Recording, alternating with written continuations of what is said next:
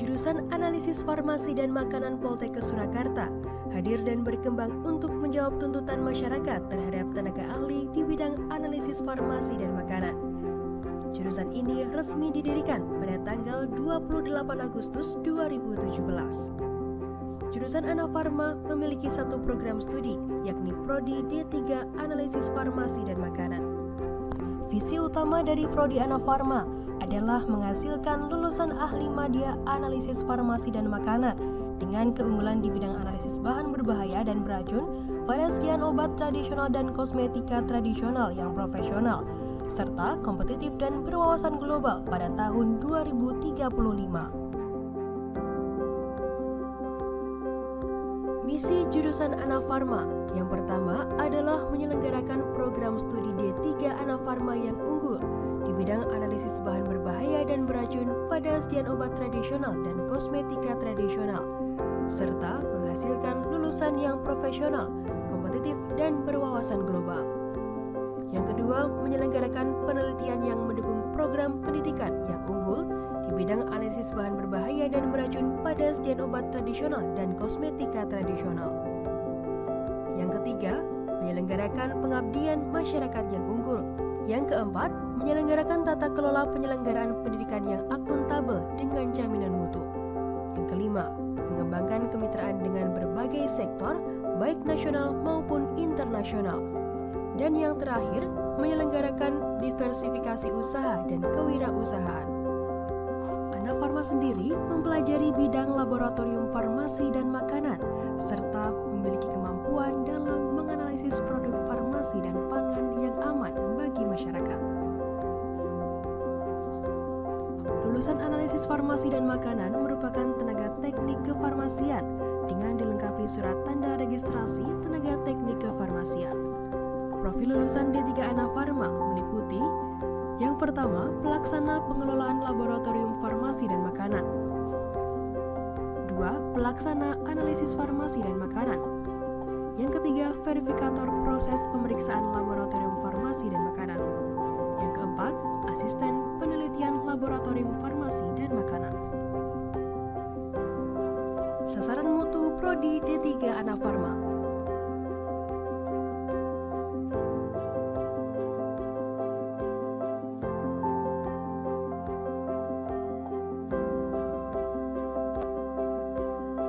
Struktur organisasi dan sumber daya manusia jurusan Anafarma Poltekkes Kemenkes Surakarta.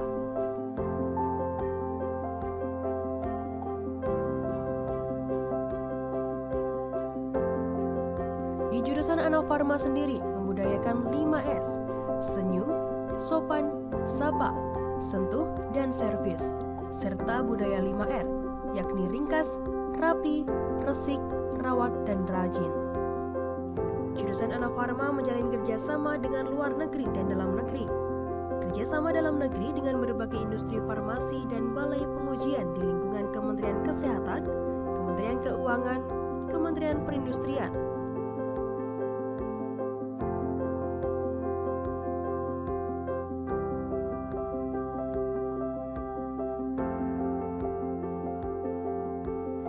Sementara untuk kerjasama luar negeri, yakni dengan Management and Science University,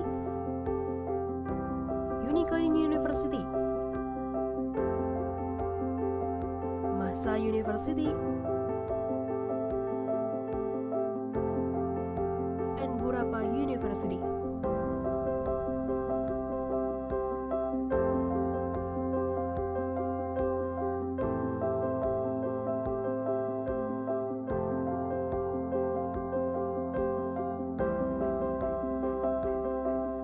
Hasil penelitian jurusan Anafarma.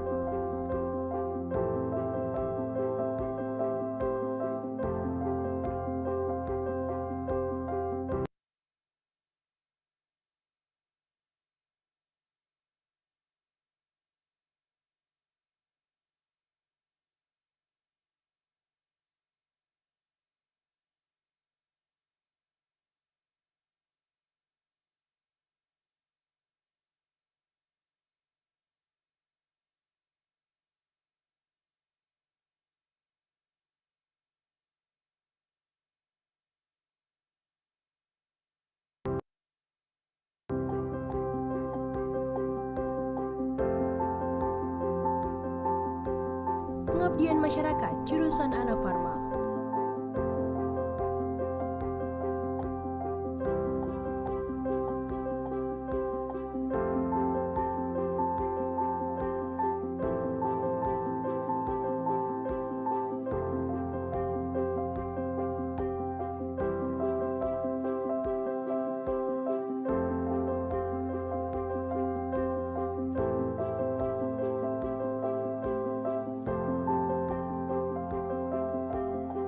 Guna menunjang kegiatan belajar mengajar, jurusan Anafarma Poltekkes Surakarta dilengkapi dengan sarana dan prasarana modern. Di antaranya yakni yang pertama, ruang ketua jurusan Anafarma. Ruangan ini memiliki luas 26 meter persegi, digunakan untuk mengkoordinasikan pelaksanaan seluruh kegiatan prodi, merencanakan jadwal kuliah, praktikum, dan evaluasi hasil belajar mahasiswa Anafarma. Yang kedua yakni ruang sekretariat jurusan yang digunakan sebagai kantor dan ruang tamu jurusan Anafarma. Ruangan ini juga memiliki luas yang sama dengan ruang ketua jurusan Anafarma, yakni 26 meter persegi. Yang ketiga, ruang kaprodi dan pengelola. Ruangan ini terdiri dari ruang kaprodi dengan luas 8,4 meter persegi, ruang kepala PPMK dengan luas 6,75 meter persegi, ruang laboratorium dan praktik dengan luas 6,75 meter persegi, serta ruang administrasi akademik dengan luas 6,75 meter persegi.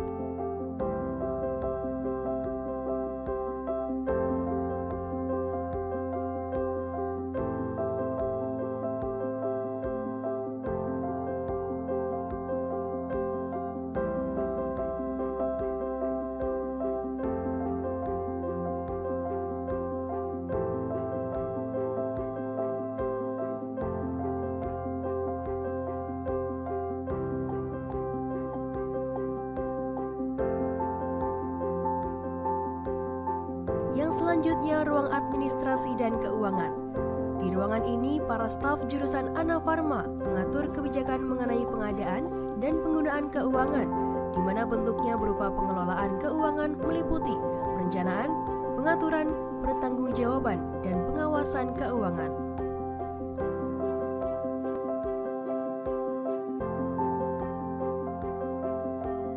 Selanjutnya ruang dosen memiliki luas keseluruhan 72 meter persegi, ditempati oleh 6 orang dosen dengan masing-masing ruangan memiliki luas 7,5 meter persegi.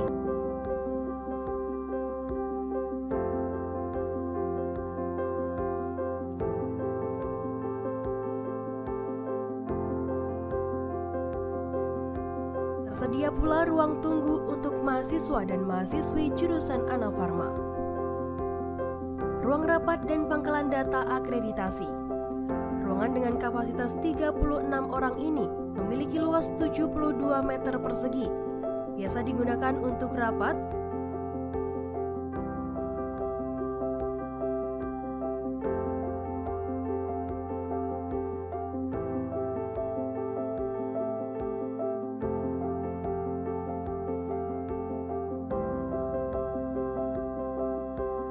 serta penyimpanan data-data atau arsip akreditasi Prodi D3 Anafarma Poltekkes Surakarta. Jurusan Anafarma memiliki 6 ruang kuliah untuk pembelajaran mahasiswa, terdiri dari 2 ruang kuliah di lantai 2 dan 4 ruang kuliah di lantai 3. Masing-masing ruang kuliah memiliki luas 72 meter persegi dengan kapasitas kurang lebih 40 mahasiswa.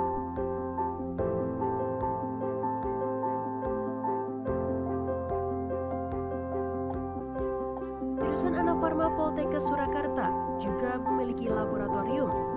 Lab yang dimiliki oleh jurusan Anafarma Poltekkes Surakarta ini sudah sesuai dengan standar lab Prodi D3 Anafarma nasional dan dilengkapi dengan teknologi yang canggih. Terdapat 6 jenis laboratorium, terdiri dari lab kimia amami,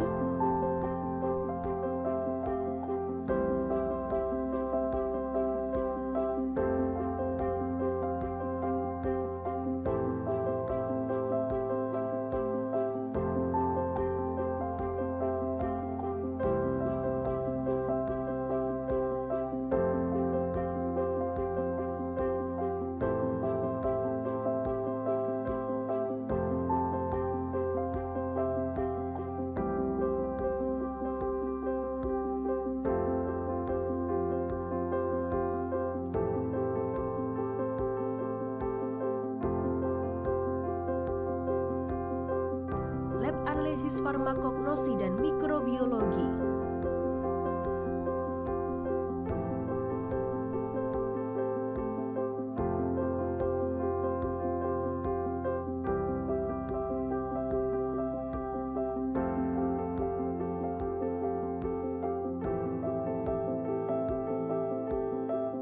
Lab fitokimia dan AOT,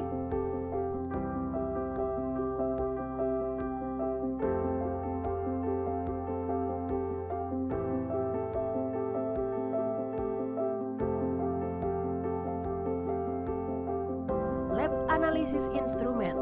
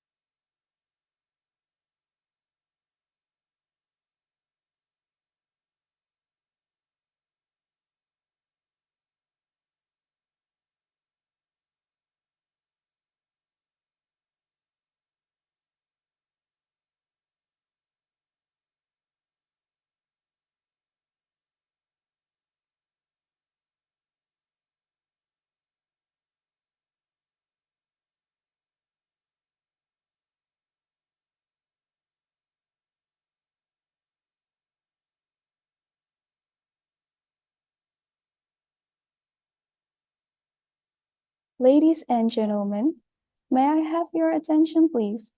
Our agenda is about to begin. Please make sure that your microphone is off and your camera is on. And don't forget to use the virtual background that already shared via WhatsApp group. And please follow the rules of the conference that you can see on the screen. This conference sponsored by Larso Photocopy Center and ATK and CVARD Pratama.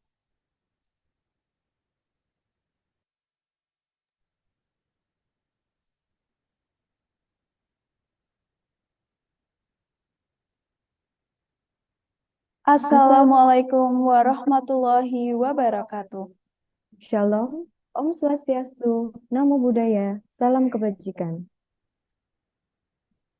Good morning, ladies and gentlemen. The Honorable Professor Yaswan Patak, Magister Pharmacy, PhD. The Honorable Dietarian Amna Akmal, Magister Philosophy. The Honorable Professor Lilis Nur Aida, Magister Science, PhD. The Honorable Associate Professor Dr. Saya Abdul Karim. The Honorable Apotheker Regia Desti Rahmayanti, Magister Science, as prominent speakers. The Honorable the Director of Health Polytechnic of Surakarta. The Honorable the Deputy Director of Health Polytechnic of Surakarta.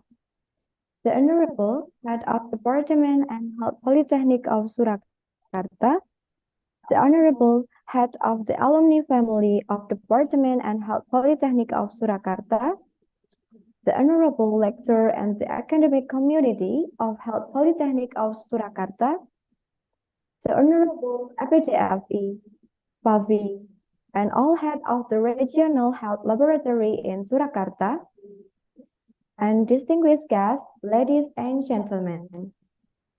On behalf of the organizers, we would like to extend a warm welcome and express our gratitude for participating on the first international conference proudly presented by the Department of Pharmaceutical and Food Analysis of Health Polytechnic of Surakarta 2023. I'm Marska Maulina and my colleague. I'm Rahayutri Budianti as the Master of Ceremony for today's event. This conference will be held every year and features a theme that represents the most recent issues and determined by experts in various professions. The theme for the international conference this year is Food and Supplement for Cardiovascular Health. And today, we will be learning from 5 prominent speakers. Also, participants from few countries and various fields will share their research, best practice, experiences, ideas, and also establish networking opportunities. The honorable distinguished guests, ladies and gentlemen, allow us to read the agenda for our opening ceremony. First, the opening. Second, the report of chairman of the committee. Third, the opening speech of Director of Polytechnic of Surakarta. Fourth, the main agenda. Fifth, the announcement of winner of the poster competition. Sixth, the closing. Distinguished guests, ladies and gentlemen, the opening ceremony of the International Conference today, 25th of November 2023, is going to begin, starting by singing the Indonesian national anthem, Indonesia Raya.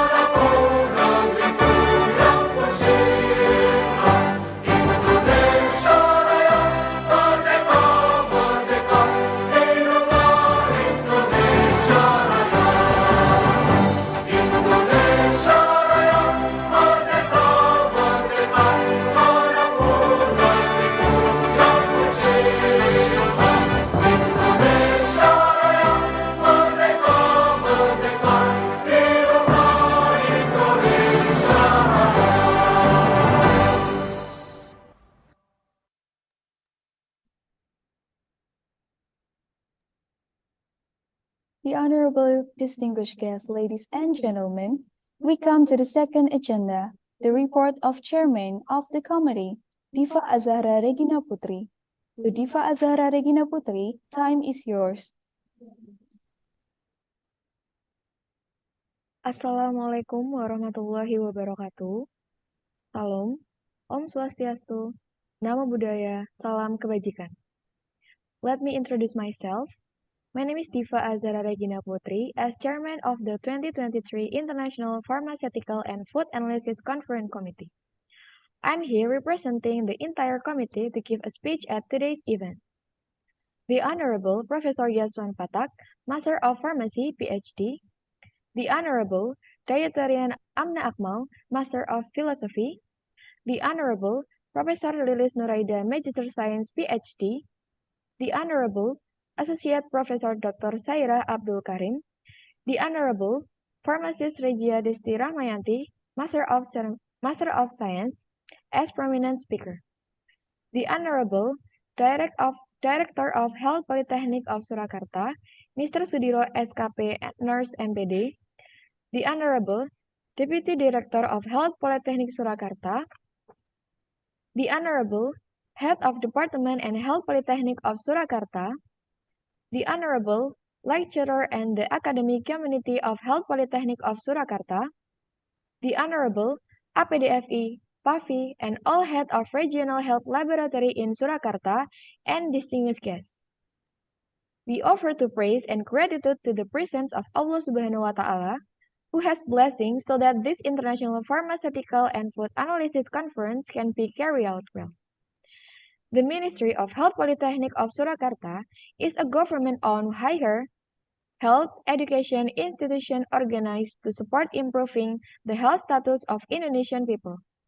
The Anapharma Department is one of 9 departments at the Surakarta Ministry of Health Polytechnic which organize the Diploma Pharmacy and Food Analysis Education Program.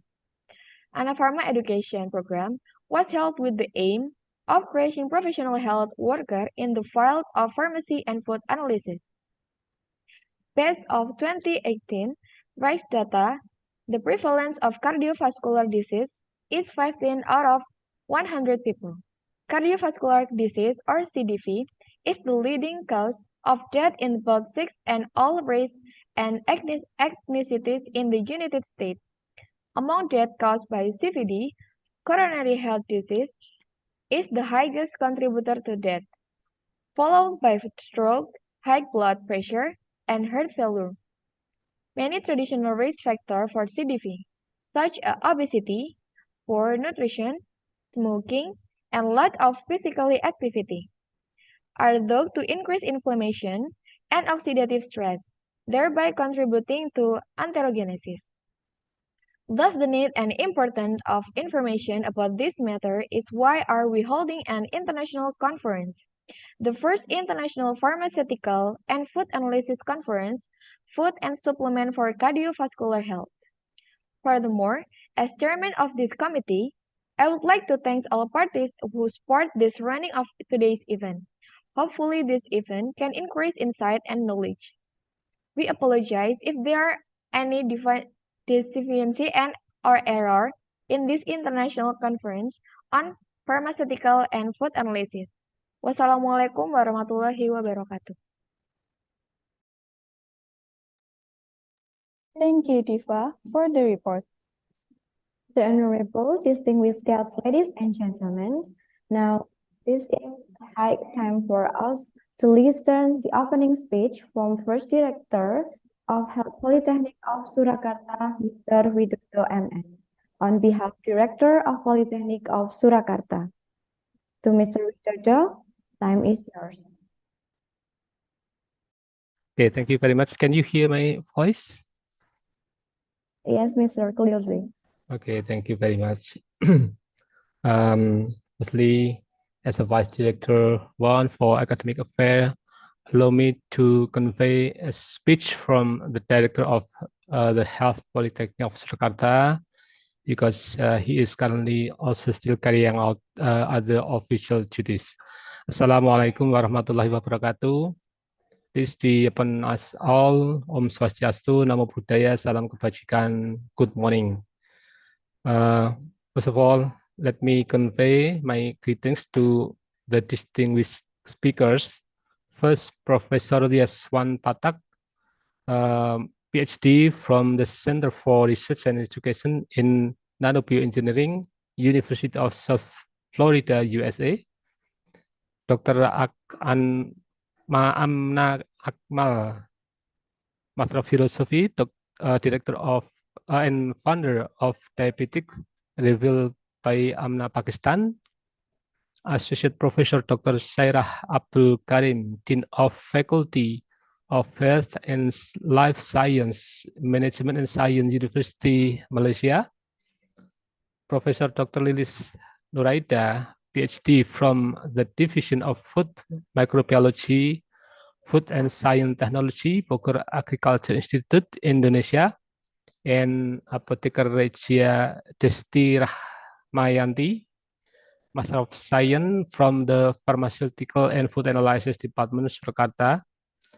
The Honorable invited guests, Vice Director and staff, Head of School, especially School of Anapharma, and Heads of Study Program and Colleges, the Head of APTF I, and then the head of the committee and all of staff, and then all lecturer and staff, all invited guests and alumni and participants, especially from Taipei Medical University, University of Szeged, Hungary, Birmingham University, and Sheffield University.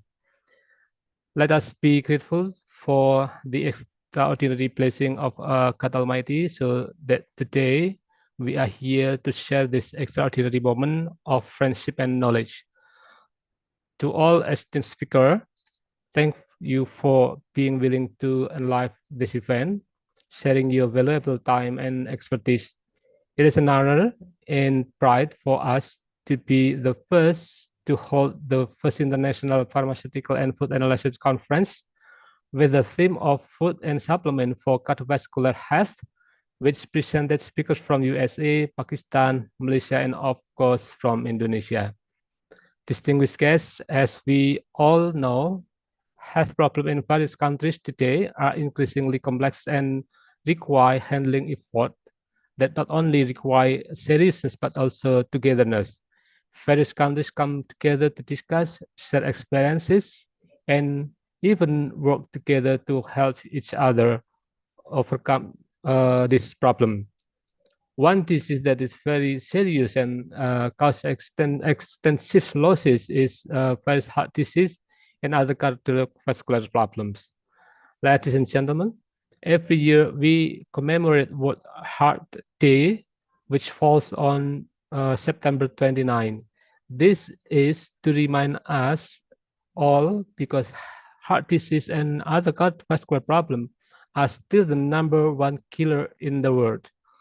Record from WHO state that an estimated of 17.9 billion deaths each year are caused by cardiovascular problems. This figure is equivalent to 32% of deaths globally.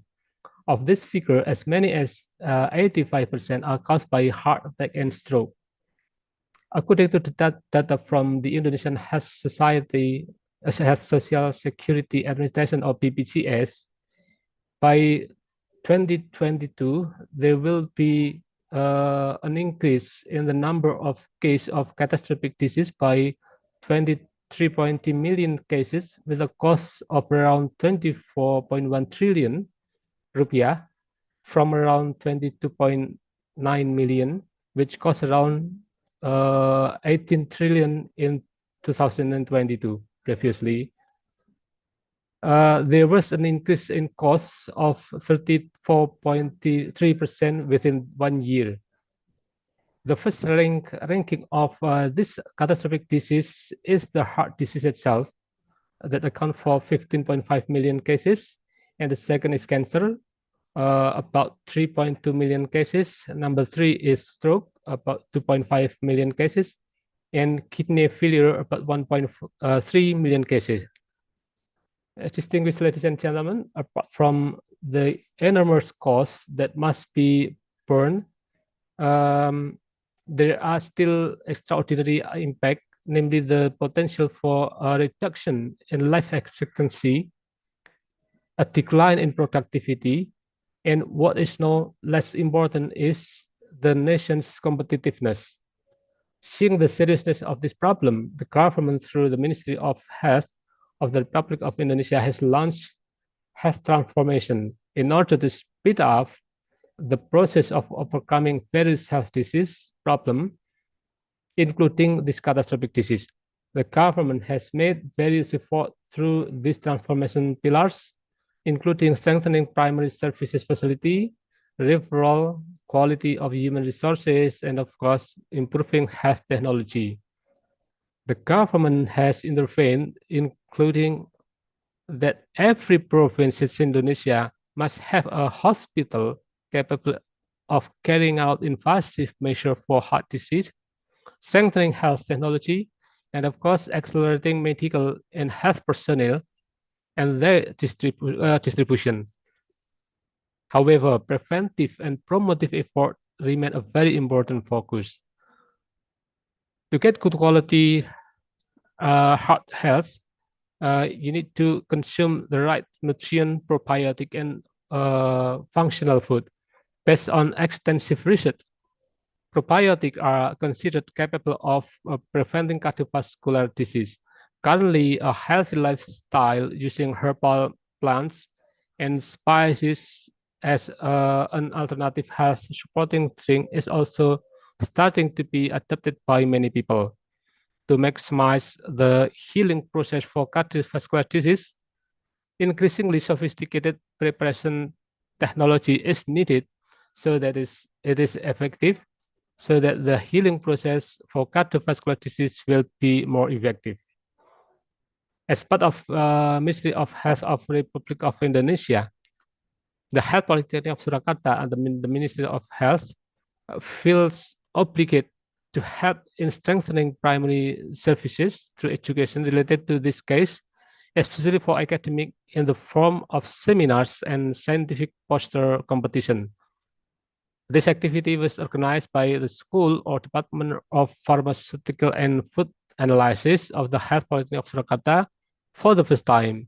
So we hope that this activity can be held successfully. Ladies and gentlemen, and our respected guests, your presence at this activity is very strategic and in effort to provide discussion and share knowledge uh, through this international conference activity. It is hoped that there will be sharing of breakthroughs or new innovation that can be shared with the wider community by considering the situation and condition in each country. Ladies and gentlemen, and the audience, on behalf of the Director of the Health Polytechnic of Surakarta, once again, we would like to thank for your willingness and presence.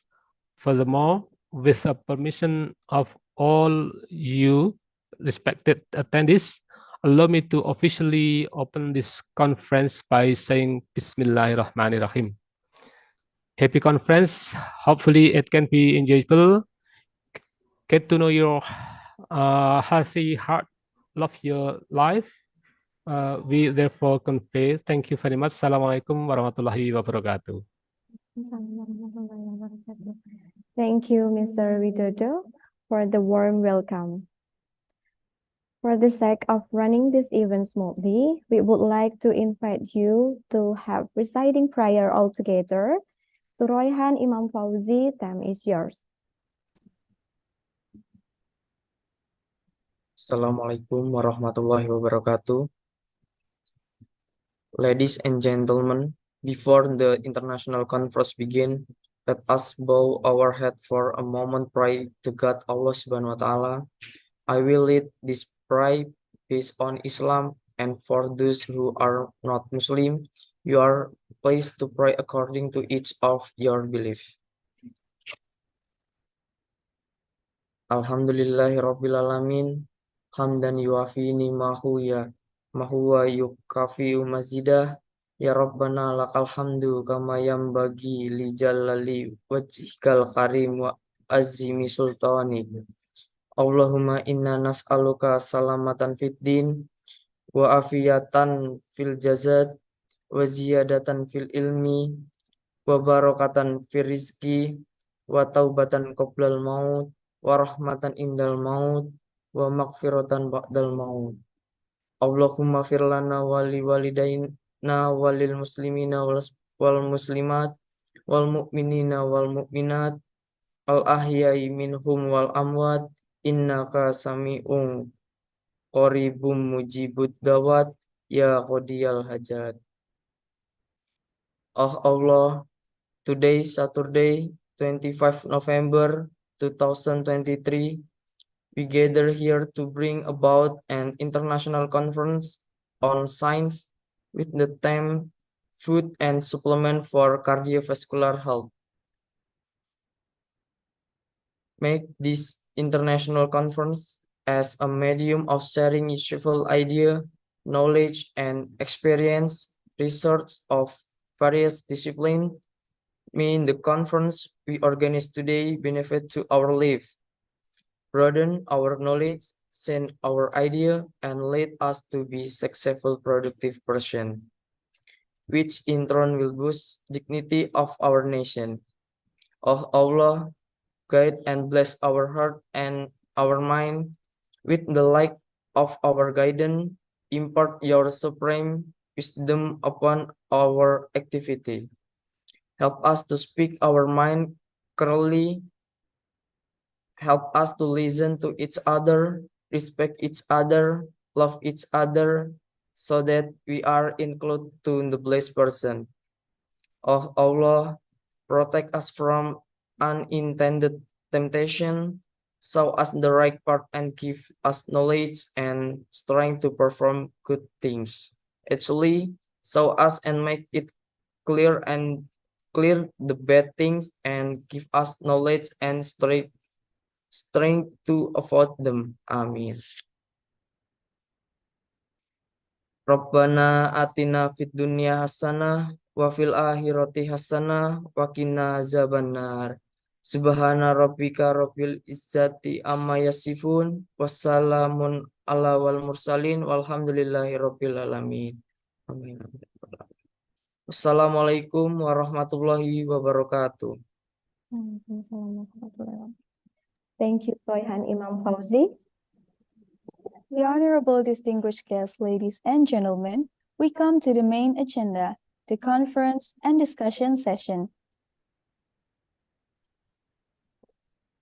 In this session, the first speakers will be Professor Yaswan Patak, Magister Pharmacy PhD of USL Health Center for Research and Education in Nanobioengineering, South Florida University, USA, with the theme Nano Drug Delivery System for Cardiovascular Disease.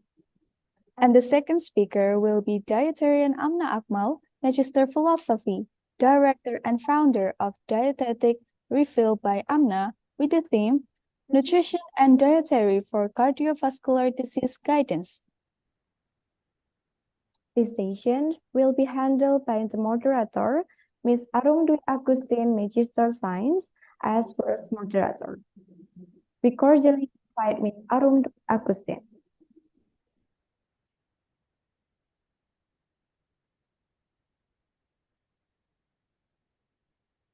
Good morning, Ms. Arum. How are you today? I'm fine. Thank you.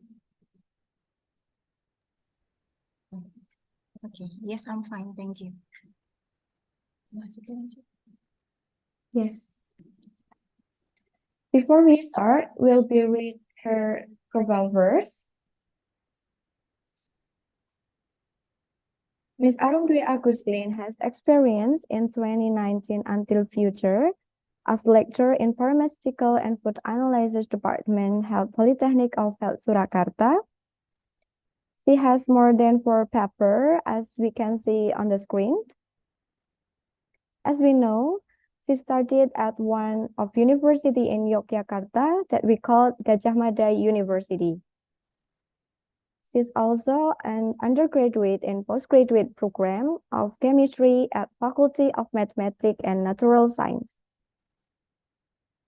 That was Ms. Arum's curriculum vitae. Next, for Ms. Arum, time is yours. Okay. Can you hear me? Yes, we can hear you. Yes, clear. Yes, thank you. Thank you for the Master of Ceremony. I'll take this session. Assalamualaikum warahmatullahi wabarakatuh. Good morning, ladies and gentlemen.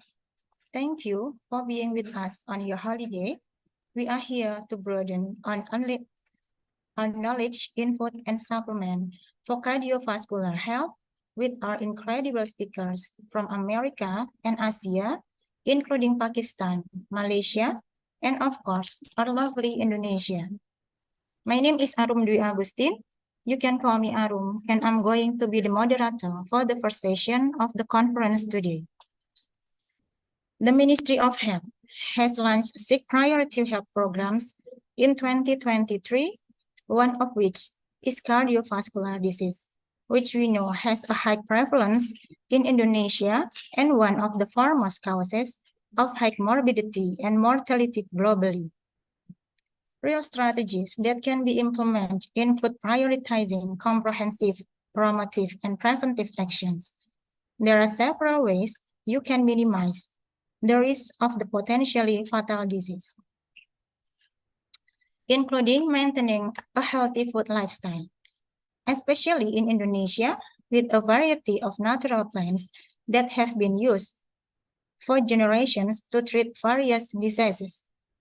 Apart from promotive and preventive efforts, comprehensive treatment measures is needed because treatment measures available for cardiovascular disease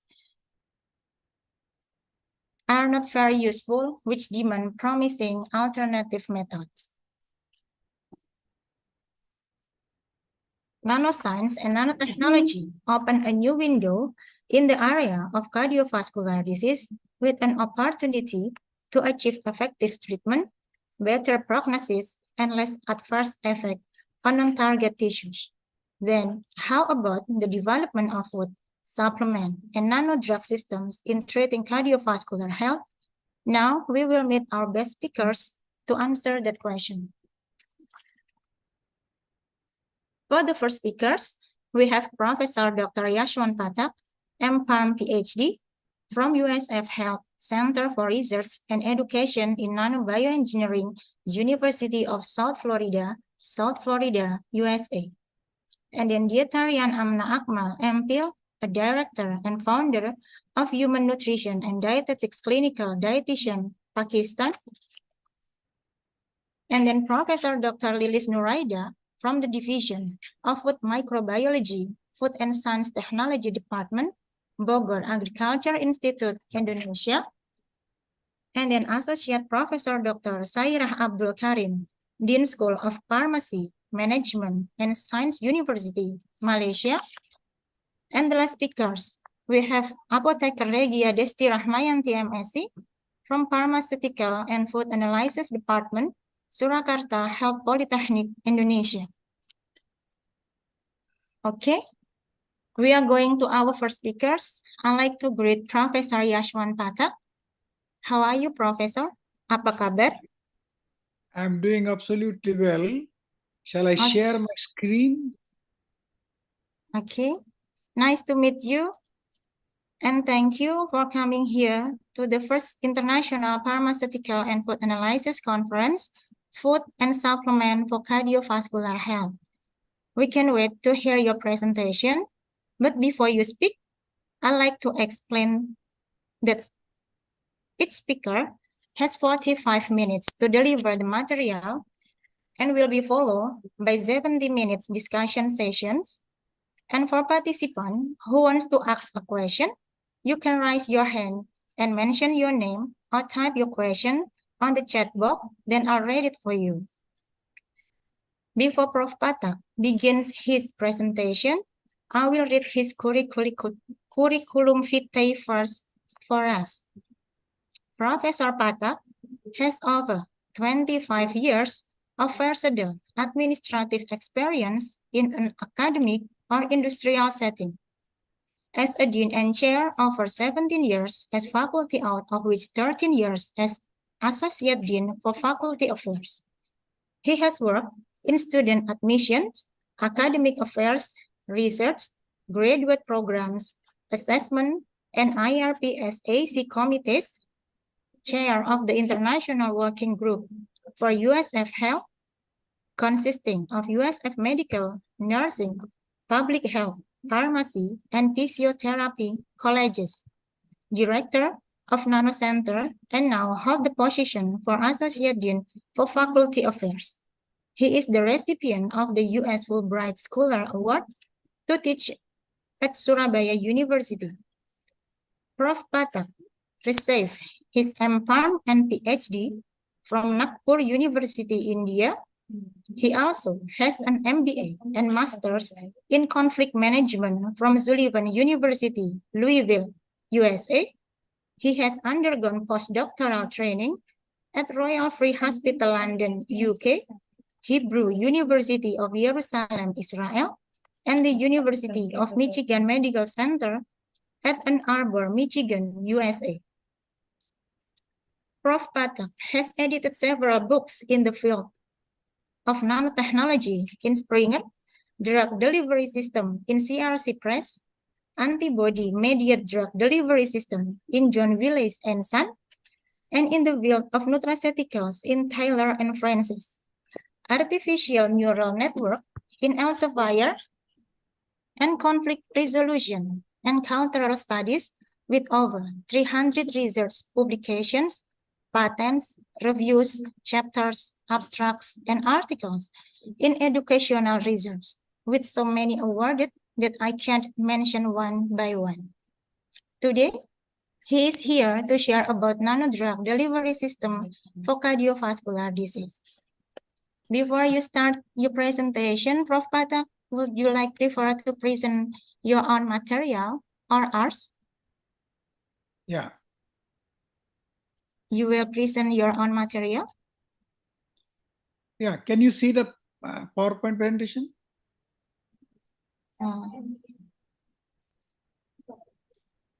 Can you hear me? Yes. And Yes. can you see the PowerPoint presentation on the full screen? No. Yes, Professor.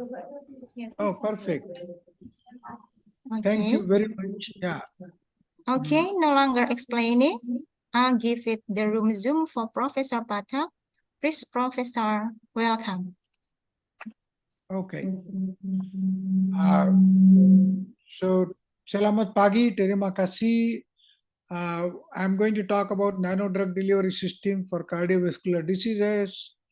And I just want to put up a disclaimer that all the figures are taken from various web sources just to explain the ideas and concepts, not to be used for sale or any other purpose except teaching.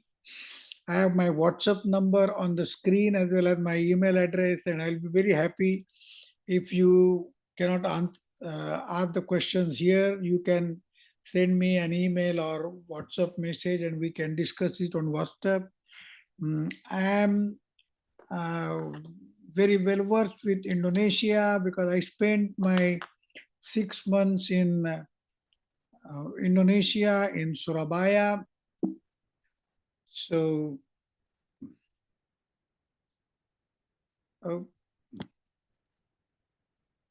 why my slides are not moving?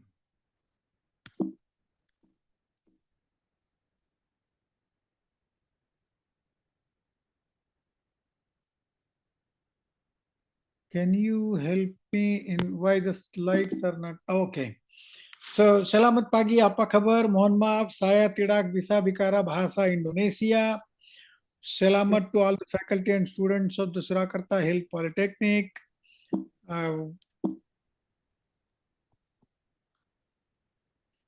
Nama saya Yashwant Pathak, saya berasal dari Tampa, Florida, Muluk, India. Saya bekerja University of South Florida, College of Pharmacy. Saya Professor Associate Dean for Faculty Affairs. Saya Fulbright Senior Scholar at Ubaya University, Surabaya, Indonesia, Enam Bulun. Saya pernah belajar bahasa Indonesia sebentar di Surabaya. So if I miss anything, please blame on Surabaya. Ada pertanyaan? Any questions for me?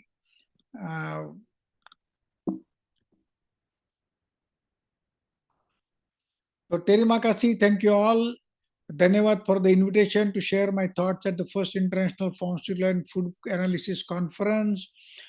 It is an excellent thought process and excellent theme for the conference, and I must congratulate the organizers and the organizing committee as well as Health Polytechnic of Surakarta, Indonesia. I had been to Surakarta solo several times, so it's like a second home for me. Special thanks to Ibu Arun Dwi Agustin and organizing committee, all students for attending the talk, and special thanks to those sitting at the back and sleeping. Those are realized souls who have achieved the nirvana.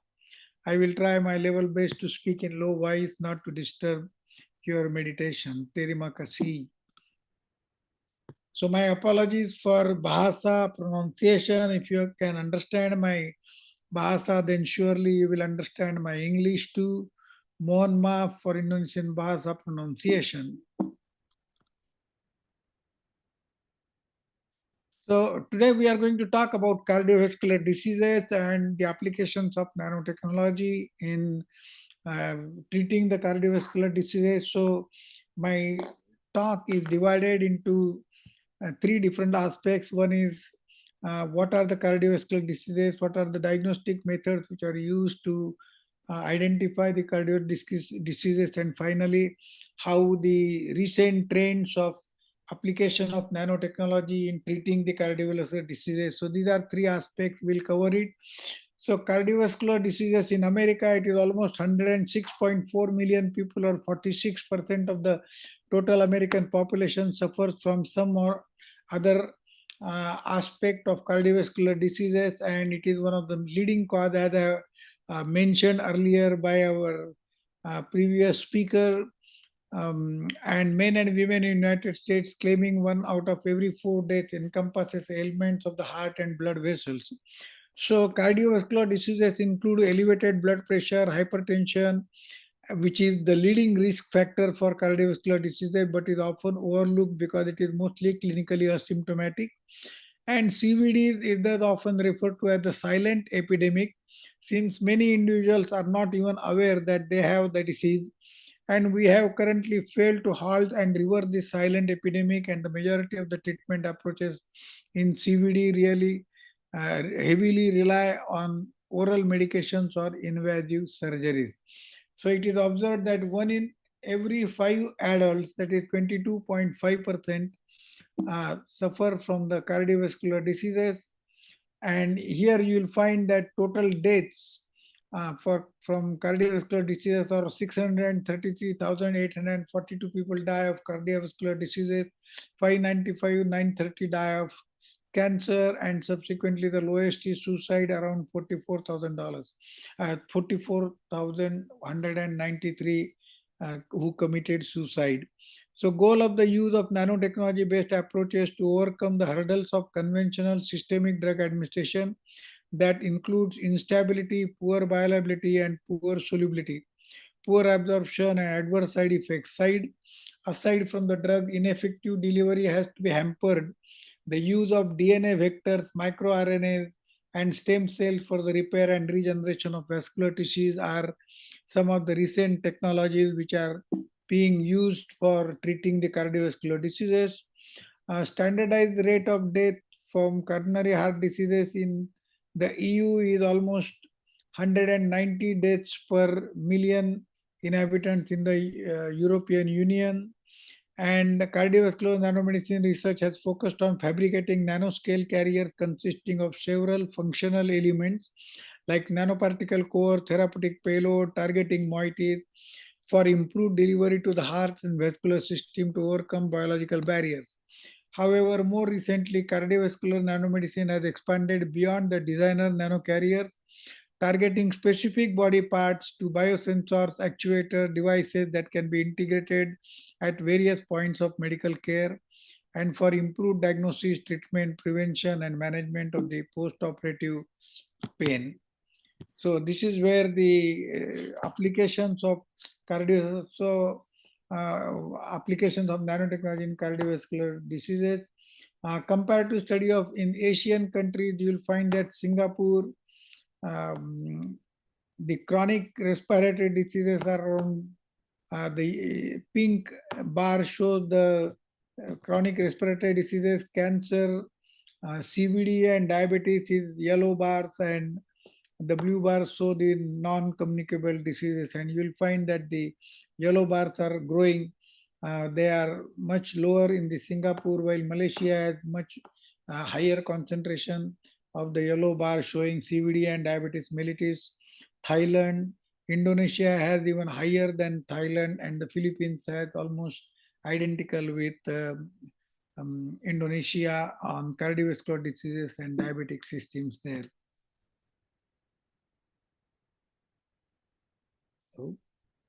So women's cardiovascular health perspectives from health in East Asia, non-communicable diseases, particularly cardiovascular disease, are a major health problem among the women in Southeast Asia.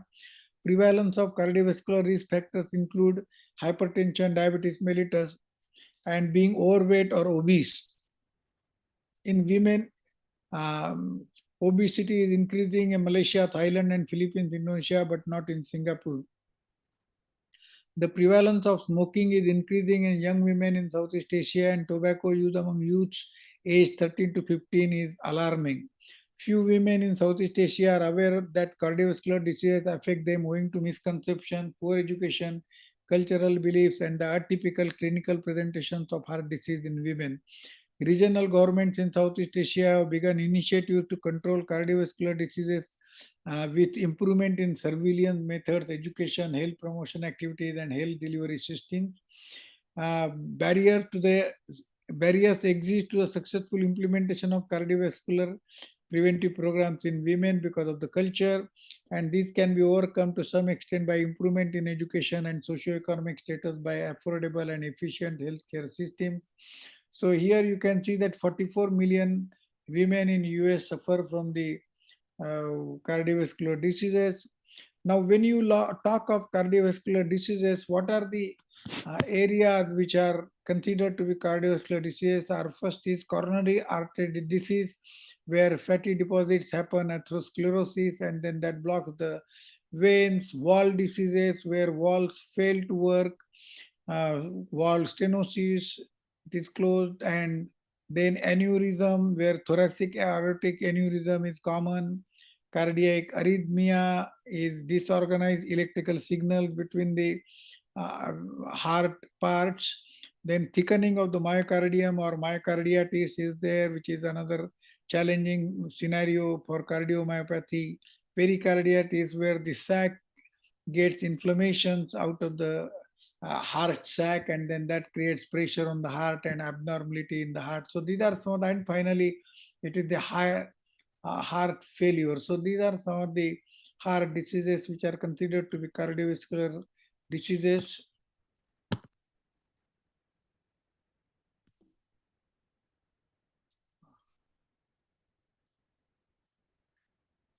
So types of cardiovascular diseases, this is a typical picture of normal artery where the blood is flowing comfortably, but then in due course of time, if there is a plaque formation, it's known as atherosclerotic plaque, and then the movement of the blood is restricted because of the plaque, and then the movement of the blood from arteries to other arteries is also affected.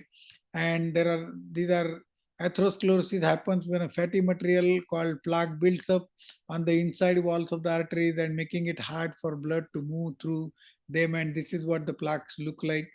The arteries are tubes that carry the blood, and atherosclerosis can cause symptoms of heart disease like heart attacks and angina because of the chest pain.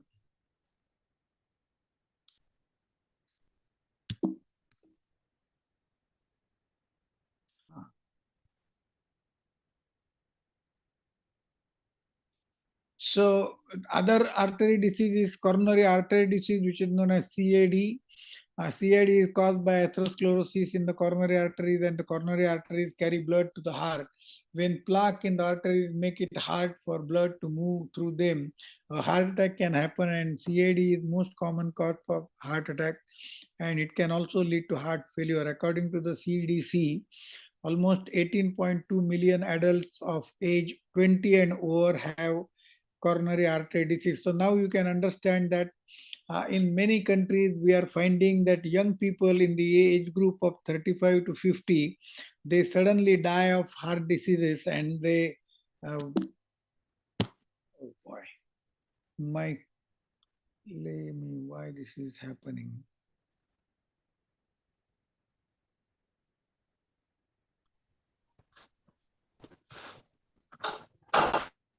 Oh, okay.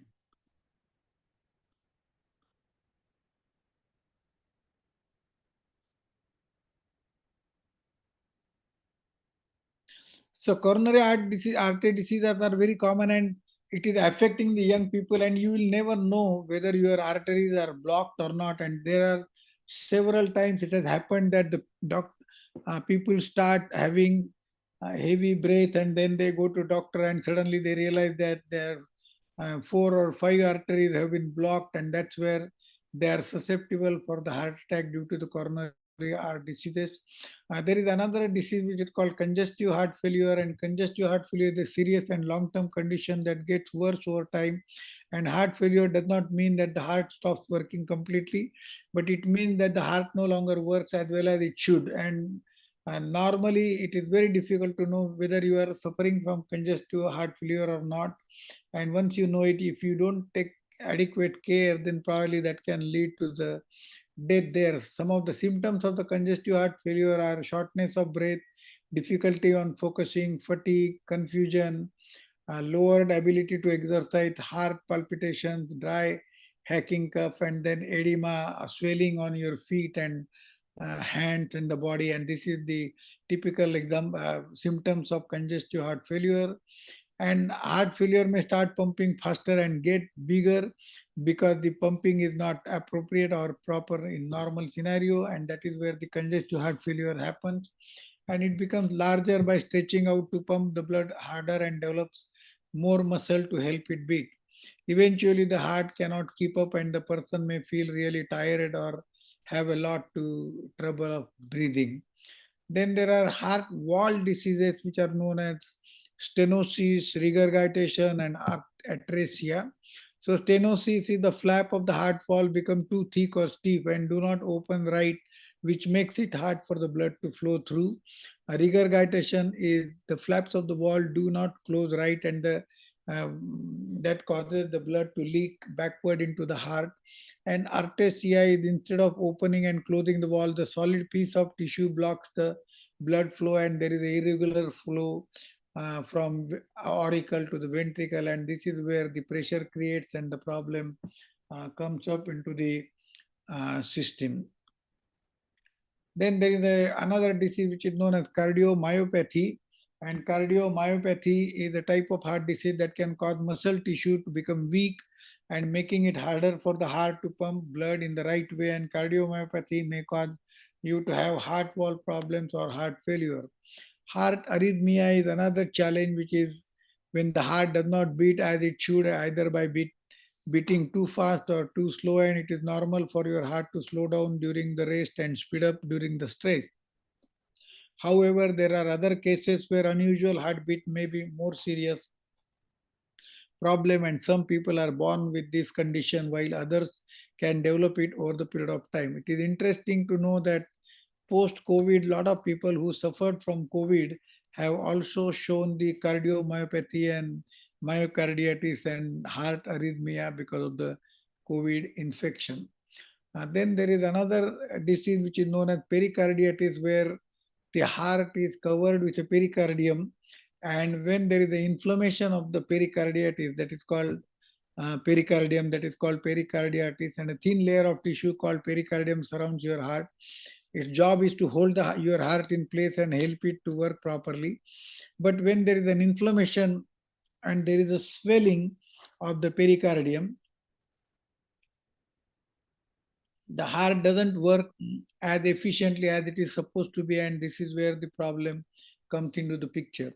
So signs and symptoms of the cardiovascular diseases in men are tiredness, chest pain, pain in the back or left arm, trouble breathing, fast heartbeat, having to throw up. These are some of the symptoms of the people who symptoms shown by the people who suffer from cardiovascular diseases. And signs and symptoms for cardiovascular diseases as in women are slightly different than the men. They show trouble sleeping, stomach ache after eating, sweating, feeling weak, feeling dizzy, tiredness, and chest pain, and some of the risk factors are there. So risk factors for cardiovascular diseases include high blood pressure, unhealthy blood cholesterol level, family history of heart problem, diabetes, being overweight, smoking, age, and not exercising enough. And you can see here many Americans have risk for cardiovascular diseases because 36% of the people have shown to be obese. They are fat. 30% of the people suffer from cardiovascular because of the physical inactivity. They don't do any exercises, they don't walk, they just drive from one car to the other car, and then they don't uh, from home to office and office to home. and they sit for 8 hours in the office, so there is no physical activity in their life. 29% show high blood pressure, 17% have shown cardiovascular diseases because of cigarette smoking, 12% have high cholesterol, and 9% people who suffered from cardiovascular diseases had diabetes. So, diagnosing cardiovascular diseases, there are several new technologies which have been used now. Coronary CT scan angiography, which shows how the arteries are flowing and whether there is atherosclerosis, whether there is a plaque.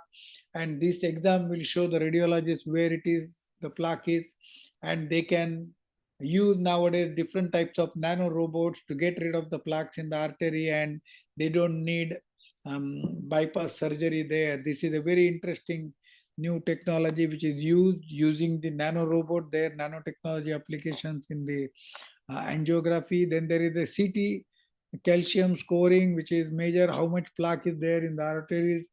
Abdominal aorta ultrasound, which is also helpful in finding out what is happening in the biggest arteries in the body and how the blood is moving to the heart and other parts of the body.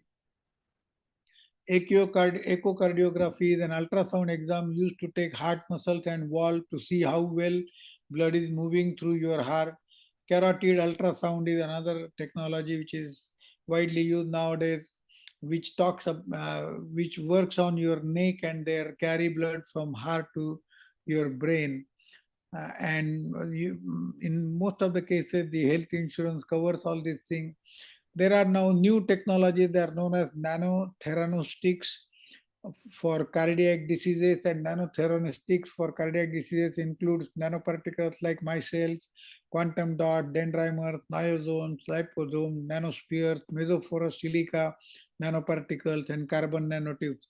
So surface modified nanoparticles with antibody attached to the surface of the nanoparticle can directly target the drug, active targeting of ligand to the inflamed endothelium.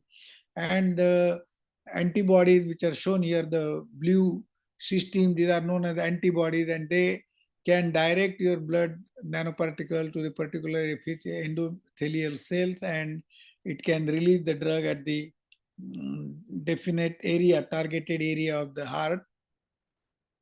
Then nanoparticles are also used in the eluting stents, where stents are incorporated. If there is atherosclerosis plaque, then the stents are incorporated and the stents are coated with nanoparticles, which are polymeric nanoparticles, and those polymeric nanoparticles gradually release the drug to the surface, and that prevent the building of the plaque in the arteries.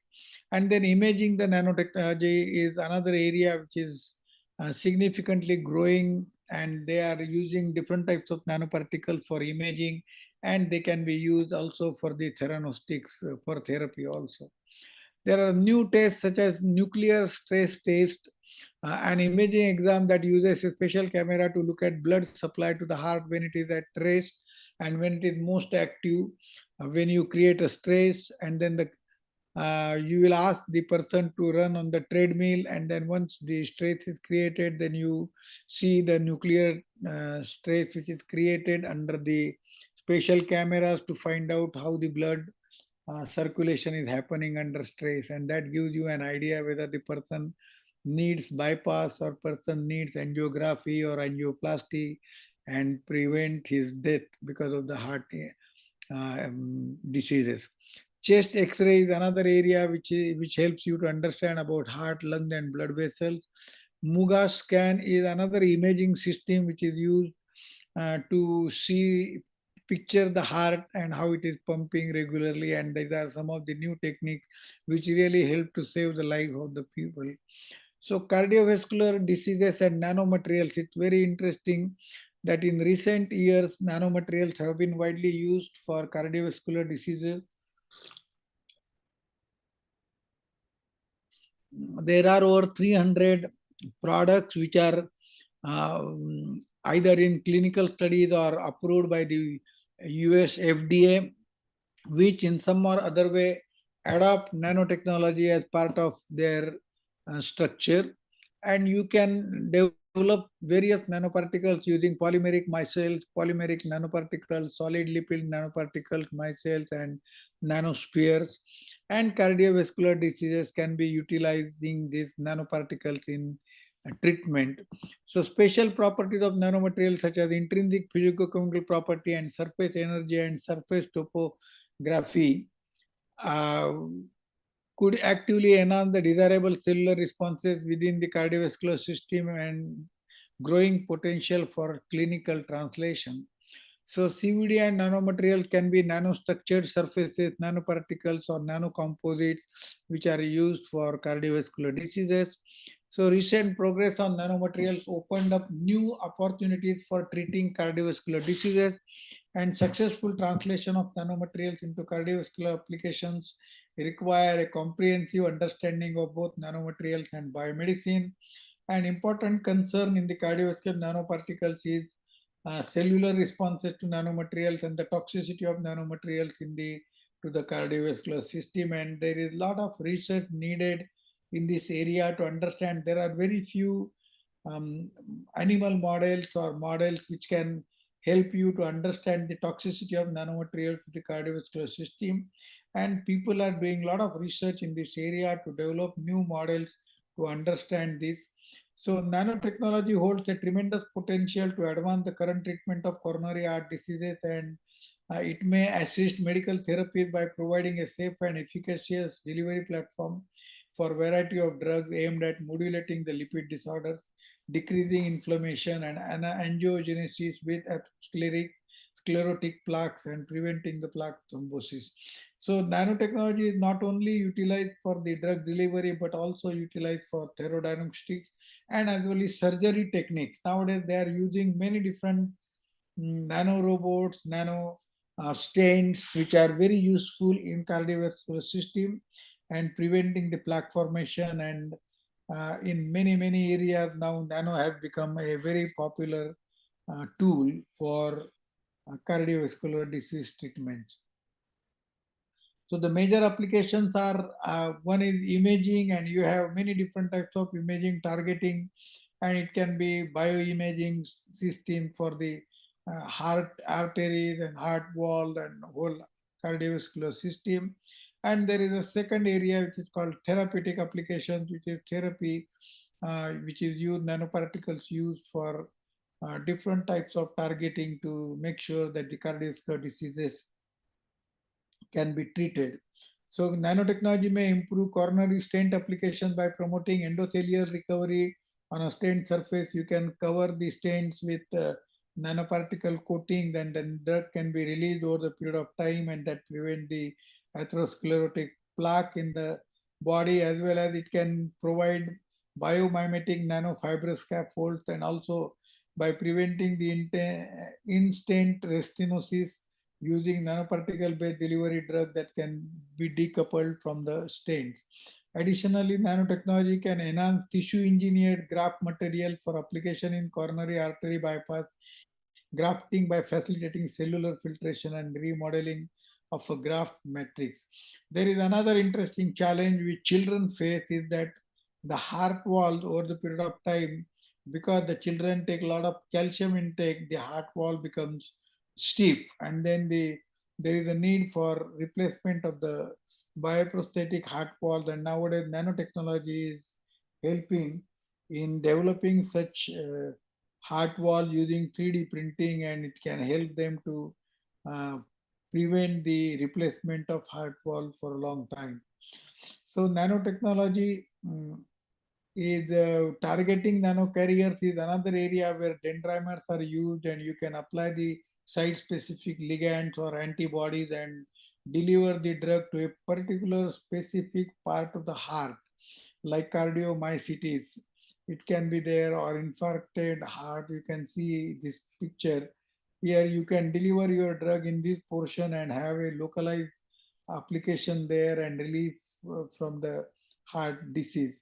So precisely engineering nanomaterial to optimize their desired properties, size, surface, chemistry, magnetism, novel diagnostics and therapies can be developed with improved diagnostic accuracy, reduced drug toxicity, and enhanced therapeutic efficacy. These are the advantages of nanotechnology to be applied. And this is a very, very beautiful paper on nanomedicine developing smarter therapeutic and diagnostic modalities, published from Bob Langer's lab in MIT.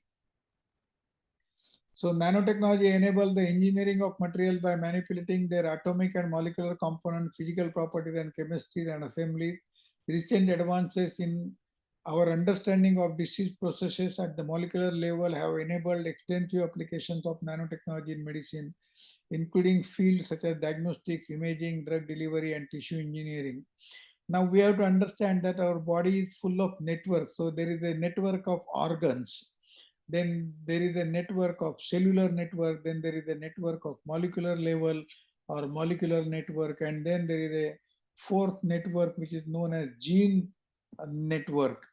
And what we are learning now more and more is that many of these cardiovascular diseases are caused by specific genes. And now they are coming up with different kinds of nanotechnology applications for gene therapy for the cardiovascular diseases. And it is a very new area. It's a growing area, and probably in coming 5 to 10 years, we'll be able to come up with a significant number of immunotherapy for cardiovascular diseases, which may prevent the deaths because of the cardiovascular diseases.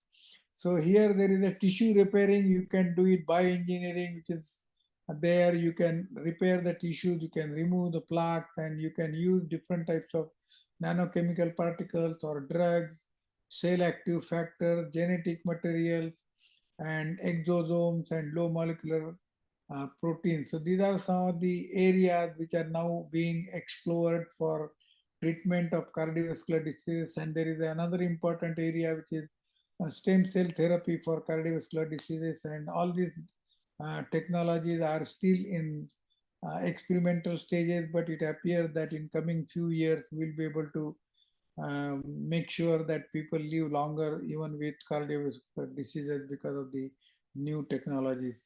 So these are some of the nanotechnology carriers, which is like phospholipids. You can convert the phospholipids into nanoparticles, and your liposomes, and your drug can be incorporated into the inside the liposome, and it is covered with the oil phase and liquid phase, and you can have this. Now this liposome drug delivery system has the ability to have targeted ligands or lipid bilayers are there. Drug can be encapsulated either in either levels, either outer level or inner level. And you can have some of the DNA or RNA or DNA fractions here.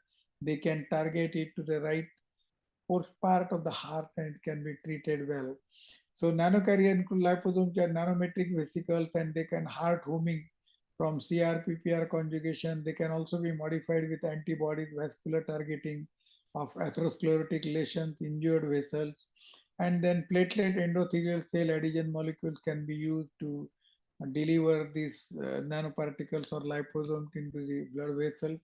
So there are different types of there are different advantages and disadvantages of the liposome drug delivery. So advantage use the liposomes. They are low immunogenicity, ability to pass through the blood-brain barrier, and they can also be applied to deliver the drug for treating strokes.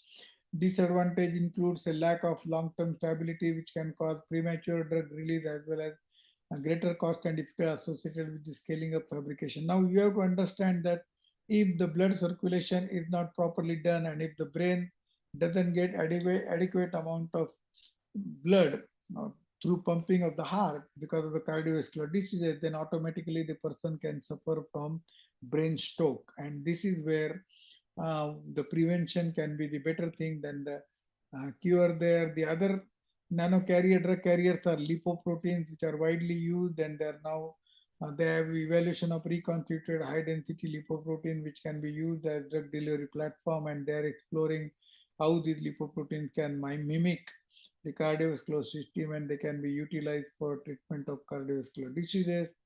Nano drug delivery carriers for lipoproteins are useful for medical imaging, siRNA drug delivery, target drug delivery towards a particular part of the heart, and then hosting the membrane proteins or RHDL. So these are some of the areas where lot of researches are going on and nothing is still in the market, but then there are a lot of potential in these mRNA drug delivery systems for treatment of cardiovascular diseases.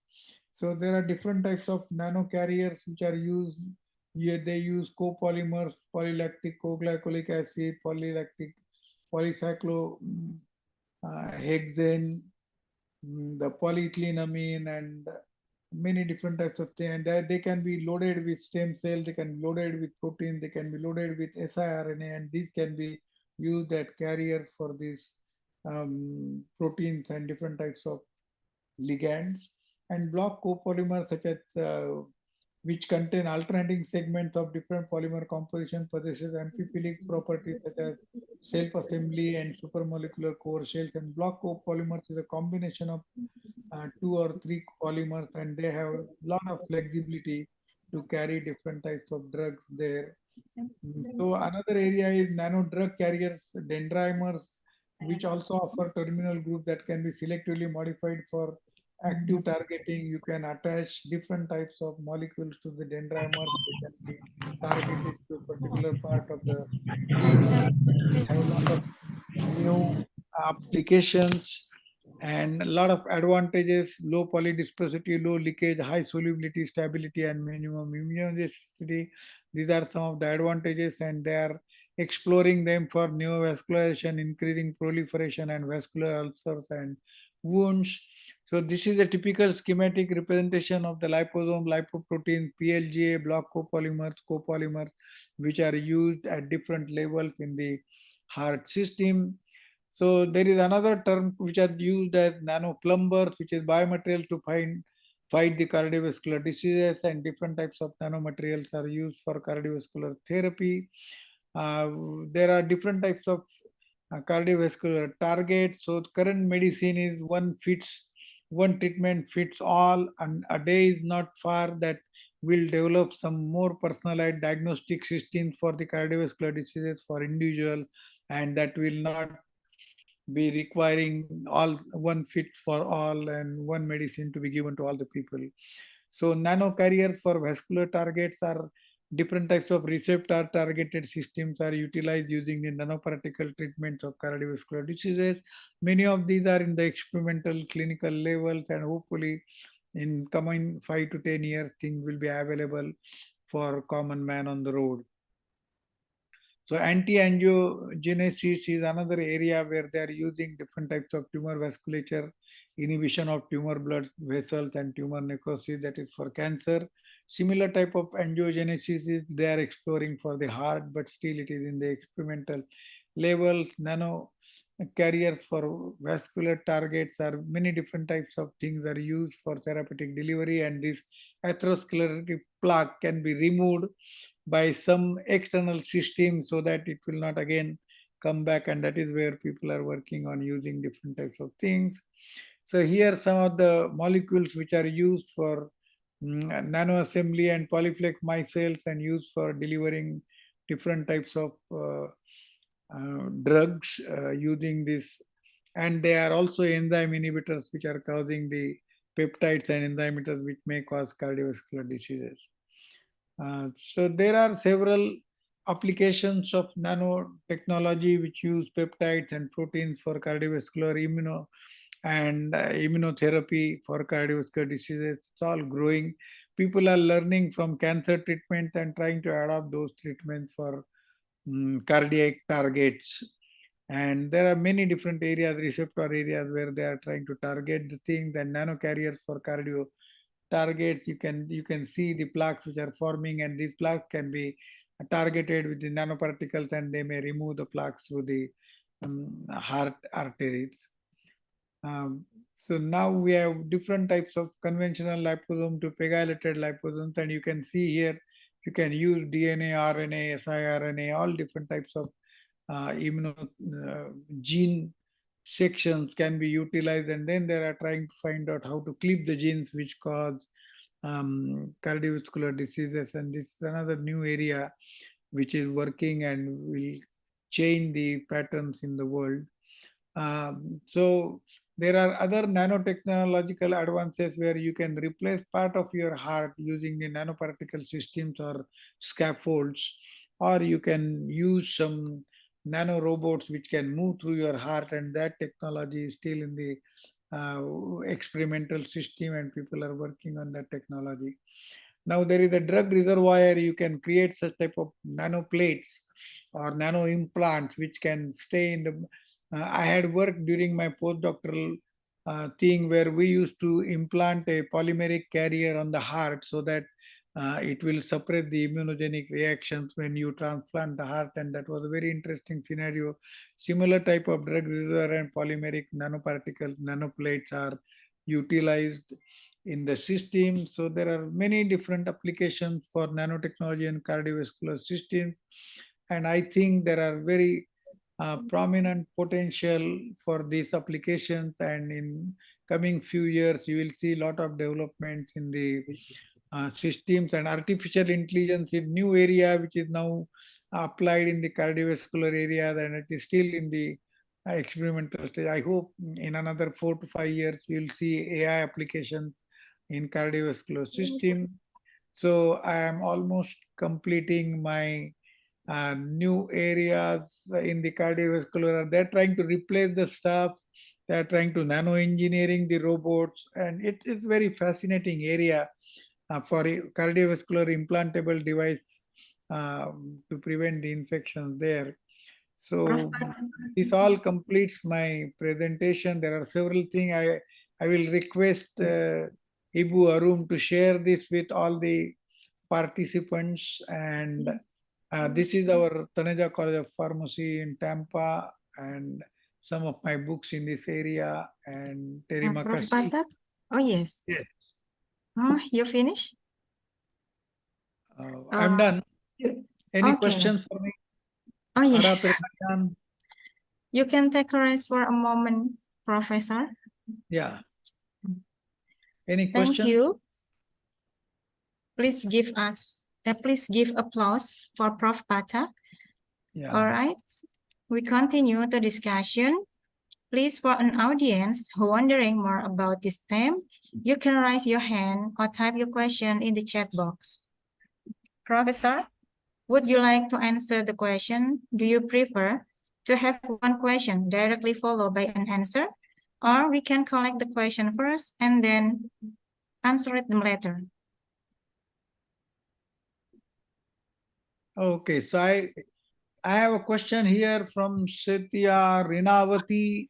What advancement have been made in the design of nanocarrier to overcome biological barriers and improve the efficiency of drug delivery to the heart and blood vessel? You know, in good old days, what used to happen was there used to be atherosclerotic plaques in the arteries, and they used to either replace the means bypass used to be one of the common things, surgery.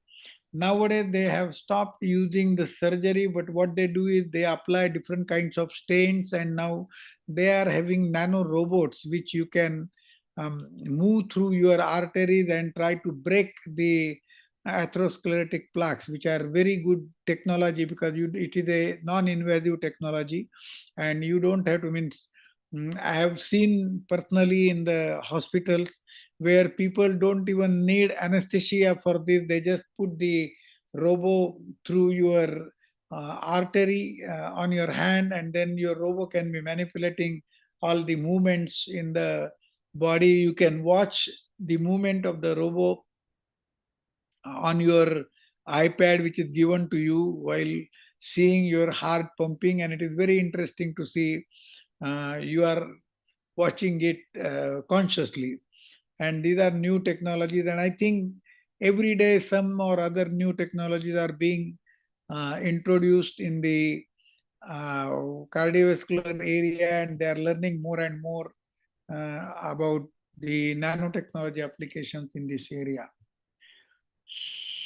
So yes, what role do nanocarriers play in improving bioavailability and therapeutic efficacy of cardiovascular drugs? You know, the application of nanotechnology is nothing but creating an enormous surface area. When you reduce the particle size of the carrier, what you are doing is you are increasing the surface area, and as you increase the surface area, the interaction between the absorption surface and the drug nanoparticles also increases, and that leads to better or improved bioavailability, as well as you need not have the same amount of dose which is normally given as a tablet or capsule. So in nanoparticles, you reduce significantly the dose of the drug, and because of the reduction in the dose, the side effects of the dose drug are also significantly reduced, and as the absorption is improved, you can get a much better therapeutic efficacy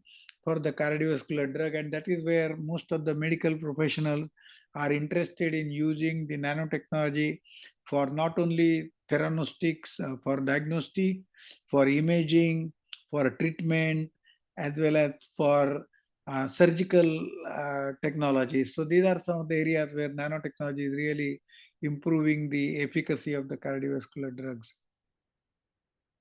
Now there is a question from Singyun, lecturer on a pharma.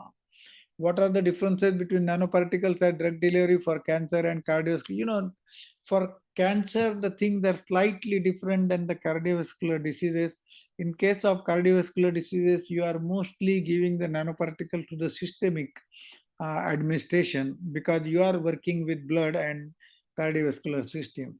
In case of cancer, what people are trying to do is to target the nanoparticle to the cancer tumors or to the cancer system, so that the side effects of the cancer drugs can be prevented for rest of the body. And that is where the difference of nanoparticle application, targeted drug delivery system for cancer, and difference in cardiovascular diseases. Now there is another area which is developing, which is called immunotherapy, or using the gene therapy. And I have two books on gene therapy, drug delivery and nanotechnology for gene therapy application. So these are in the gene therapy for cancer, what they are trying to find out, as well as what portion of the gene is causing the cancer. If we can clip that portion, or if we can deactivate that portion, can the cancerous cells growth can be prevented. And that is where the immunotherapy treatments in cancer is growing very fast. Now people are trying to adopt the similar type of gene therapy for cardiovascular diseases, also using nanoparticles as drug delivery for genes. And this is where we are learning, but it is in the very preliminary stage, because we have to understand what type of genes are responsible for a particular cardiovascular disease. And this is where more and more researches will be needed, and they will find out the solutions for these challenges. So the next question is, what are the requirements of materials or polymers used for synthesis of nanoparticles and drug delivery? Mostly what you must have seen my one of the slide, which showed that FDA has approved certain polymers like PLA, PLGA, polylactic acid, polylactic glycolic acid, polyethylene glycol. So there are some of these polymers which, if I want to work for a new drug delivery, suppose in my lab, then I will prefer to use those polymers which are already approved by the FDA, rather than going for something new, synthetic polymer, because that from publication point of view, as well as from FDA approval point of view, it doesn't work. So kindly make sure that you look at the polymers which are approved by FDA for synthesis of nanoparticles, as well as drug delivery system for cardiovascular diseases. Now there is participant who want to ask, please raise hands. Okay, I covered most of the questions which have been done there. Any other question? I answered most of the questions which were on the list in chat. Aulia Hapsari, what is the effectiveness of nanodrug delivery for cardiovascular therapy? Oh, where is the question? It is on the chat. Yes, Yeah, on the chat. effectiveness of nanodrug delivery for cardiovascular therapy. It is hard to say at this junction, because most of the discussions what we have discussed today are mostly in the experimental stages. But definitely there are a lot of proves that nanoparticulate drug delivery systems have been very effective in the cancer treatment, and similar type of things are being adopted for the cardiovascular system also. In the cardiovascular system, the nanoparticle coating of the stents have become very successful. The nano robots which have been used for disturbing the plaques which are accumulating in the arteries, the atherosclerotic plaques, is also another area which is very successful. And they are trying to find out the target, because certain receptors are responsible for this plaque formation, and that is where if you can target the nanoparticles, so people are exploring that, and I hope that will also be a big potential for the nanoparticles applications in atherosclerotic plaques. And I think it will work in coming 2, 3, 4, 5 years. It will definitely be, you'll have some definitely injections which can be given to dissolve the plaques. Okay, I think it's enough. There's nothing questions again. It was a great presentation. I will conclude from presentation of Prof. Pathak. That's a new insight for us that nano-drug delivery system provide a new drug delivery method for the treatment of cardiovascular disease with the development of nanotechnology demonstrating great advantage in solving the above problems. The applications of nanoparticles and nanocarriers in the area of cardiology has gathered much attention due to their properties such as passive and active targeting to the cardiac tissue, improved target specificity and sensitivity. It has been reported that more than 50% of cardiovascular can be treated effectively through the use of nanotechnology. Finally, some of these nanomaterials themselves are regarded as pharmaceuticals for the treatment of atherosclerosis because of their intrinsic antioxidative or anti-inflammatory and photoelectric or photothermal characteristic in a complex plaque microenvironment. In summary, novel nanotechnology-based research in the process of clinical transformation could continue to expand the horizon of nanoscale technologies in the diagnosis and therapy of cardiovascular disease in the future. Before you leave, may you stay a moment, please, Prof. Pathak? Yeah, terima We will kasih. give you the certificate.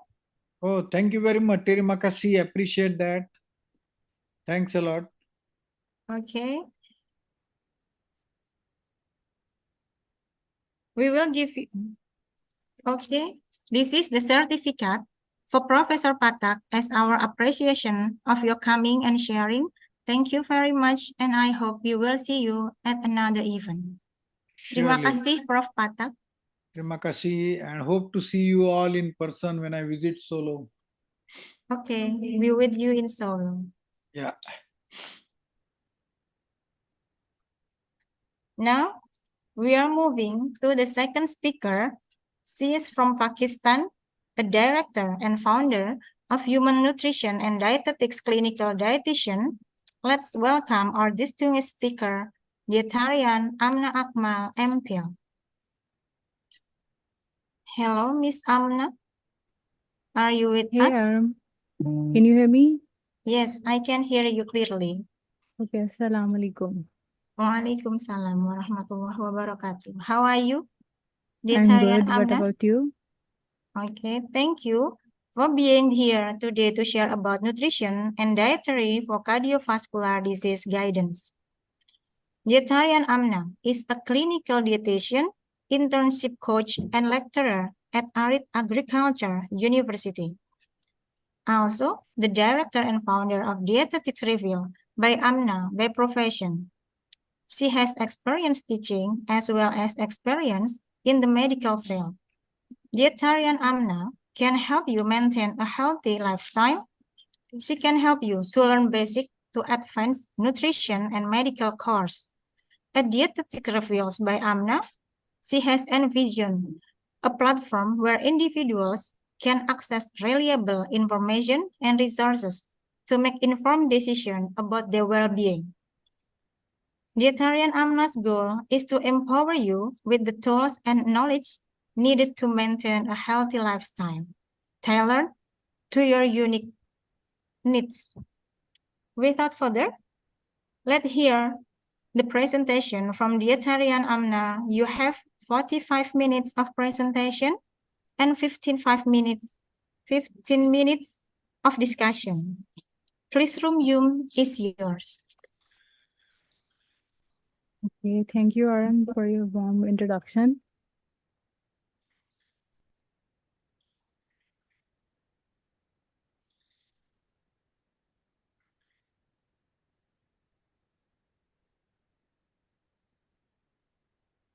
Where can you see? Yes, I can see. Okay. First of all, Assalamualaikum everyone and good morning everyone. It's truly pleasure to be here today to discuss a topic that can benefit for all on first international pharmaceutical and the food analysis conference. So thank you for the organizing committee for having me. And as we know, the topic is so emerging, and cardiovascular disease remains a significant global burden concern and disease burden concern. So the choices we made in our dietary lifestyle or the diet play a vital role in health and the contribution to the risk and the disease. So we are going to unpack some key factors or key insight into the nutrition and the dietary choices that can significantly impact on the cardiovascular health. From the food and nutrition that promote heart well-being to the dietary guidance for the heart, some dietary guidance for the heart healthy habits into the lifestyle. So we will cover it all. Let's get into your topic. So the topic is the nutrition and dietary for the cardiovascular diseases guidance. So first of all, what kind of disease it is? The cardiovascular disease is the general term describing disease of heart and the blood vessel. And while the term technically refers to any disease that affect the cardiovascular system, cardiovascular system remains the leading cause of morbidity, that means the disability, and the mortality, that means the death rate, worldwide accounting for approximately one-third of all deaths. Poor diet is one of the major concerns towards the risk factor, which approximately 72% of the CVD death attribute to the risk factor in the part as a result of its effect on other major CVD risk factors. So, according to the survey of 2022 CVD Statistical Update Fact Sheet Global Burden of Disease by the American Heart Association, that stated that in 2020, approximately 19.1 million deaths are attributed or reported to the CVD globally. The age-adjusted death rate per 100,000 population was 239.8, and the age-adjusted prevalence rate was the 7,354.1 per 100,000 population. The highest mortality rates attributed to the CVD in the 2020 were in Eastern Europe and the Central Asia, and these are some kind of developing countries with higher level also seen in Asia, North Africa and Middle East, Central Europe, Sub-Saharan Africa, and the South and Southeast Asia. That means Indonesia and Pakistan included in them. So these are some kind of developing countries. That means here the issue is more than the developing countries. Rate were lowest for the location in high income Asia Pacific and the North America, Latin America, Western Europe, and the Asian seen as lowest than the developing countries. So there are some kind of risk factors. So many factors are inherited, that mean they can transmit it generation to generation. And some kind of factors like the elevated serum cholesterol level, hypertension, cigarette smoking, diabetes mellitus. Stress factor is also the major contribution towards the heart diseases, obesity, family history of heart diseases, lack of physical activity, and the stress. With all these factors, the hyperhomocystinemia, aging also contribute the erythrocytosis and the arteriosclerosis. And what mean that the erythrocytosis and the arteriosclerosis? The erythrocytosis and the arteriosclerosis involving in the building deposits of the inside of the artery wall, which cause the thickening and the hardening of the artery. That means your artery will be blocked in further years. The arteries deposits are composed largely of the calcium and the platelets, and artery walls lose their elasticity and harden. In erythrosclerosis, the deposit consists of fatty acids. When your fatty streaks are formed, the nitric oxide produced in less amount and then oxidize the LDL. That means the low density lipoprotein and macrophage by after the macrophages making the foam cells. The foam cells make a hardening and the thickening of the your vessels. Both conditions have about to the same effect on the circulation, causing the high blood pressure and ultimately lead to the other heart diseases. So you can see that the normal human have no fatty streak, and when we develop the fatty streak, then it becomes to develop into the plaque formation, and then plaque formation block your arteries.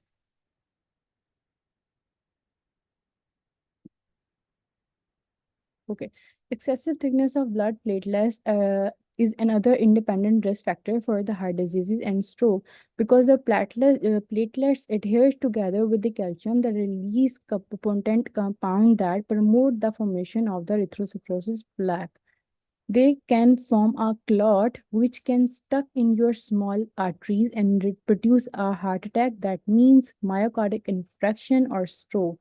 Myocardic infarction is the term that is usually used for the inavailability of oxygen and nutrients towards the heart. Ischemic heart disease is also referred as the cardiac disability resulting from the inadequacy of the coronary arterial system to meet the need of the heart muscles of oxygen and the nutrients. It may be manifested as a sudden death, myocardic infarction, and the angina, that means the localized pain in your chest.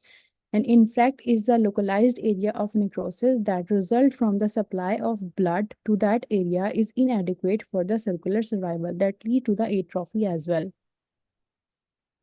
So there are terms used for the dyslipidemia, that means disturbance or the imbalance of your lipid profile. The first term is your hyperlipidemia. Hyperlipidemia is a general term that denotes as the elevation of plasma lipids. That means your plasma lipid profile is going to elevated. The hypercholesterolemia refers to elevated serum cholesterol. Hypertriglyceridemia refers to the increased risk of triglyceridemia. So when we talk about the remedies for the dyslipidemia, so there are a lot of herbal remedies for the dyslipidemia. First of all, the cumin powder. The cumin powder has the hypolipidemic impact on your lipid profile, same as chicory seed and chamomile, also the hypolipidemic impact on your blood cholesterol levels. So they have potentially reduced your cholesterol levels as well. So what kind of management we have to make for the CVD? First of all, we have to manage your body weight, improve lipid profile, maintain blood pressures level, and enhance the physical activity, avoid smoking, maintenance of stress, and introduce the DASH diet. The DASH diet is the dietary approaches to stop hypertension that is recommended diet for the hypertension in CVD as well. According to the research, it should be considered that the weight is the major contribution towards the CVD. So recent estimate indicate that the prevalence of overweight, the body mass index, 25 to 30 kg per meter square in the US for the adult woman is 30% and the adult men approximately 40%. So the obesity, that means BMI above 30 kg per meter square are currently 40% for the women, and approximately 35 for the men. And the severely obese category, a BMI should be greater than 35 kg per meter square is approximately 16%. So the prevalence figures constitute a significant public health concern because of their relationship of excessive body fat to the multiple chronic diseases. They also call the NCDs, non-communicable diseases in general and in CVD in particular. New guidelines are published for the weight loss in 2013 by the AHA, that is America Heart Association, and the America College of Cardiology, and the Obesity Society, to help the clinician and dietitians manage the obesity more effectively. So the guidelines for the blood profile, that means your profile depicts your blood profile levels. Fasting triglyceride level are considered 150 mg per deciliter is normal. Borderline high, that means upper normal levels 150 to 199 mg per deciliter, and the high ratio falling 200 to 499 mg per deciliter, and very high fall above 500 mg per deciliter. Total blood cholesterol should be less than 200 mg per deciliter, and the high considered is 240 mg per deciliter and above. Low density lipoprotein should be less than 130 mg deciliter, and the high density lipoprotein should be less than 35 mg per deciliter for the males, and less than 50 mg per deciliter for the females. Lifestyle strategy for the cardiovascular diseases in lifestyle. When we talk about the lifestyle, the lifestyle is a major contribution towards your health. In lifestyle, the physical activity is the major contribution. The physical activity guidance for the America 2018 guidance of at least 150 minutes per week, and the moderate intensity aerobic exercises are at least 75 of the vigorous exercises, and muscle strengthening activities at least 2 days per week achieve 75% of the maximum benefit. But if you have any history of CVD and heart failure, then consult your doctor before doing any physical activity. These recommendations are consistent with 2013 to 2018 AHA and ACC guidelines for the lifestyle management to reduce the cardiovascular diseases. The next contribution towards the smoking, you should have to avoid the smoking. Overwhelming evidence exists that from the multiple sources that cigarette smoking significantly increase the risk of both heart diseases and then stroke. Cigarette smoking in the men is somewhat slightly more prevalent than in women. Nearly 18 out of every 100 adult men makes 17.5% of population still smoke, while nearly 14 out of 100 adult females, that makes 13.5% of population still smoke.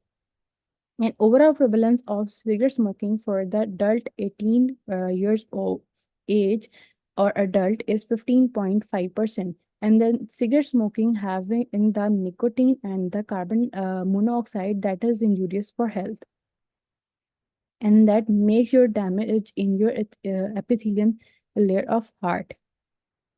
Manage of stress. For the manage of stress, lifestyle modifications such as regular physical activity, mindfulness, and relaxation responsible may be proved effective in terms of treating this condition. You can do the yogas or meditation for the stress management as well, because when you having the stress, the cortisol levels and your adrenaline is uprush, and your insulin resistance also there, and your cortisol levels make sure the low serotonin levels.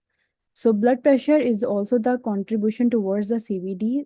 All three of these blood pressure recommendations highlighted the importance of lifestyle modification that were also recommended in 2013 AHA or ACCA lifestyle modification guidelines, including first, consuming a diet high in vegetable, that is also about the DASH diet and the Mediterranean diet that we choose for the CVTs, and the whole grain, including the low-fat dairy, poultry, fish, legumes, and vegetables, oil, nuts, while limiting sweet, sugar beverages, and the red meat. Same as engaging in physical activity 3 to 4 sessions per week, lasting an average of 40 minutes per session of the moderate to vigorous intensity physical activity. According to AHA 2013, the strategic guidelines for the lifestyle management additionally recommended that any individual should attempt to achieve the further reduction of sodium levels intake to 1500 mg per day, since a further reduction in the blood pressure can occur at its level of sodium consumption. There are some kind of studies that shows that the lifestyle interventions having good impact on your CVD outcomes. In previous studies assessing the efficacy of dietary intervention alone or in the contribution combination with the excessive uh, ex- exercise on the reducing CVD risk factors or even in human adult at risk. Study quality was assessing using the America Dietetics Association quality criteria checklist. According to 934 articles and 21 prospective experimental study designs, there is a research depict that a low-fat intervention diet seems to be effective only when coupled with the moderate intensity exercise and weight loss. So that means that weight loss is compulsory. While a Mediterranean diet intervention without physical activity also decrease the both systolic and the diastolic blood pressure. The systolic blood pressure should be 120 mmHg and the diastolic should be the 80 mmHg.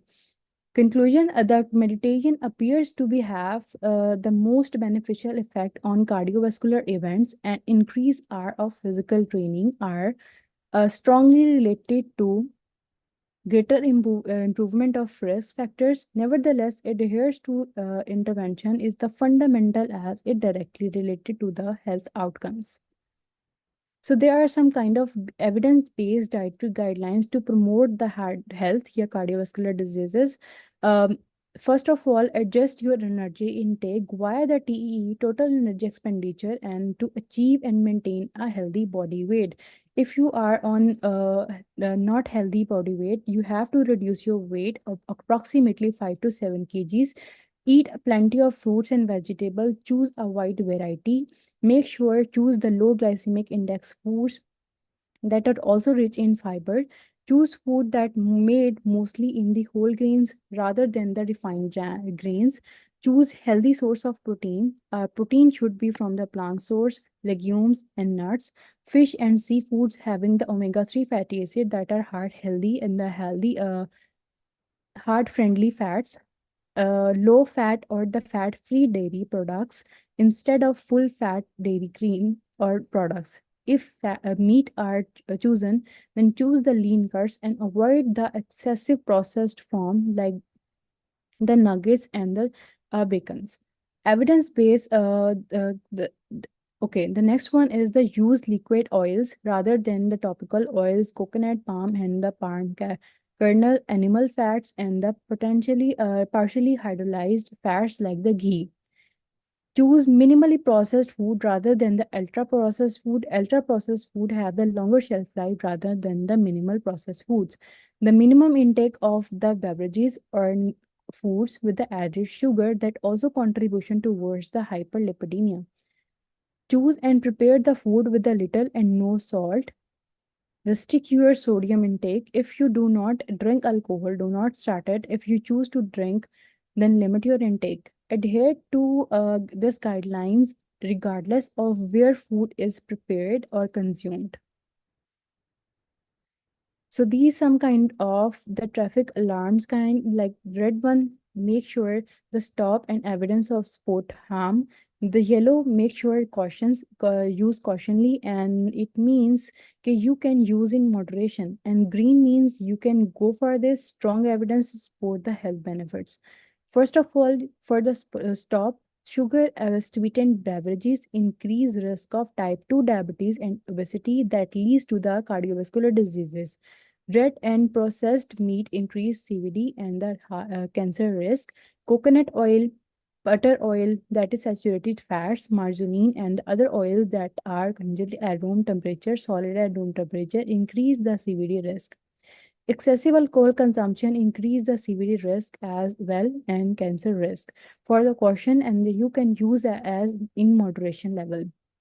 Because dietary principles allow us the moderation rule, using fruits and vegetable concentrated calories and reduce the fiber content, so you can use in moderation and you can use these kind of items occasionally like on the birthdays parties and some special events.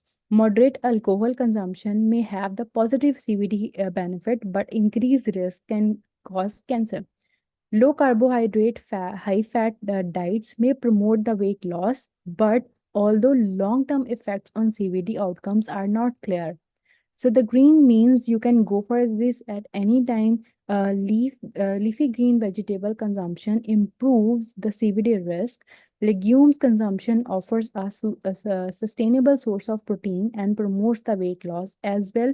They also in low cholesterol levels. Moderate coffee consumption has been allowed and been shown to have the CVD productive effect. Low sodium intake lowers the blood pressure and reduce the hypertension. Same as Mediterranean diet, DASH diet, and the plant-based diet are recommended by the multiple societies for their CVD benefits and the CVD treatments. Okay, the salt restriction is mandatory. Excessive intake is association with the fluid retention and edema. If you have edema complaints or fluid retention, then you restrict your sodium within 2 gram per day.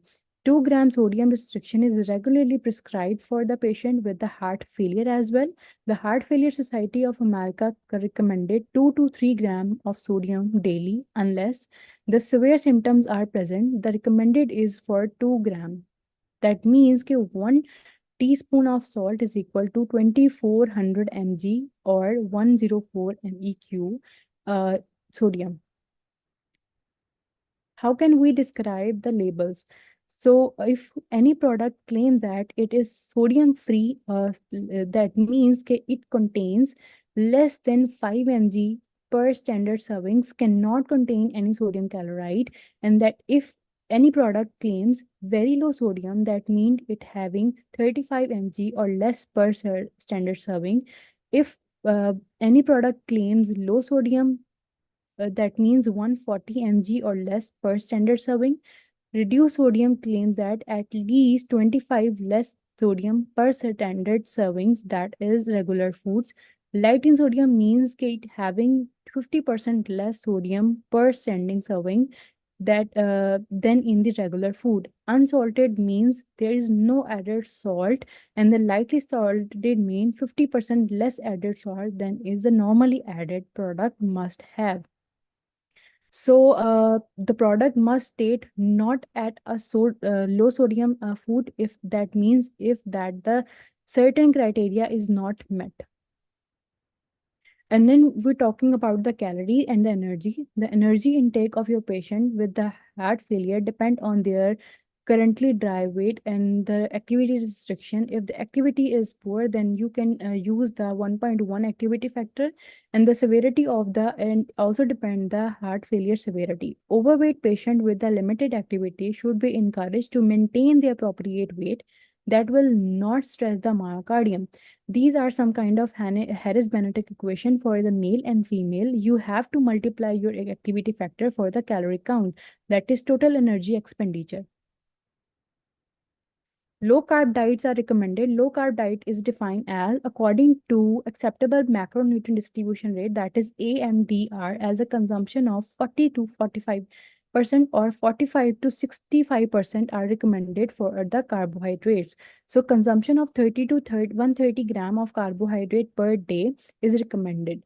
Intervention studies resulted in reduction of triglyceride and increase in HDL level. That means that high level of carbohydrates in diet may contribute towards the hypertriglyceridemia and the hypercholesterolemia. The most recent systematic review that conducted in 2013 and meta-analysis among 1,141 obese patients showed that the low carbohydrate diets to be associated with a significant decrease in body weight, BMI, body mass index, and the systolic blood pressure, diastolic blood pressure, and the plasma triglyceride, as well as increase in your high density lipoproteins. So fiber is one of the best remedies for the low cholesterol levels. The American Institute of Medicine recommended that the intake of 30 to 45 gram per day for the adults is recommended. The intake is assumed to be the optimal preventive level. The trial have demonstrated constituent benefit of dietary fiber on the multiple CVD risk factors, including the serum, triglyceride, LDL cholesterol, blood glucose, and the blood pressure as well. Choose low glycemic index for the good cholesterol management. So here comes the fat. Fat consumption and the fish oils rich in omega-3 fatty acid can lower the elevated triglyceride levels and may prevent arterial fibrillation in heart failure patients. So intake of at least 1 gram of omega-3 fatty acid that are also anti-inflammatory impact on heart from either oily fish or the fish oil supplement we can use in your various studies. So the total saturated fat is contribution is 5 to 6%. Currently, recommendation include maintenance of dietary fat, including within to 20 to 35% according to AMDR, acceptable macronutrient distribution range. The America Heart Society Association recommended an intake of 5 to 6% of total calories from the saturated fat for the lowering the low density lipoprotein cholesterol in your blood. So MUFAs are the monounsaturated fatty acid. MUFAs are recommended to substitute the monounsaturated vegetable oil for the saturated fats at an intake level of up to 20% total energy intake, because monounsaturated or MUFAs lower the LDL levels and increase the HDL levels. So your total cholesterol levels impact is good. The recommendation that plant oils and nut be used because they are best source for the MUFAs.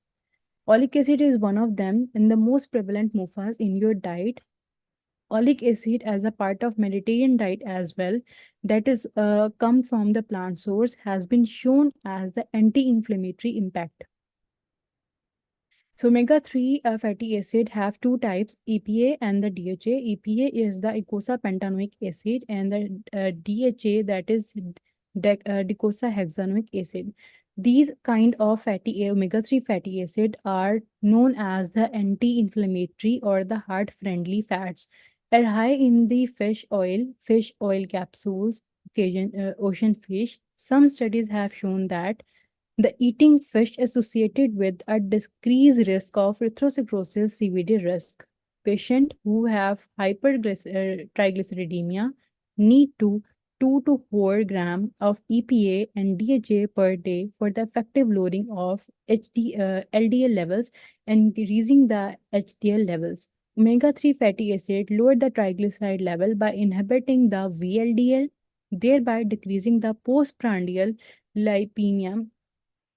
Fish oil consumption have been associated with the high level of high density lipoprotein cholesterols. So here comes for the vitamins. The vitamins, if you have the low vitamins for folate and B12 and B6, that means you have the major contribution towards the homocystinemia as well. Hyperhomocystinemia is the basic term that is used for caused by the deficiency of folate and B12 as well. High dietary intake of folate and vitamin B12 or B6 have been associated with the reduced risk of mortality from the heart failure and stroke in some populations. So, however, deficiency of vitamin B12 and folate have been studied and found to be relevant rare in the heart failure patients. So their other mineral is magnesium. Magnesium is the most commonly found in vegetables, and magnesium deficiency is common in patients with the heart failure as a result of poor dietary intake and use of the diuretics. Obviously, when we use diuretics, they have potentially reduce the levels of minerals in our blood. As we potassium, the diuretics used to treat the high heart failure increase the potassium excretion and the sodium excretion as well. Magnesium deficiency aggravates changes in your electrolyte balance concentration by causing an positive sodium and negative potassium balance. Because deficiency magnesium status is associated with the poorer prognosis, blood magnesium levels should be measured in heart failure patient and treated accordingly. Poor dietary intake of magnesium have been associated with the elevated CRP. If you having a poor magnesium level, that means your C-reactive protein should be elevated. A product of inflammation, that means they are these kind of the CRP are the biomarkers for the inflammation. Magnesemia may be found in some cases for the renal diseases. And then next is the vitamin D. The vitamin D may also improve the inflammation in the heart failure patients. In our double-blind randomized placebo means when we did some intervention, the patient didn't know that. Supplementation with the vitamin D 50 mcg or the 2000 international unit of vitamin D3 per day for 9 months increase the inflammation anti-inflammatory cytokinin, interleukin 10, and decrease the pro-inflammatory factors in heart failure patients. That means vitamin D also having the anti-inflammatory impact. As a steroid hormone, vitamin D regulates the gene expression and intravenously regulates renin and serotonin. But when you have the atherosclerosis or arteriosclerosis, vitamin D and calcium should be prohibited. Calcium with the heart failure are increased risk of developing osteoporosis because of low activity levels, impaired the renal function due to the diuretics and prescription drug that alter the calcium metabolism. So, heart failure patient having the low bone density and the lower calcium levels have than a heart failure patient without the cachexia. Cachexia mean the wasting syndrome or when you have zero appetite or loss of appetite. Caution must be used with the calcium supplement because they may aggravate the cardiac rhythmia. Rhythmia is the disturbance in your heartbeat. Dysrhythmia, also called the dysrhythmia as well, bradycardia and the tachycardia. Tachycardia means you have heartbeat above 100 beat per minute, and the bradycardia mean the low heartbeat 60 beats per minute, less than 60. So here's the caffeine intake as well. Until now, caffeine has been considered detrimental to the patient with the heart failure because it's contribute to irregular heartbeats and dysrhythmia. However, a study of Netherlands suggests that the moderate intake of tea or coffee reduce the atherosclerosis risk. Basically, tea has the anti-inflammatory impact as well. Tea actually reduce the atherosclerosis, cardiovascular disease deaths. Researchers in US followed 1,30,054 men and women and found that those who have reported drinks 4 to 5 cups coffee each day had 18% lower the risk of hospitalization from the heart rhythm disturbance. Those who reported drink 1 or 3 cups per day have 7% reduction in risk. So the antioxidant effect of coffee and tea may be beneficial. So there are some studies that shows that effect of some nutritional supplement and the dietary intervention on cardiac outcomes. Use of omega-3 PUFAs and the folate supplement could reduce the risk of some cardiovascular outcomes in adults. Combined calcium plus vitamin D might increase the risk of stroke. So there are some kind of result that means only folic acid and the omega-3 fatty acid PUFAs are beneficial for the CVD, while calcium and vitamin D can be create the adverse effect on your heart health because of atherosclerosis. Because calcification, when the calcification is begin, you have to limit your calcium as well. So, what kind of meal strategy you have to make for the CVD patient? Patient with the heart failure or CVD often tolerate small amount and frequent meal better than the larger infrequent meals because they latter are more tiring to consume. The full meal can contribute to abdominal distension and markedly increase the oxygen consumption as well. So you have to make 4 to 5 uh, meals per day, and you can include 3 snackings like pre-breakfast, post-breakfast, after lunch, and after before dinner. So okay. What kind of monitoring is suggested? The monitoring for your blood sugar levels or blood pressure levels daily. You have to monitor your lipid profile twice a week or twice a year or twice a year. Monitor your dietary patterns, and you have to make the dietary patterns according to 24-hour recall method. In 24-hour recall method, we have to suggest the patient note down each and everything about your food patterns and the food portions as well.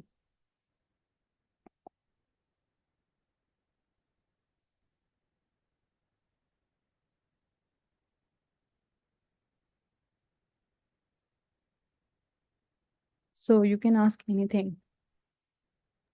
Is there any question? Okay, thank you for Miss Amna. You can take a rest for a while. Maybe you want to drink first. Miss Amna, before we continue to the discussion, I want to ask a question for you. Which one is correct? Dietitian or dietarian? Dietitian. Oh, dietitian. I'm sorry, I call you dietarian Amna Akmal in the It's first. okay. Okay, thank you. Please give applause to dietitian Amna. And we continue to the discussion. Please, for an audience who wants to know more about this theme, you can raise your hand or type your question in the chat box. Okay. First of all, the Yes. dietary pattern and that individual with the diabetes should follow the prevent the cardiovascular disease. You have to make sure you include your low glycemic index food in your diet for the diabetes and manage the CVD as well. Low glycemic impact of food, a low glycemic load food. That means you cannot rush your sugar levels abruptly.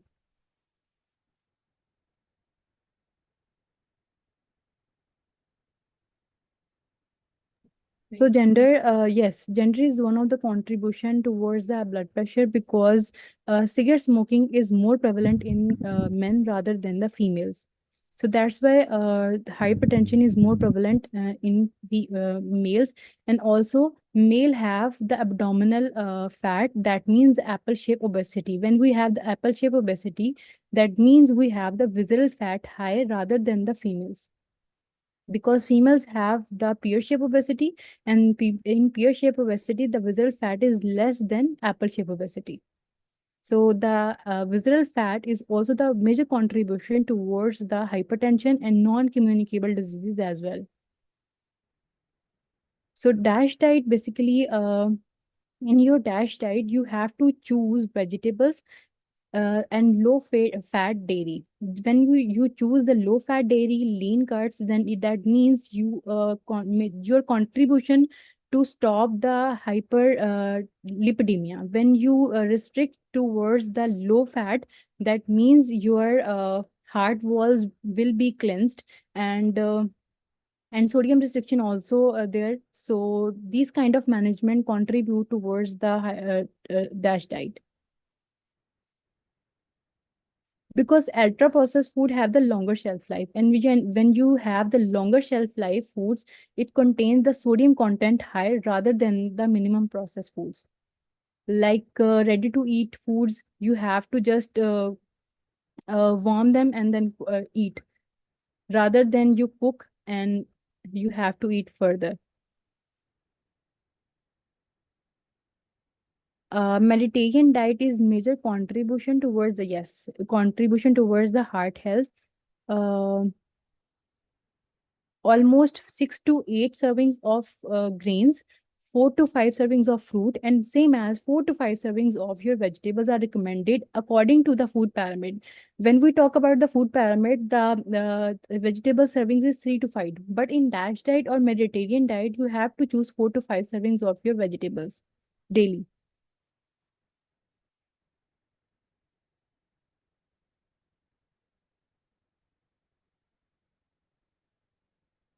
Okay, is there any question?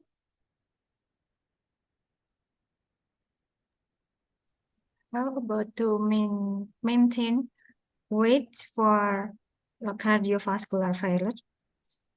Okay, first of all, you make sure what kind of fat you have, visceral fat or the abdominal fat. If you are female, then make sure healthy fats should be included in your diet as well. But if when you belong to the male category, then you have to restrict the fat, overall fat. Same as uh, okay, can you repeat your question? Weight management, right? How to manage? Yes. Okay. Weight. When we talk about the weight management, the TEE count shows for the total energy expenditure. First of all, you have to deduct 500 to 1000 calories in your total count. That means you create a deficit, right? When you create a deficit, you have to make sure you create a good amount of calories for your meals. So, according to the food list, you have to choose the low glycemic impact food. When you choose low glycemic and high fiber diet, your appetite is improved. The fiber makes you more fulfillness and give you satiety. And then when you have satiety condition, then you have to make sure you don't eat much.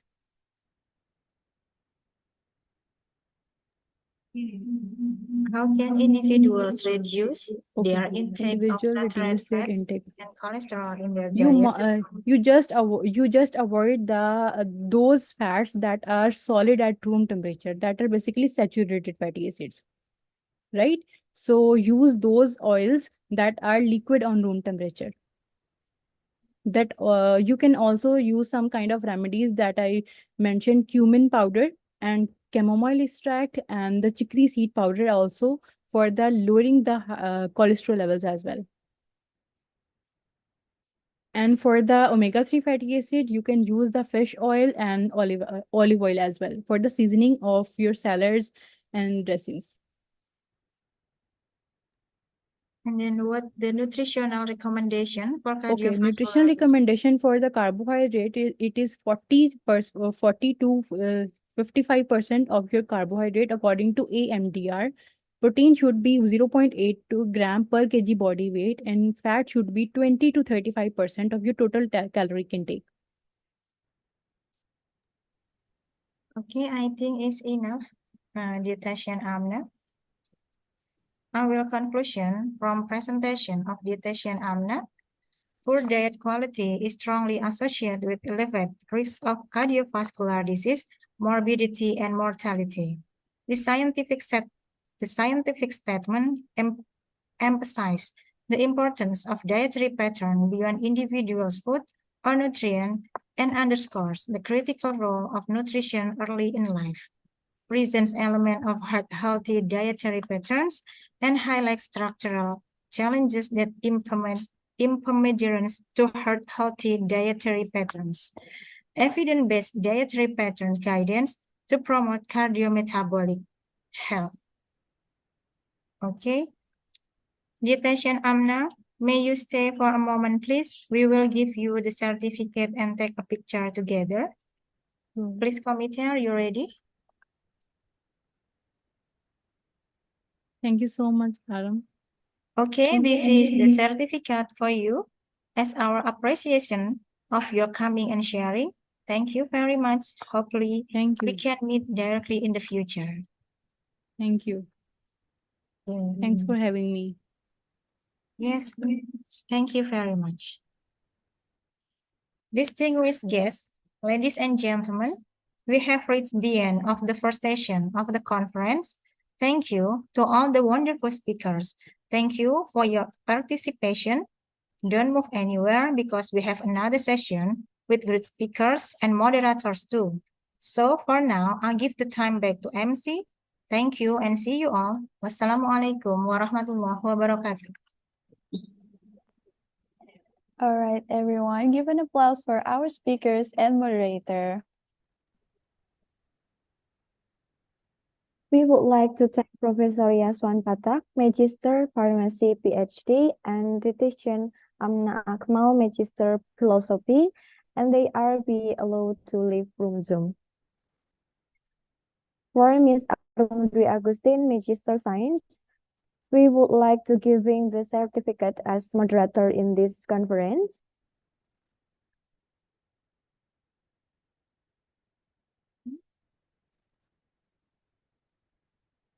Thank you to Ms. Arum Dwi Agustin, Magister Science, as first moderator. Okay, thank you. Ayu and Mariska, the time is yours. Okay. The next agenda will be about to display all the poster from the scientific poster competition.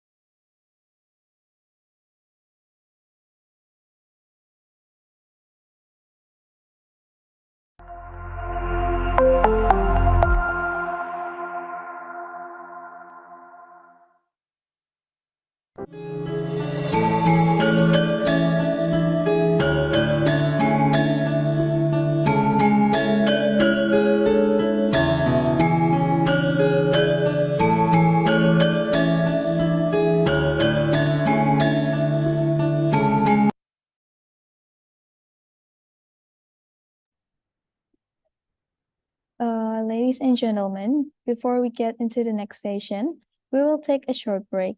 We'll be back in 1 hour.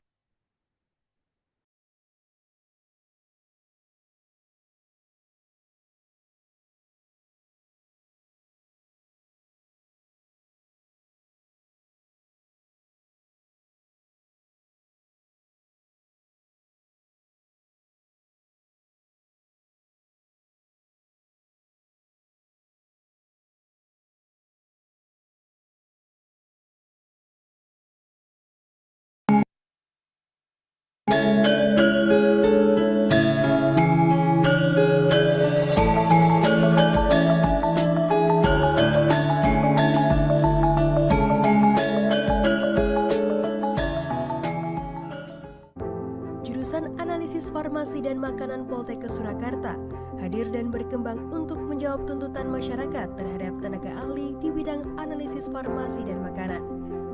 Jurusan ini resmi didirikan pada tanggal 28 Agustus 2017. Jurusan Anafarma memiliki satu program studi, yakni Prodi D3 Analisis Farmasi dan Makanan. Visi utama dari Prodi Anafarma adalah menghasilkan lulusan ahli madya analisis farmasi dan makanan dengan keunggulan di bidang analisis bahan berbahaya dan beracun, variasian obat tradisional dan kosmetika tradisional yang profesional, serta kompetitif dan berwawasan global pada tahun 2035. Misi jurusan Anafarma yang pertama adalah menyelenggarakan program studi D3 Anafarma yang unggul di bidang analisis bahan berbahaya dan beracun pada hasdian obat tradisional dan kosmetika tradisional, serta menghasilkan lulusan yang profesional, kompetitif, dan berwawasan global. Yang kedua, menyelenggarakan penelitian yang mendukung program pendidikan yang unggul di bidang analisis bahan berbahaya dan beracun pada hasdian obat tradisional dan kosmetika tradisional. Yang ketiga, menyelenggarakan pengabdian masyarakat yang unggul. Yang keempat, menyelenggarakan tata kelola penyelenggaraan pendidikan yang akuntabel dengan jaminan mutu.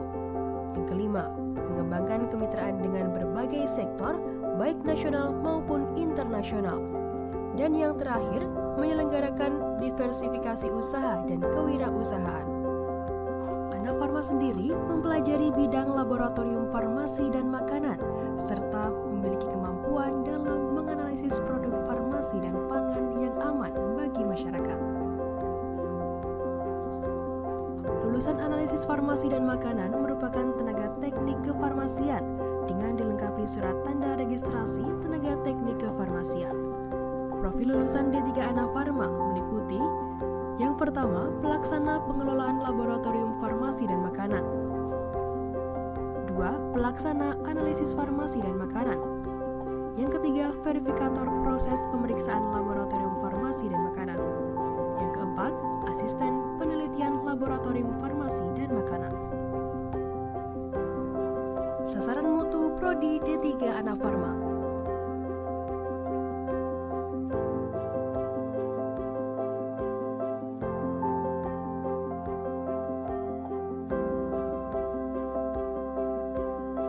Struktur organisasi dan sumber daya manusia jurusan Anafarma Poltekkes Kemenkes Surakarta.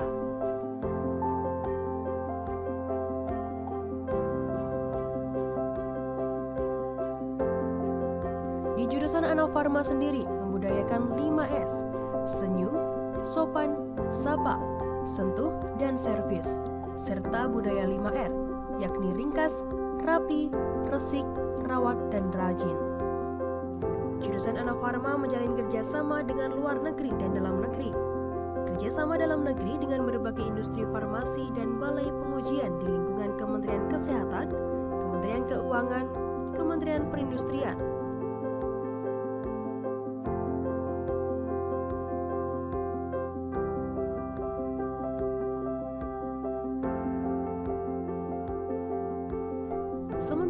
untuk kerjasama luar negeri, yakni dengan Management and Science University,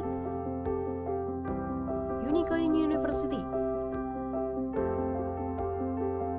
Masa University, and Burapa University.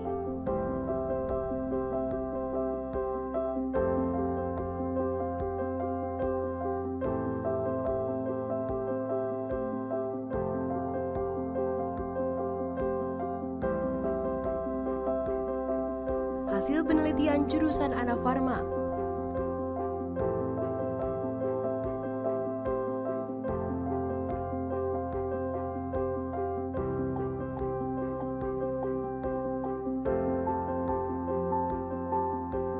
Pengabdian masyarakat jurusan Anafarma.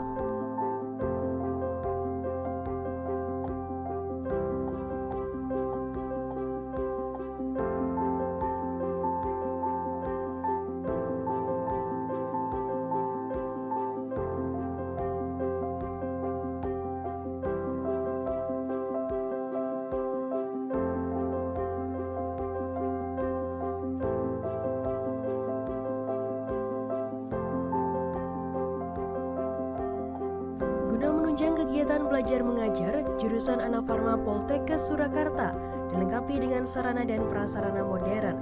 Di antaranya yakni yang pertama, ruang ketua jurusan Anafarma.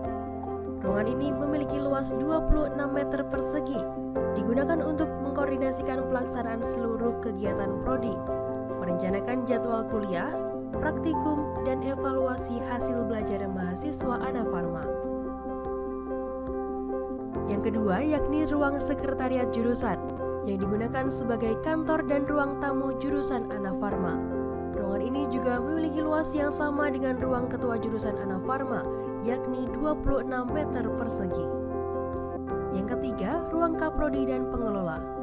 Ruangan ini terdiri dari ruang kaprodi dengan luas 8,4 meter persegi, ruang kepala PPMK dengan luas 6,75 meter persegi, ruang laboratorium dan praktik dengan luas 6,75 meter persegi, serta ruang administrasi akademik dengan luas 6,75 meter persegi.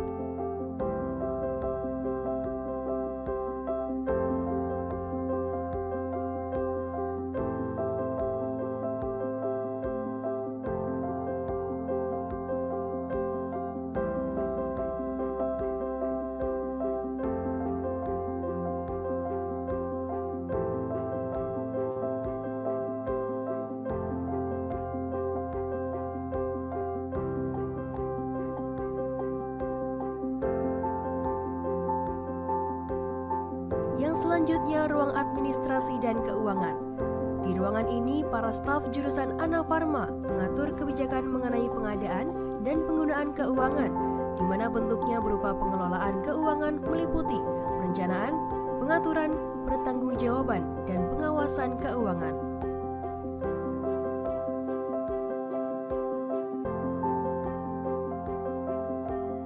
Selanjutnya ruang dosen memiliki luas keseluruhan 72 meter persegi, ditempati oleh 6 orang dosen dengan masing-masing ruangan memiliki luas 7,5 meter persegi.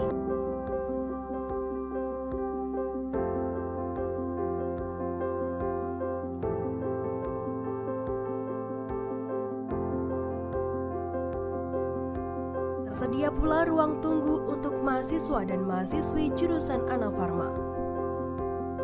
Ruang rapat dan pangkalan data akreditasi. Ruangan dengan kapasitas 36 orang ini memiliki luas 72 meter persegi. Biasa digunakan untuk rapat,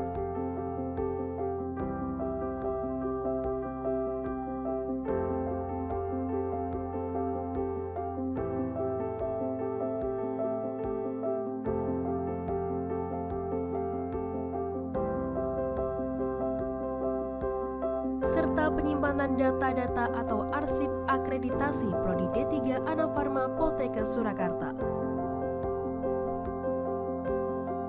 Jurusan Anafarma memiliki 6 ruang kuliah untuk pembelajaran mahasiswa, terdiri dari 2 ruang kuliah di lantai 2 dan 4 ruang kuliah di lantai 3. Masing-masing ruang kuliah memiliki luas 72 meter persegi dengan kapasitas kurang lebih 40 mahasiswa.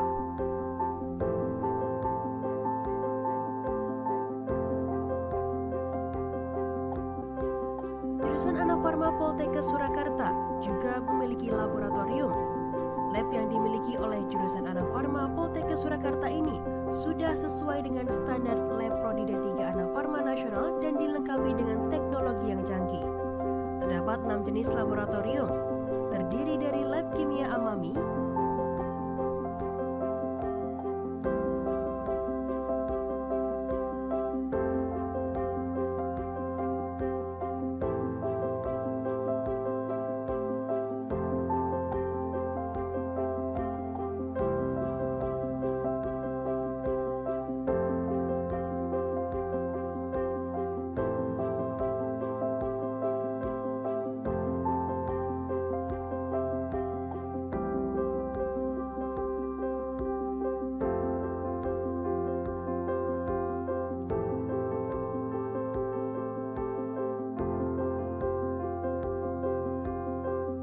lab analisis farmakognosi dan mikrobiologi,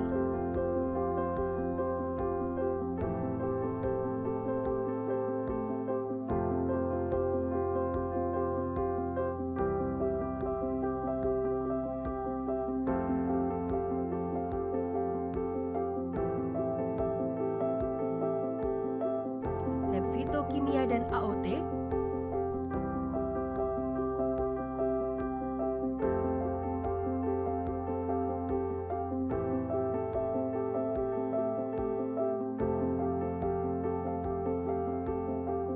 lab analisis instrumen,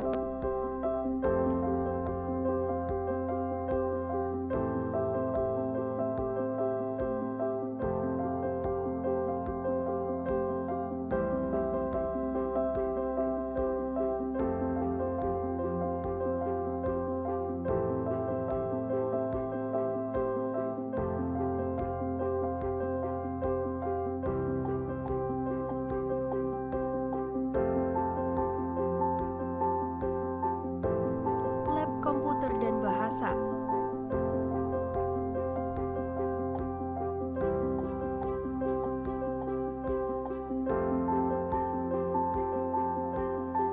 dan yang terakhir lab analisis farmasi.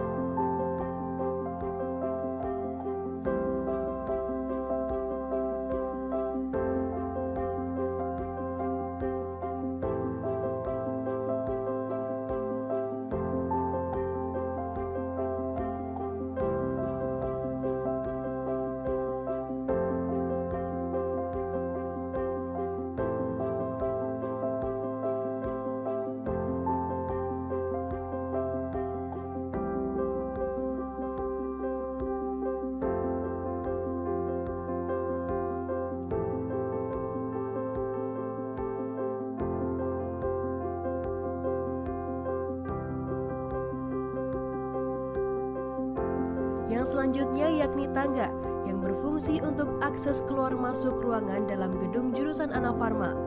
Tangga ini juga berfungsi sebagai akses bila terjadi gempa bumi di gedung Anafarma.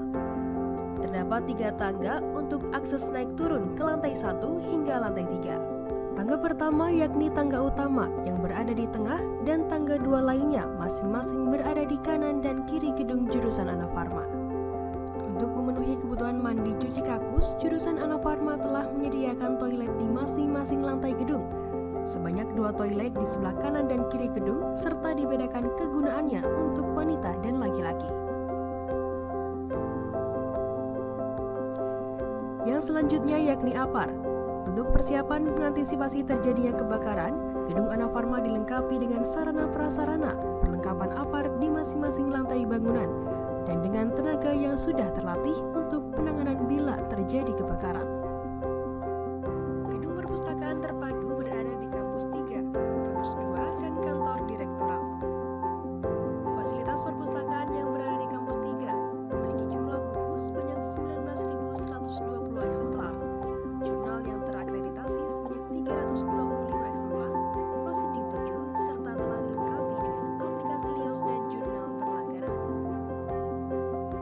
tempat inilah mahasiswa bisa mencari berbagai referensi dari buku-buku koleksi jurusan Anafarma Poltekkes Surakarta guna menunjang kegiatan belajar mengajar.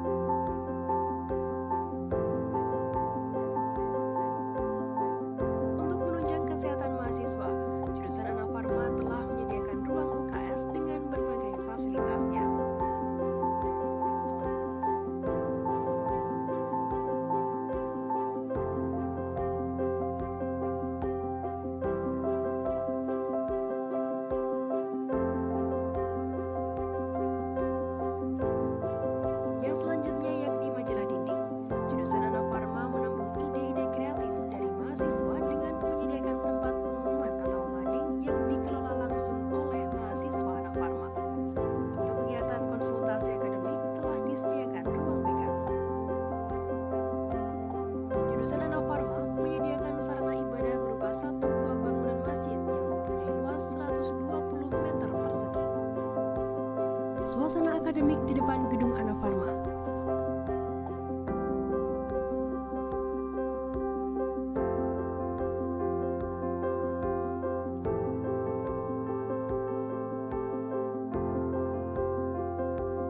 Kuliah pakar,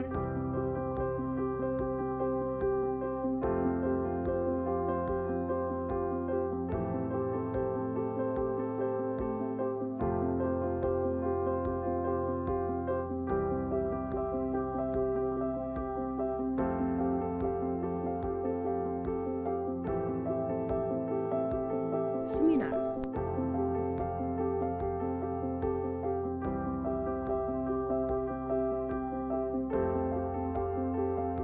kegiatan mahasiswa berupa KSR, pramuka, olahraga,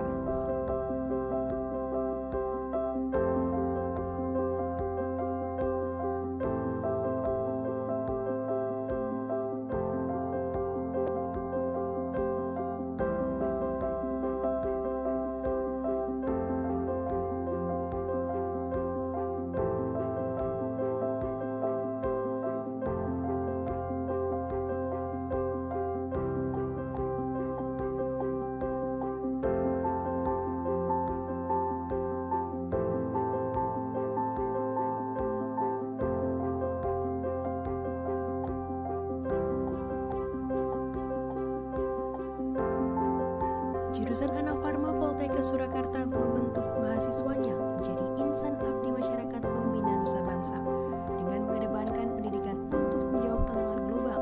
Kami hadir dan berkembang untuk masyarakat.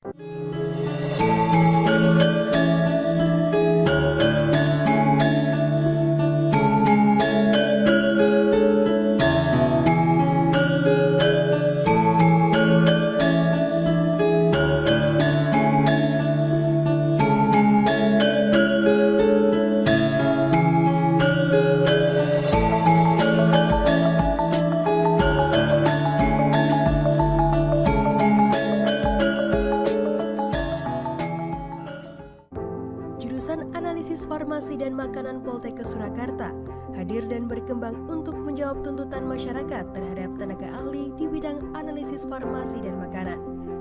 Jurusan ini resmi didirikan pada tanggal 28 Agustus 2017. Jurusan Anafarma memiliki satu program studi, yakni Prodi D3 Analisis Farmasi dan Makanan. Visi utama dari Prodi Anafarma adalah menghasilkan lulusan ahli madya analisis farmasi dan makanan dengan keunggulan di bidang analisis bahan berbahaya dan beracun pada sajian obat tradisional dan kosmetika tradisional yang profesional, serta kompetitif dan berwawasan global pada tahun 2035. Misi jurusan Anafarma yang pertama adalah menyelenggarakan program studi D3 Anafarma yang unggul di bidang analisis bahan berbahaya dan beracun pada sajian obat tradisional dan kosmetika tradisional, serta menghasilkan lulusan yang profesional, kompetitif, dan berwawasan global. Yang kedua, menyelenggarakan penelitian yang mendukung program pendidikan yang unggul di bidang analisis bahan berbahaya dan beracun pada sajian obat tradisional dan kosmetika tradisional. Yang ketiga, menyelenggarakan pengabdian masyarakat yang unggul. Yang keempat, menyelenggarakan tata kelola penyelenggaraan pendidikan yang akuntabel dengan jaminan mutu. Yang kelima, mengembangkan kemitraan dengan berbagai sektor, baik nasional maupun internasional. Dan yang terakhir, menyelenggarakan diversifikasi usaha dan kewirausahaan. Anafarma sendiri mempelajari bidang laboratorium farmasi dan makanan, serta memiliki kemampuan dalam menganalisis produk farmasi dan pangan yang aman bagi masyarakat. Lulusan analisis farmasi dan makanan merupakan tenaga teknik kefarmasian dengan dilengkapi surat tanda registrasi tenaga teknik kefarmasian. Profil lulusan D3 Anafarma meliputi yang pertama, pelaksana pengelolaan laboratorium farmasi dan makanan. 2. Pelaksana analisis farmasi dan makanan. Yang ketiga, verifikator proses pemeriksaan laboratorium farmasi dan makanan. Yang keempat, asisten penelitian laboratorium farmasi dan makanan. Sasaran mutu Prodi D3 Anafarma.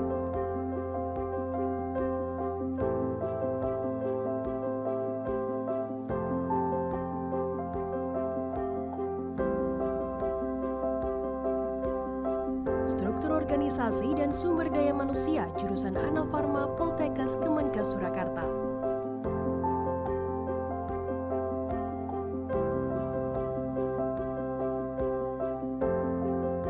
Di jurusan Anafarma sendiri membudayakan 5S, senyum, sopan, sapa, sentuh, dan servis, serta budaya 5R, yakni ringkas, rapi, resik, rawat, dan rajin. Jurusan Anafarma menjalin kerjasama dengan luar negeri dan dalam negeri. Kerjasama dalam negeri dengan berbagai industri farmasi dan balai pengujian di lingkungan Kementerian Kesehatan, Kementerian Keuangan, Kementerian Perindustrian.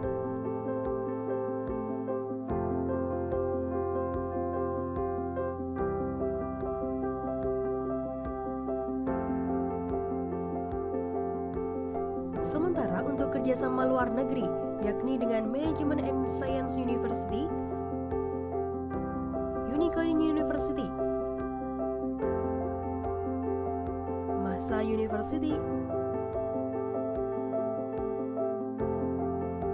and Burapa University.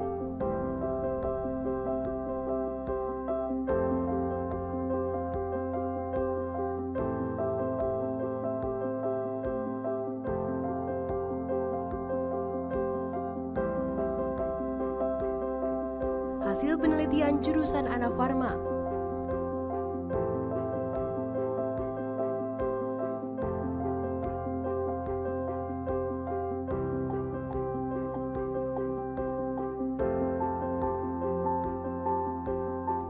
Pengabdian Masyarakat jurusan Anafarma.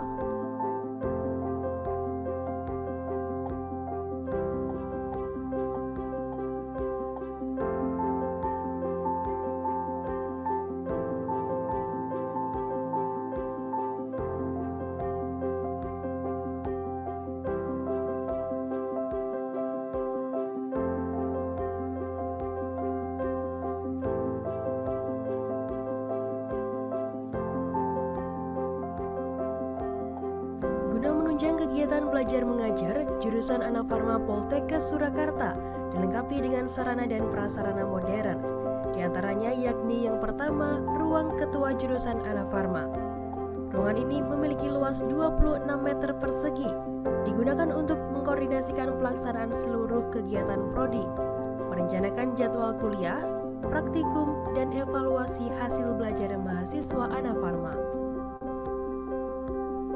Yang kedua yakni ruang sekretariat jurusan yang digunakan sebagai kantor dan ruang tamu jurusan Anafarma.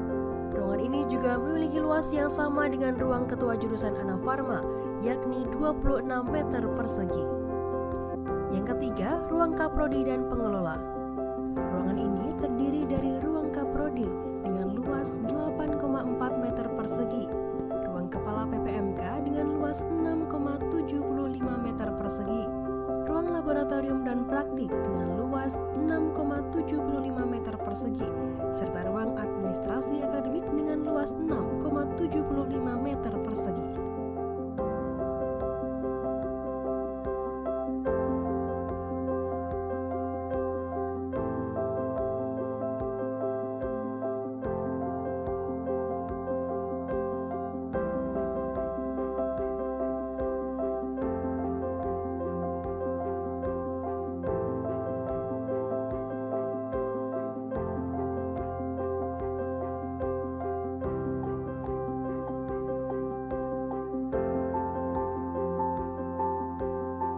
Yang selanjutnya ruang administrasi dan keuangan.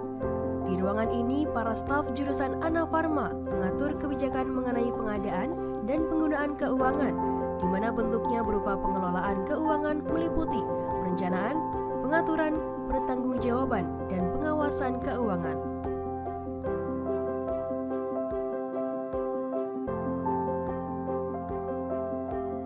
Selanjutnya ruang dosen memiliki luas keseluruhan 72 meter persegi, ditempati oleh 6 orang dosen dengan masing-masing ruangan memiliki luas 7,5 meter persegi.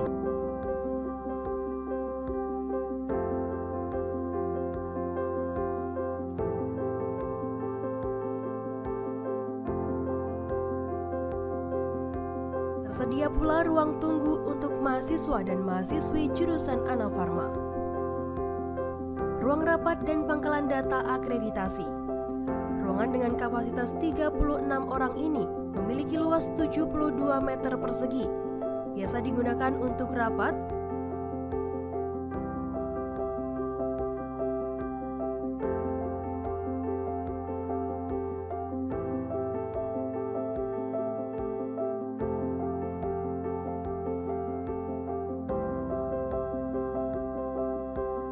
serta penyimpanan data-data atau arsip akreditasi Prodi D3 Anafarma Poltekkes Surakarta.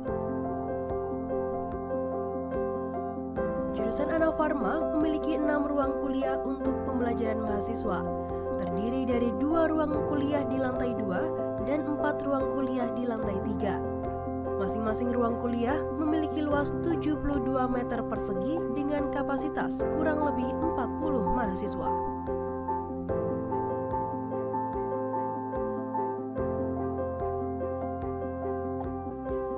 Jurusan Anafarma Poltekkes Surakarta juga memiliki laboratorium. Lab yang dimiliki oleh jurusan Anafarma Poltekkes Surakarta ini sudah sesuai dengan standar lab Prodi D3 Anafarma Nasional dan dilengkapi dengan teknologi yang canggih. Terdapat 6 jenis laboratorium, terdiri dari lab kimia amami,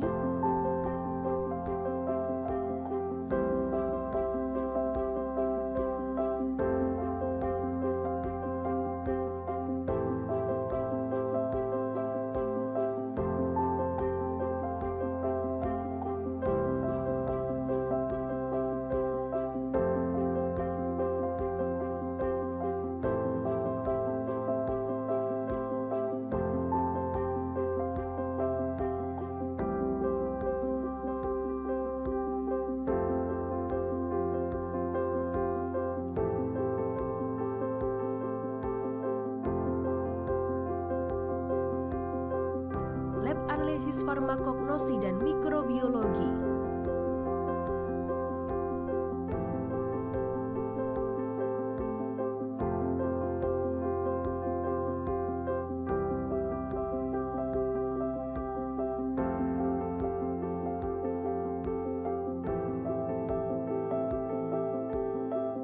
Lab fitokimia dan AOT,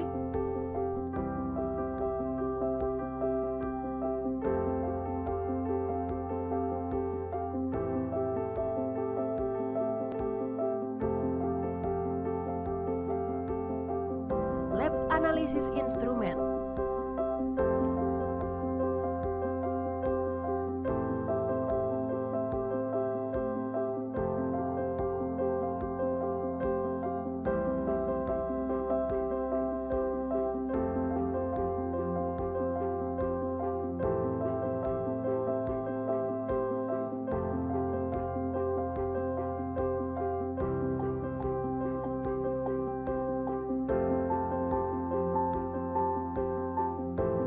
lab komputer dan bahasa,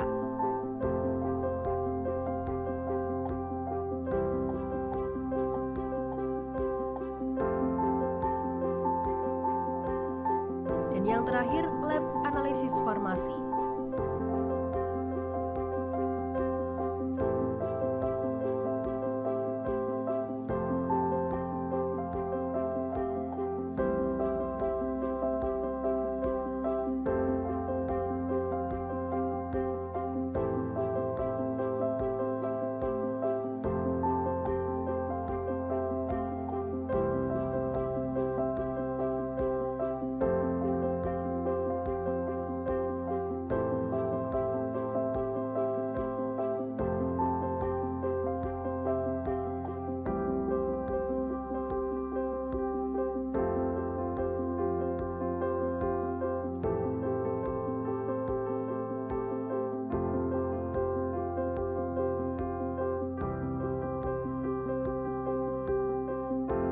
Yang selanjutnya yakni tangga yang berfungsi untuk akses keluar masuk ruangan dalam gedung jurusan Anafarma.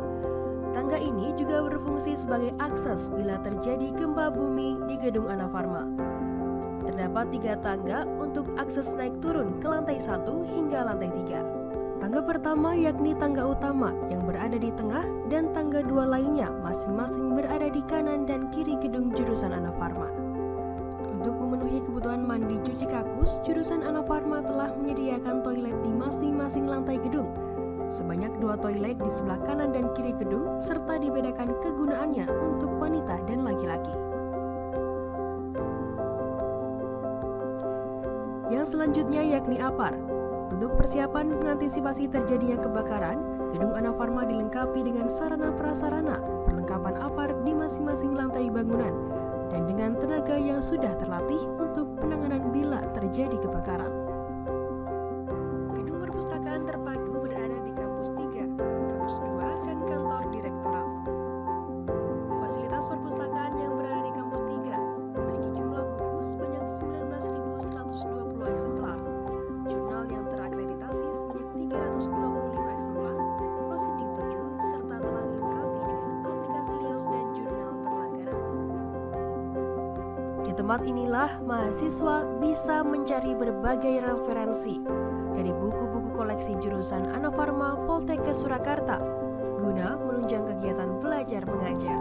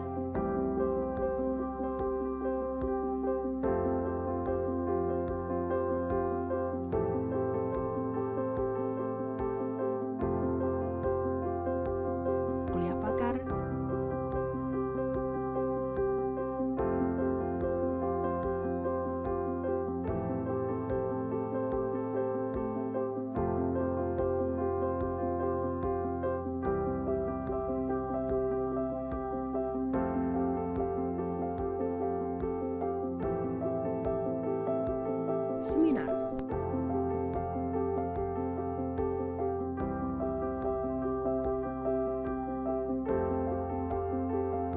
Kegiatan mahasiswa berupa KSR, pramuka,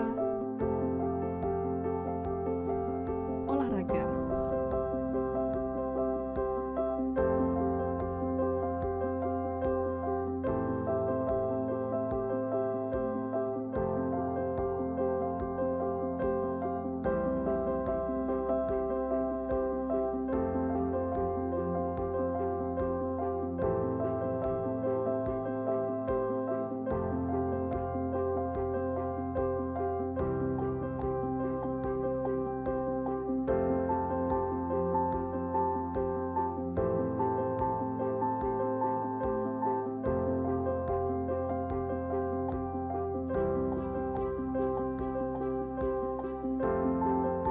Jurusan Anafarma Poltekkes Surakarta membentuk mahasiswanya menjadi insan abdi masyarakat pembina nusa bangsa.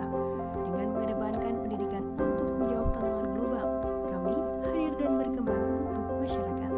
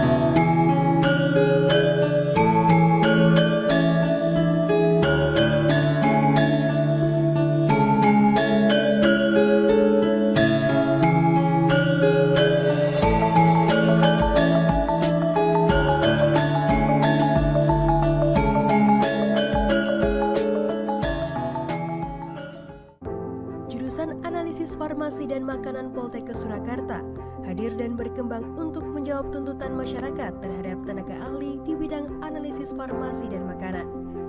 Jurusan ini resmi didirikan pada tanggal 28 Agustus 2017.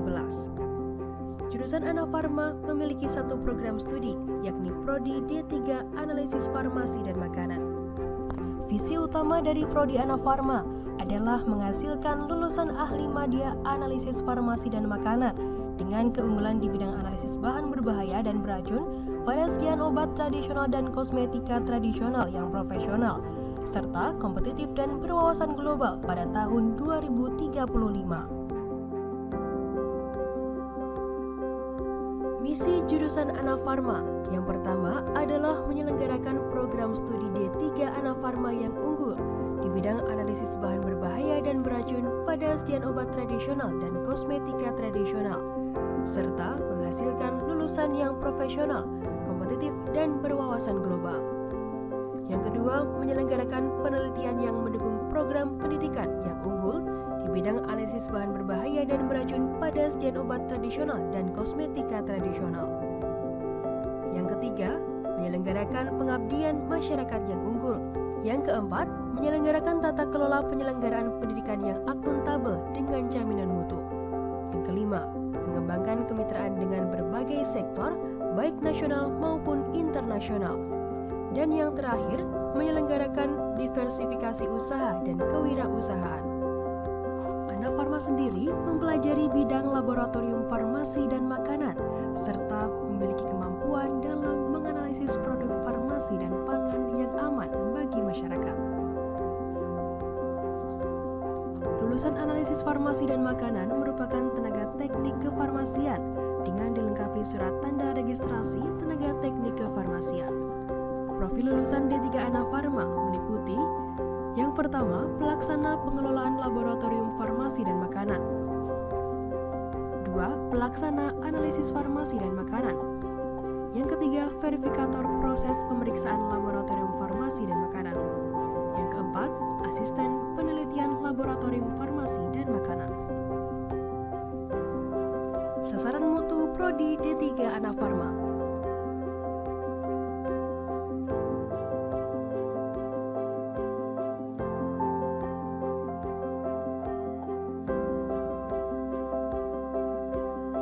Struktur Organisasi dan Sumber Daya Manusia jurusan Anafarma Poltekkes Kemenkes Surakarta.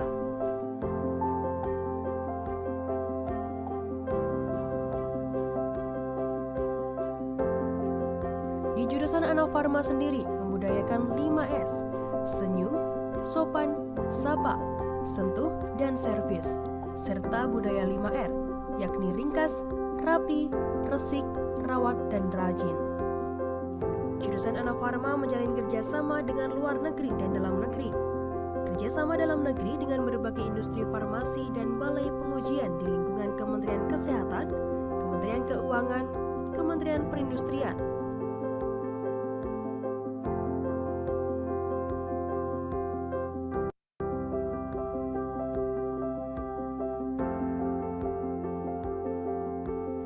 Sementara untuk kerjasama luar negeri, yakni dengan Management and Science University, Unicorn University, Masa University, and Burapa University.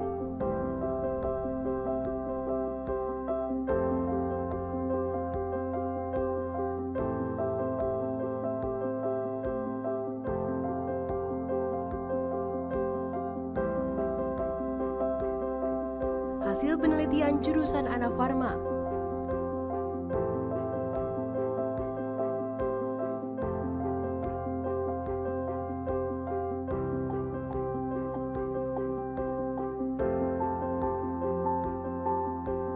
Pengabdian masyarakat jurusan Anafarma.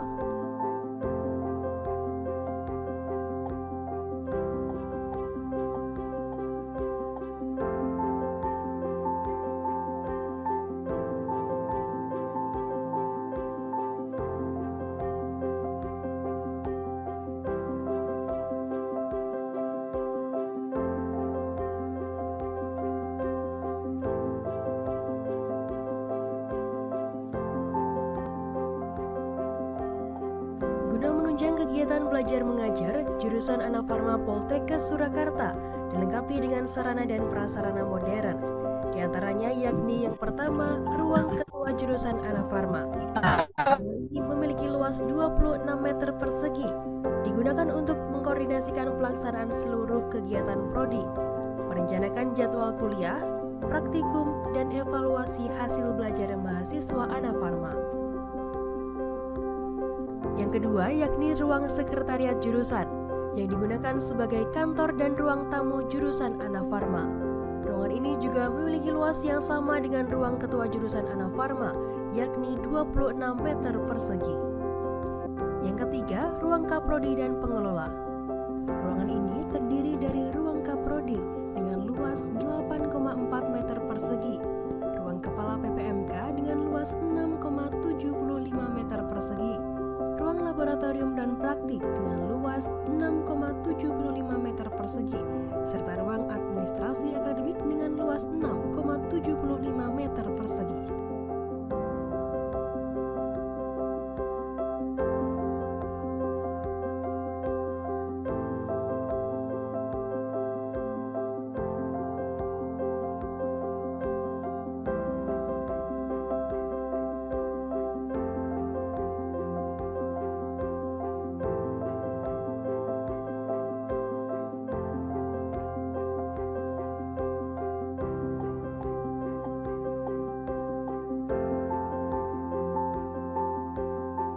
Yang selanjutnya ruang administrasi dan keuangan.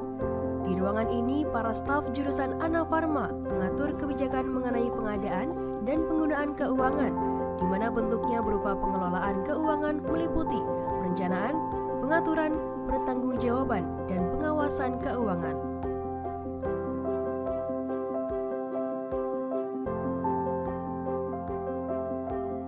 Selanjutnya, ruang dosen memiliki luas keseluruhan 72 meter persegi, ditempati oleh 6 orang dosen dengan masing-masing ruangan memiliki luas 7,5 meter persegi.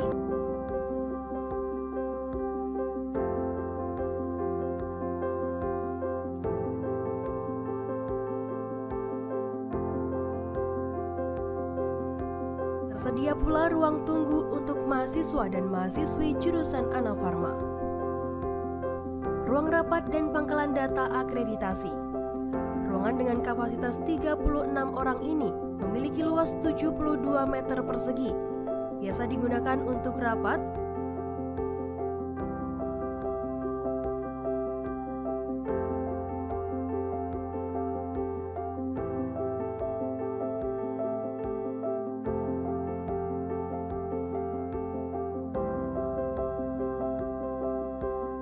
serta penyimpanan data-data atau arsip akreditasi Prodi D3 Anafarma Poltekkes Surakarta. Jurusan Anafarma memiliki 6 ruang kuliah untuk pembelajaran mahasiswa, terdiri dari 2 ruang kuliah di lantai 2 dan 4 ruang kuliah di lantai 3. Masing-masing ruang kuliah memiliki luas 72 meter persegi dengan kapasitas kurang lebih 40 mahasiswa.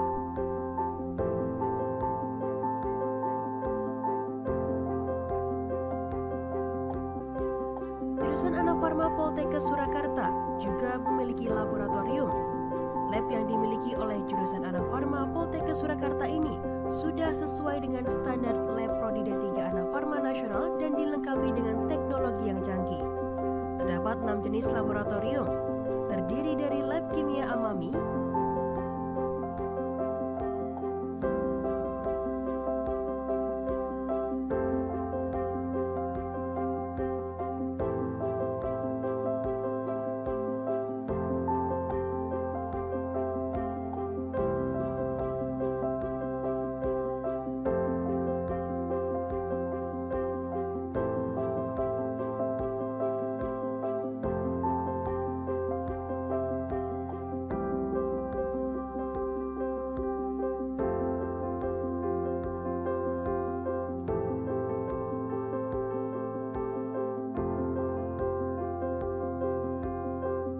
lab analisis farmakognosi dan mikrobiologi,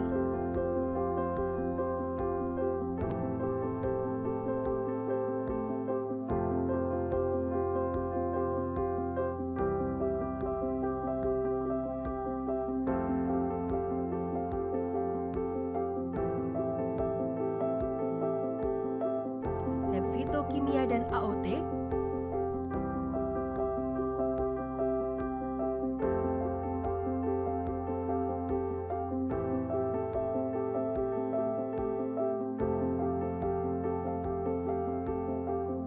lab analisis instrumen,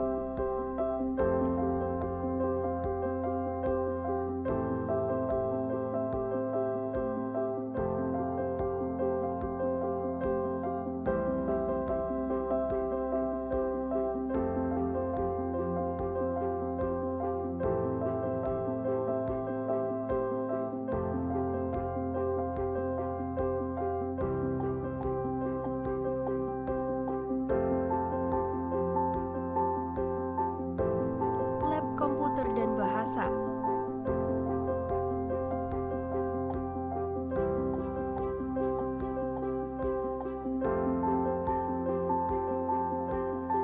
dan yang terakhir lab analisis farmasi.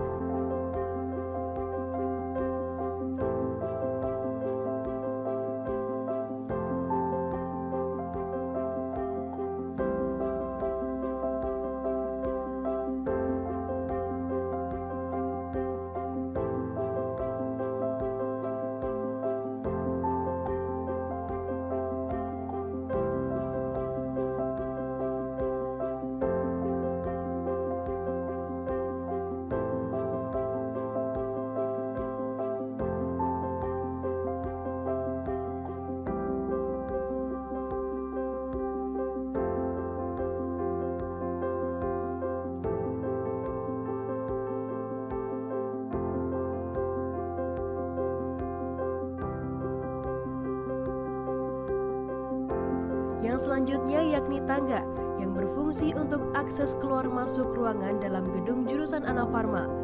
Tangga ini juga berfungsi sebagai akses bila terjadi gempa bumi di gedung Anafarma. Terdapat 3 tangga untuk akses naik turun ke lantai 1 hingga lantai 3. Tangga pertama yakni tangga utama yang berada di tengah dan tangga 2 lainnya masing-masing berada di kanan dan kiri gedung jurusan Anafarma. Untuk memenuhi kebutuhan mandi cuci kakus, jurusan Anafarma telah menyediakan toilet di masing-masing lantai gedung. Sebanyak 2 toilet di sebelah kanan dan kiri gedung, serta dibedakan kegunaannya untuk wanita dan laki-laki. Yang selanjutnya yakni APAR. Untuk persiapan mengantisipasi terjadinya kebakaran, gedung Anafarma dilengkapi dengan sarana prasarana, perlengkapan APAR di masing-masing lantai bangunan, dan dengan tenaga yang sudah terlatih untuk penanganan bila terjadi kebakaran.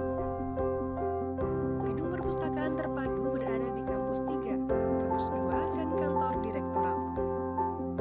Fasilitas perpustakaan yang berada di kampus 3 memiliki jumlah buku sebanyak 19.120 eksemplar, jurnal yang terakreditasi sebanyak 325 eksemplar, proceeding 7, serta telah dilengkapi dengan aplikasi Lios dan jurnal berlangganan.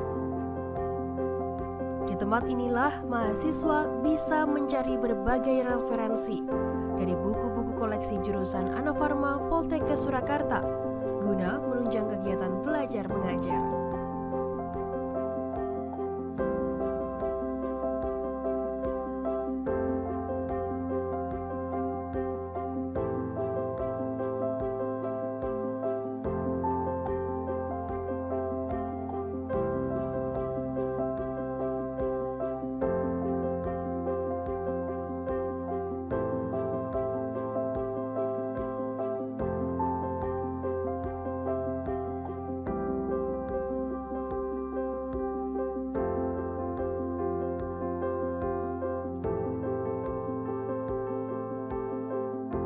Dalam menunjang kegiatan kemahasiswaan, jurusan Anafarma menyediakan ruang untuk menampung kegiatan mahasiswa, khususnya ekstrakurikuler berupa ruang himpunan mahasiswa jurusan dan sarana olahraga.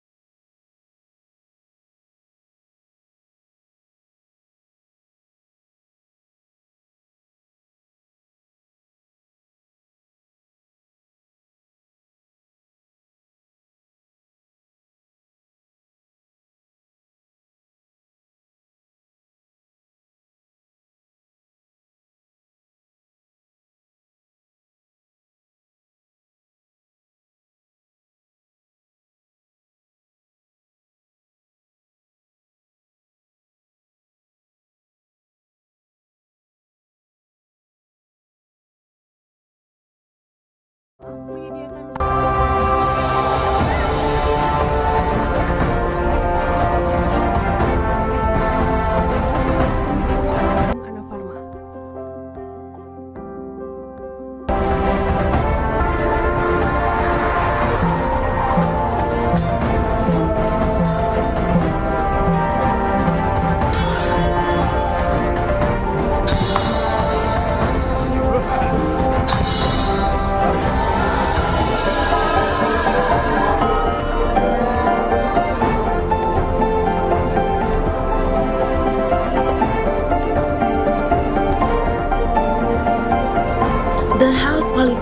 of Surakarta is located in 3 different campuses. Main campus is in Mojosongo, Surakarta, where the Directorate Office is located. Campus 2 is in Colomadu, Karanganyar, while Campus 3 is located in Dangguran, Klaten. Introducing the School of Nursing, which has superiority recognition in critical and emergency nursing.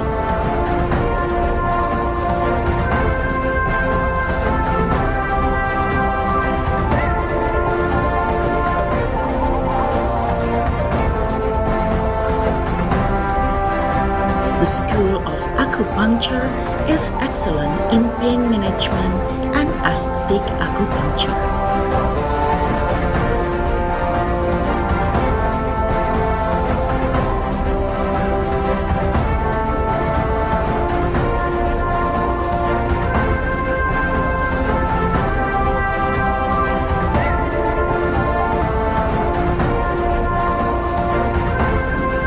The School of Speech Therapy is well known with neurodevelopmental management and community-based rehabilitation.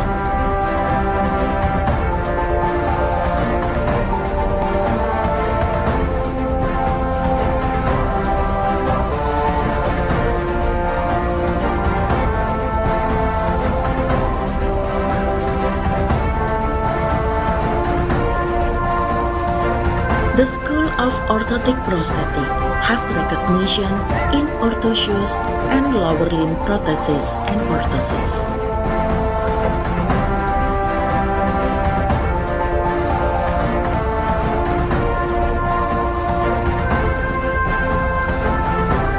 The School of Occupational Therapy with leading in physical disability and pediatrics.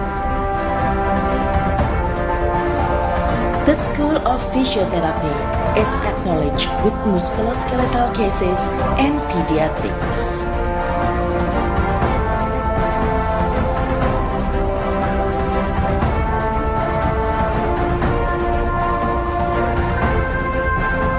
The School of Midwifery with the preeminent in complementary treatment.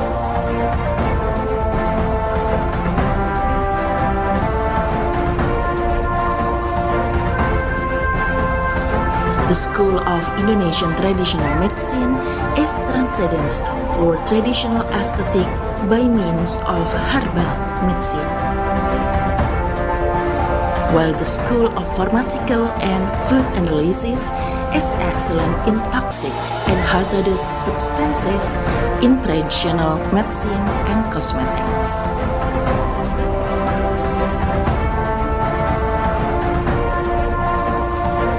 School of Pharmacy with recognition in entrepreneurship, pharmaceutical, production, and distribution of natural pharmacy preparation.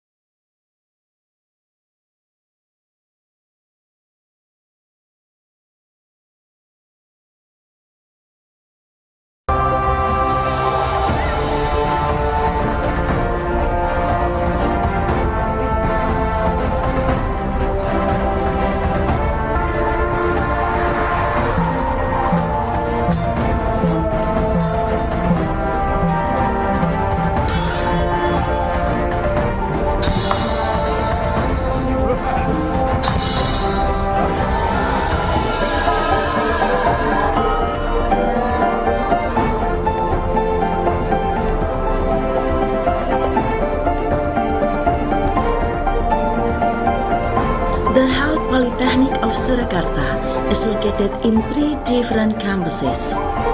Main campus is in Mojosongo, Surakarta, where the Directorate Office is located. Campus 2 is in Colomadu, Karanganyar, while Campus 3 is located in Dangguran, Klaten. Introducing the School of Nursing, which has superiority recognition in critical and emergency nursing.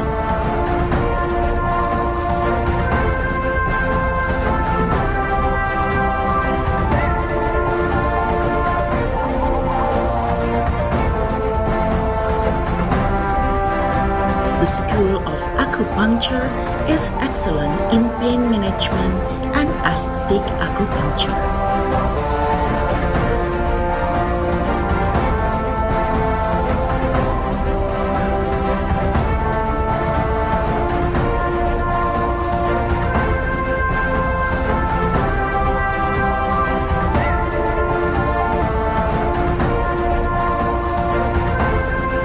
The School of Speech Therapy is well known with neurodevelopmental management and community-based rehabilitation.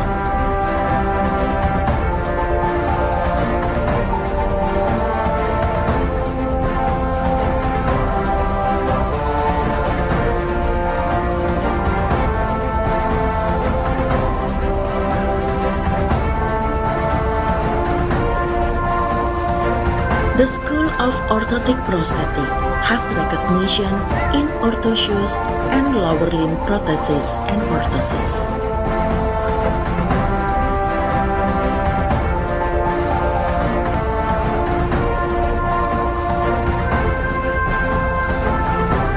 The School of Occupational Therapy with leading in physical disability and pediatrics. The School of Physiotherapy is acknowledged with musculoskeletal cases and pediatrics.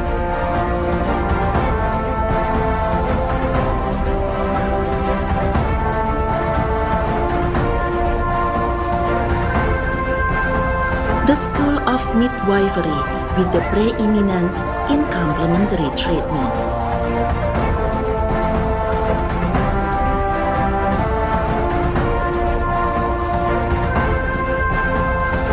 The School of Indonesian Traditional Medicine is transcendence for traditional aesthetic by means of herbal medicine. While the School of Pharmaceutical and Food Analysis is excellent in toxic and hazardous substances in traditional medicine and cosmetics.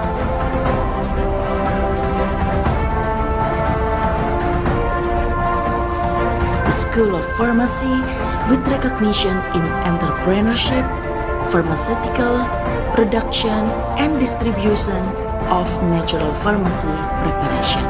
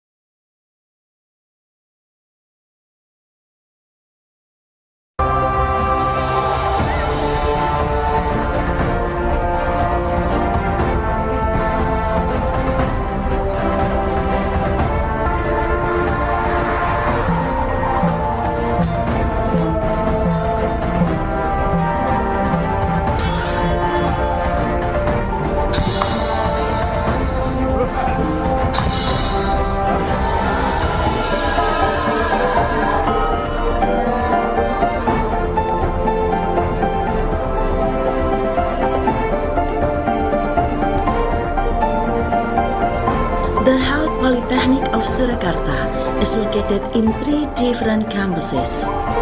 Main campus is in Mojosongo, Surakarta, where the Directorate Office is located. Campus 2 is in Colomadu Karanganyar, while Campus 3 is located in Dangguran, Klaten. Introducing the School of Nursing, which has superiority recognition in critical and emergency nursing.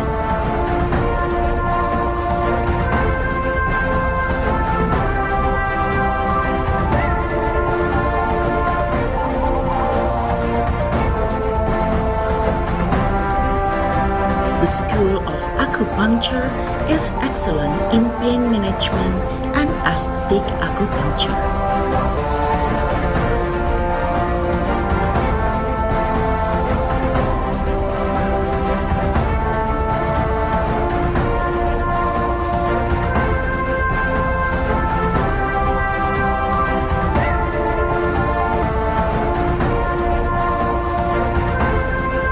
The School of Speech Therapy is well known with neurodevelopmental management and community-based rehabilitation.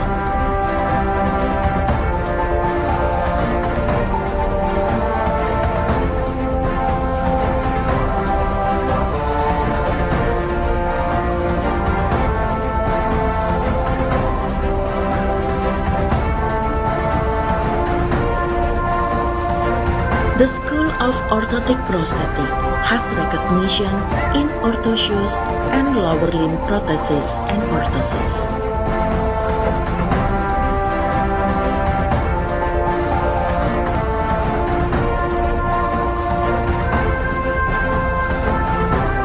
The School of Occupational Therapy with leading in physical disability and pediatrics.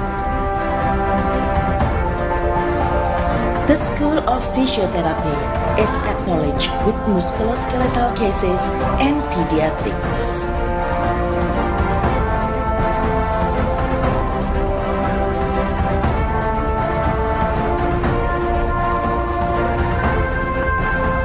The School of Midwifery with the preeminent in complementary treatment.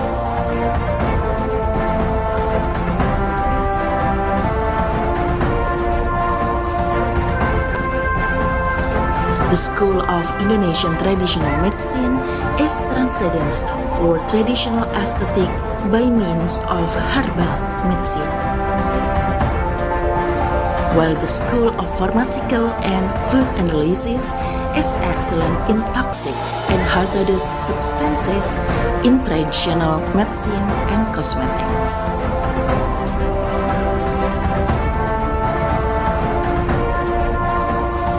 The School of Pharmacy with recognition in entrepreneurship, pharmaceutical, production, and distribution of natural pharmacy preparation.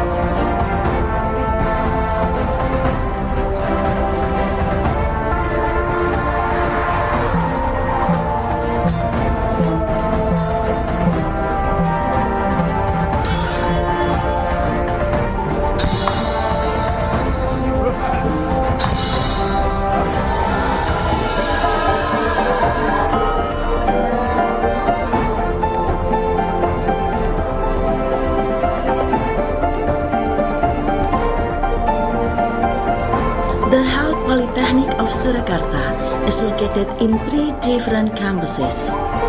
Main campus is in Mojosongo, Surakarta, where the Directorate Office is located. Campus 2 is in Colomadu Karanganyar, while Campus 3 is located in Dangguran, Klaten.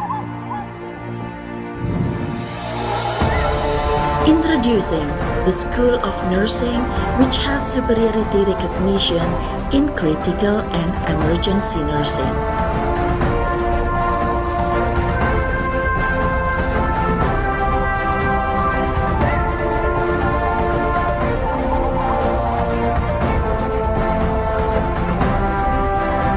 The School of Acupuncture is excellent in pain management and aesthetic acupuncture.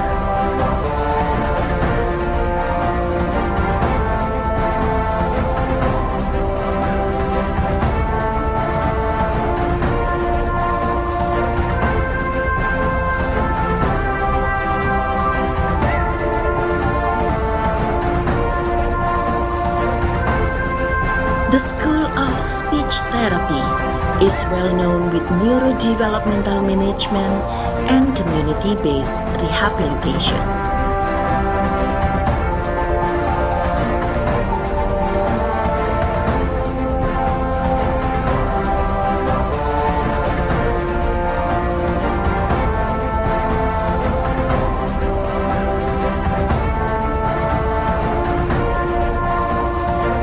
The School of Orthotic Prosthetic has recognition in orthoshoes and lower limb prosthesis and orthosis.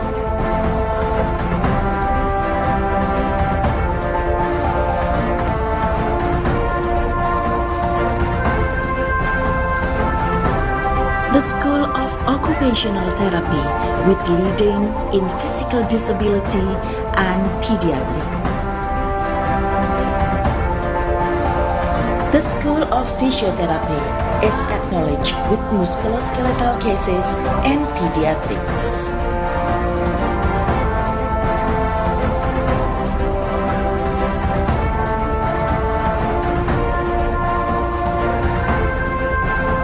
The School of Midwifery with the preeminent in complementary treatment.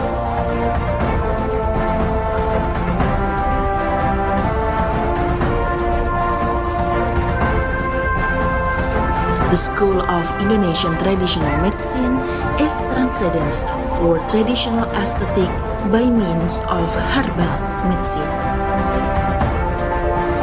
While the School of Pharmaceutical and Food Analysis is excellent in toxic and hazardous substances in traditional medicine and cosmetics.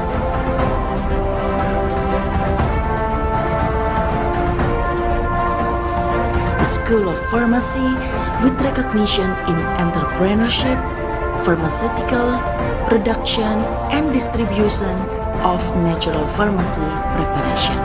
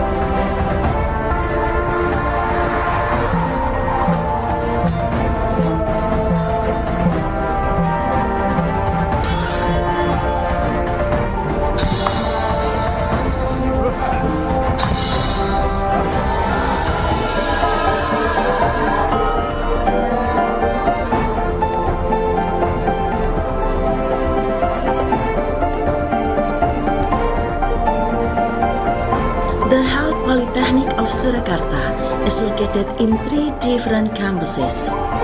Main campus is in Mojosongo, Surakarta, where the Directorate Office is located.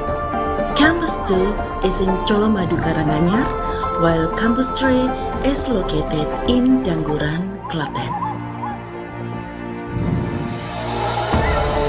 Introducing the School of Nursing, which has superiority recognition in critical and emergency nursing.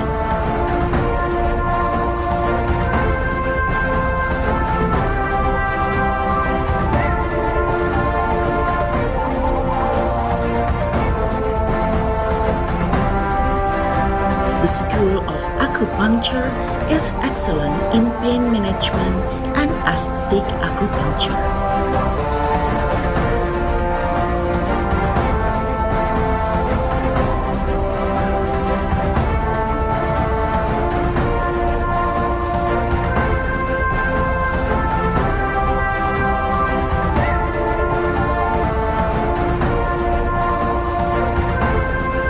The School of Speech Therapy is well known with neurodevelopmental management and community-based rehabilitation.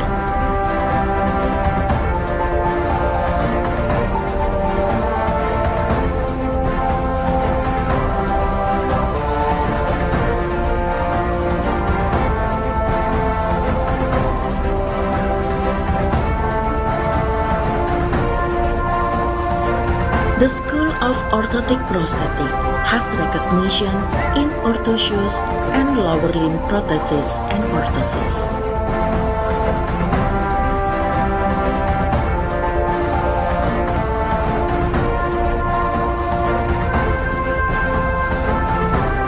The School of Occupational Therapy with leading in physical disability and pediatrics.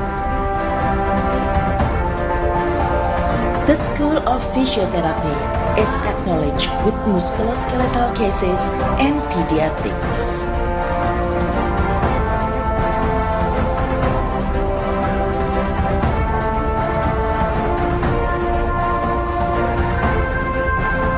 The School of Midwifery with the preeminent in complementary treatment.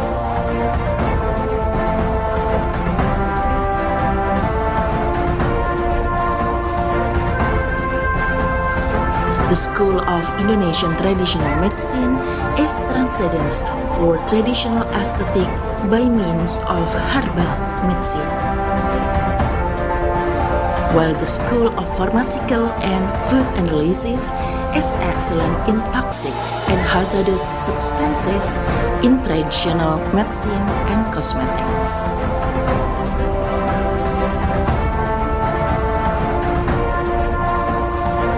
School of Pharmacy with recognition in entrepreneurship, pharmaceutical, production, and distribution of natural pharmacy preparation.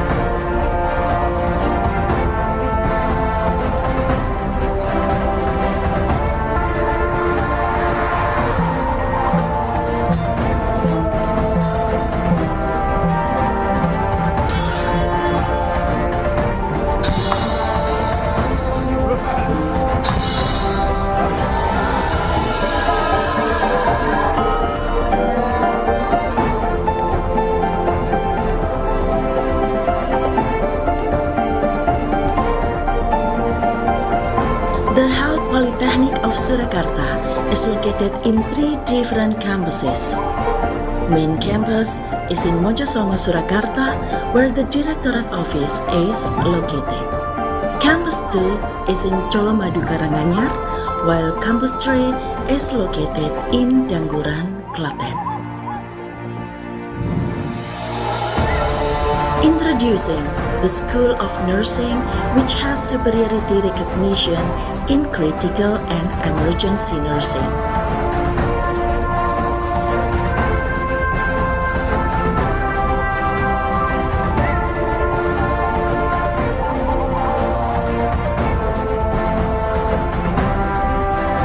The School of Acupuncture is excellent in pain management and aesthetic acupuncture.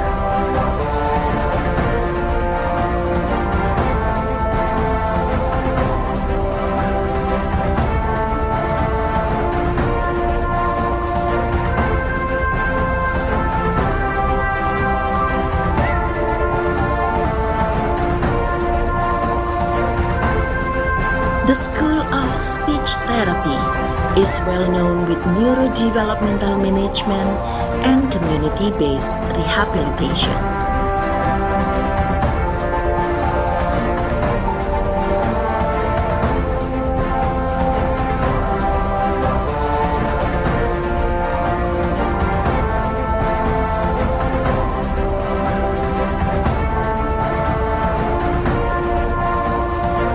The School of Orthotic Prosthetic has recognition in orthoshoes and lower limb prosthesis and orthosis.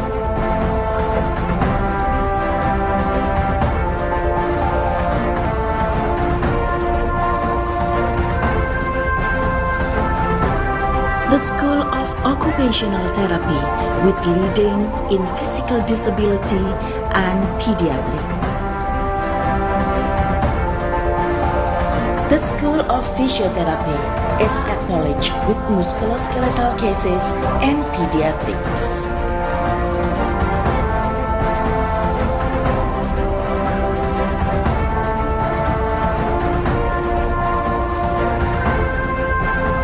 The School of Midwifery with the preeminent in complementary treatment.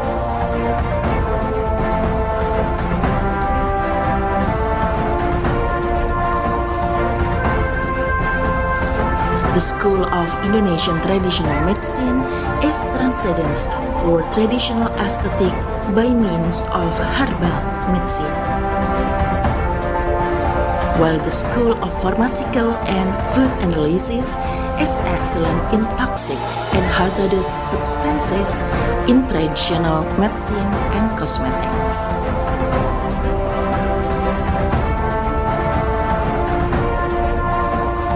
The School of Pharmacy with recognition in entrepreneurship, pharmaceutical, production, and distribution of natural pharmacy preparation.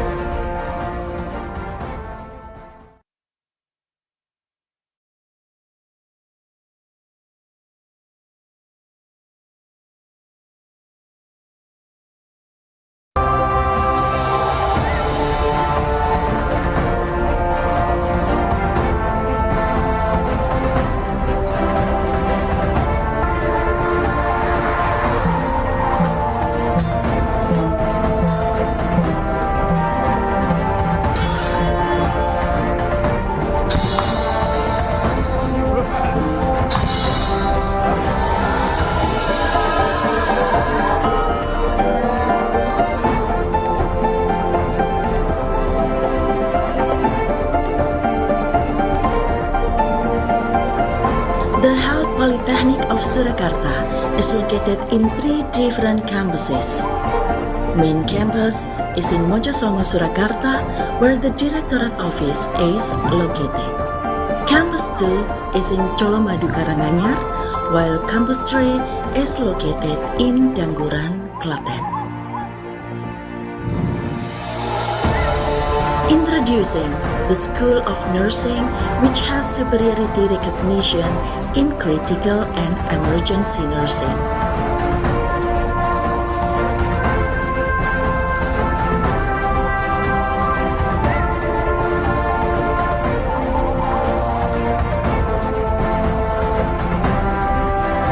The School of Acupuncture is excellent in pain management and aesthetic acupuncture.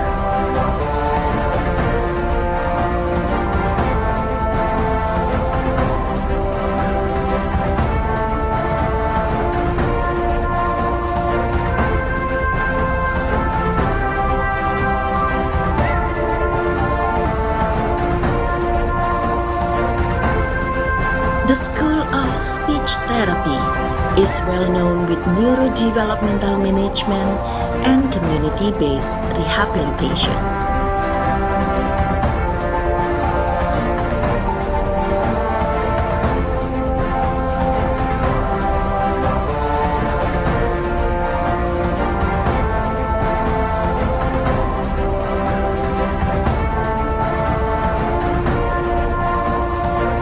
The School of Orthotic Prosthetic has recognition in orthoshoes and lower limb prosthesis and orthosis.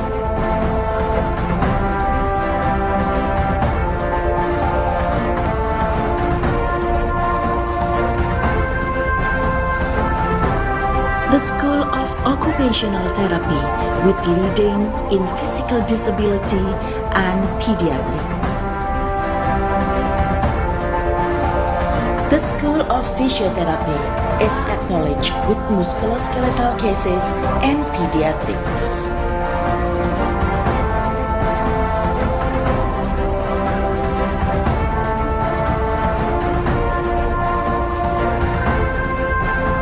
The School of Midwifery with the preeminent in complementary treatment.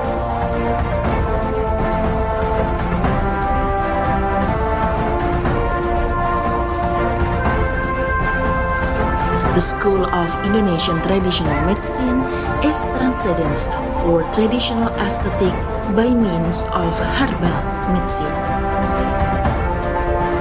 While the School of Pharmaceutical and Food Analysis is excellent in toxic and hazardous substances in traditional medicine and cosmetics.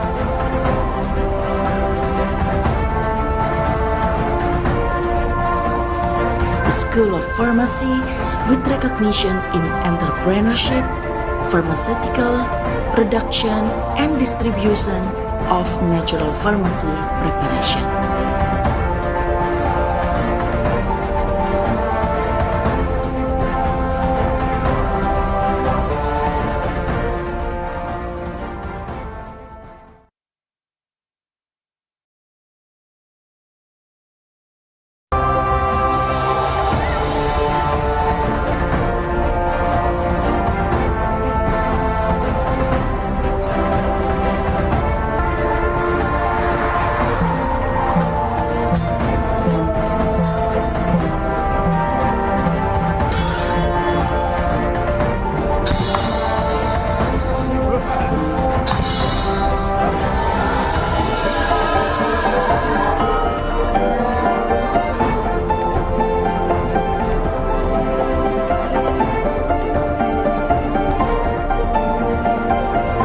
The Health Polytechnic of Surakarta is located in 3 different campuses.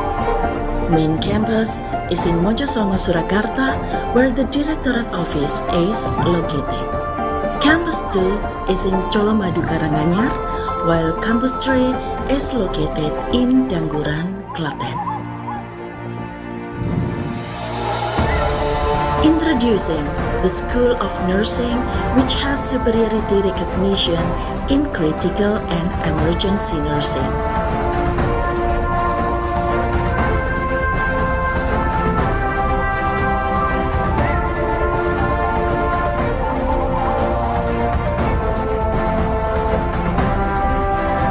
The School of Acupuncture is excellent in pain management and aesthetic acupuncture.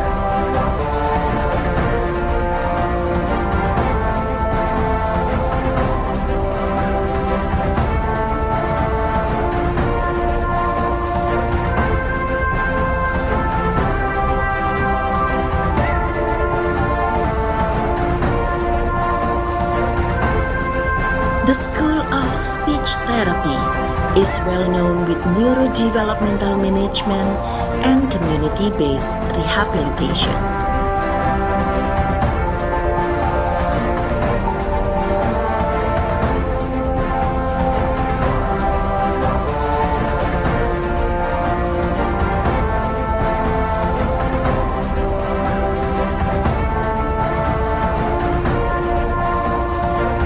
The School of Orthotic Prosthetic has recognition in orthoshoes and lower limb prosthesis and orthosis.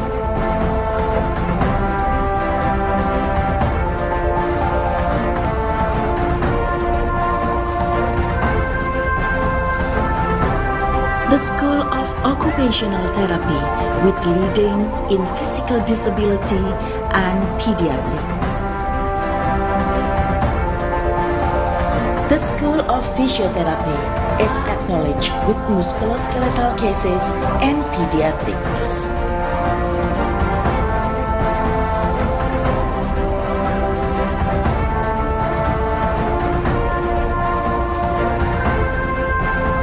The School of Midwifery with the preeminent in complementary treatment.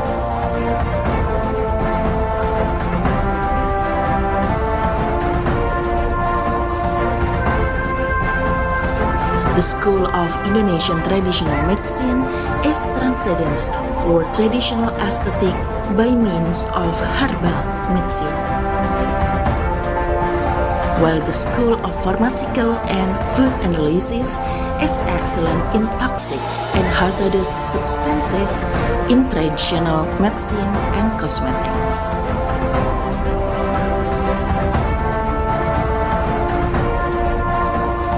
The School of Pharmacy with recognition in entrepreneurship, pharmaceutical, production, and distribution of natural pharmacy preparation.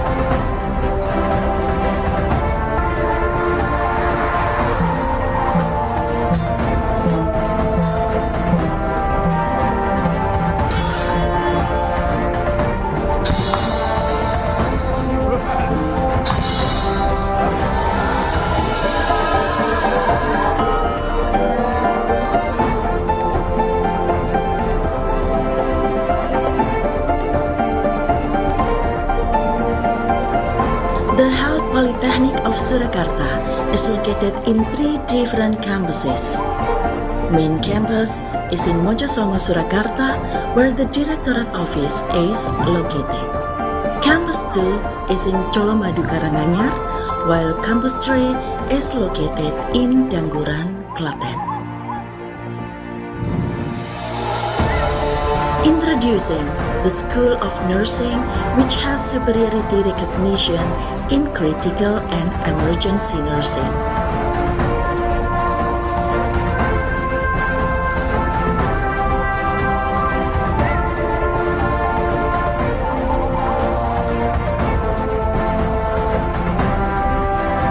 The School of Acupuncture is excellent in pain management and aesthetic acupuncture.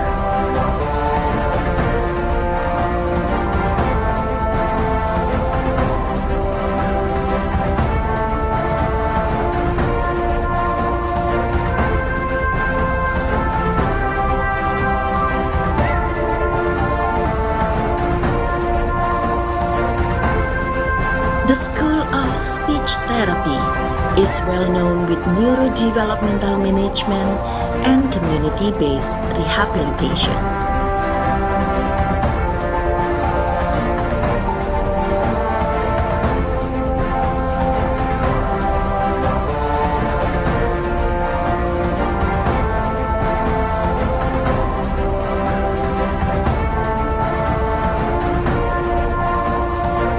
The School of Orthotic Prosthetic has recognition in orthoshoes and lower limb prosthesis and orthosis.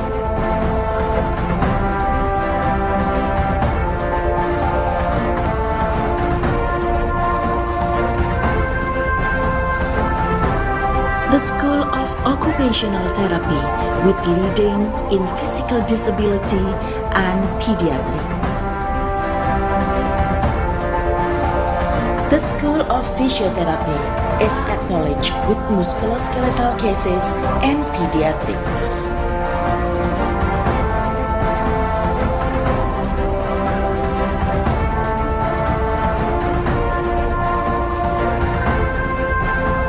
The School of Midwifery with the preeminent in complementary treatment.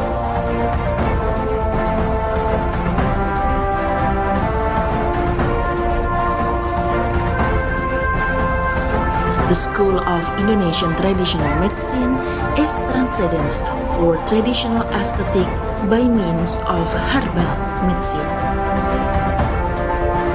While the School of Pharmaceutical and Food Analysis is excellent in toxic and hazardous substances in traditional medicine and cosmetics.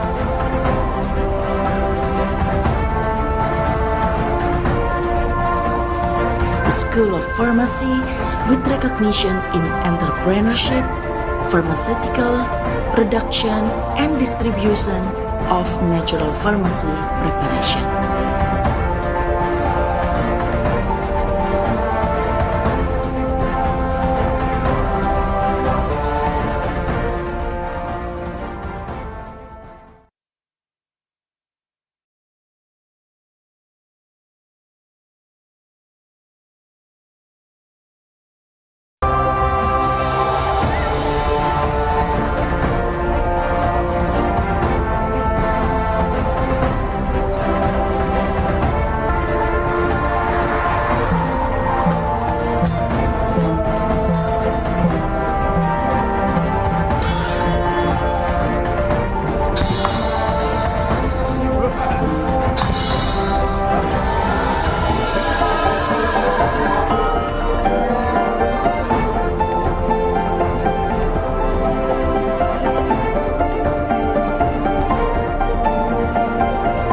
The Health Polytechnic of Surakarta is located in 3 different campuses. Main campus is in Mojosongo, Surakarta, where the Directorate Office is located. Campus 2 is in Colomadu, Karanganyar, while Campus 3 is located in Dangguran, Klaten. Introducing the School of Nursing, which has superiority recognition in critical and emergency nursing.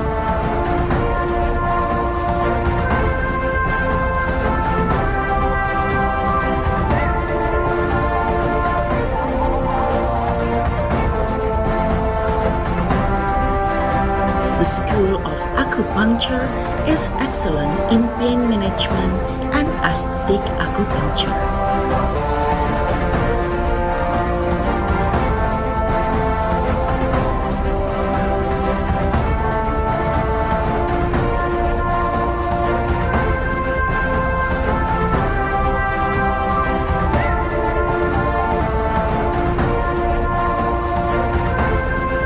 The School of Speech Therapy is well known with neurodevelopmental management and community-based rehabilitation.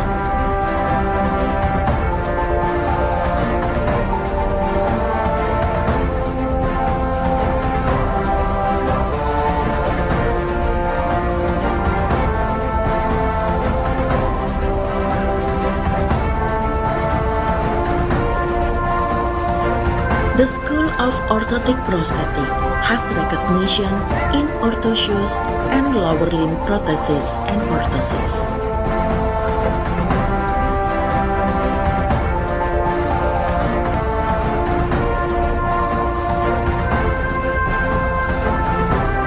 The School of Occupational Therapy with leading in physical disability and pediatrics.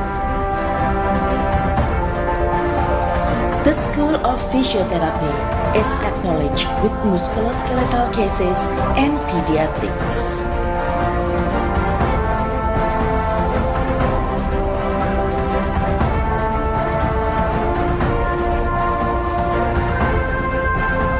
The School of Midwifery with the preeminent in complementary treatment.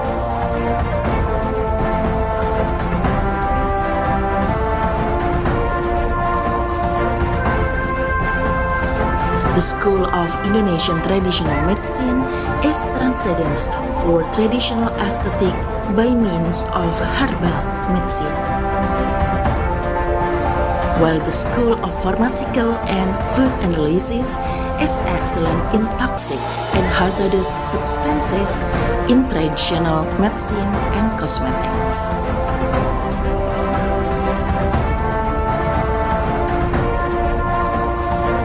School of Pharmacy with recognition in entrepreneurship, pharmaceutical, production, and distribution of natural pharmacy preparation.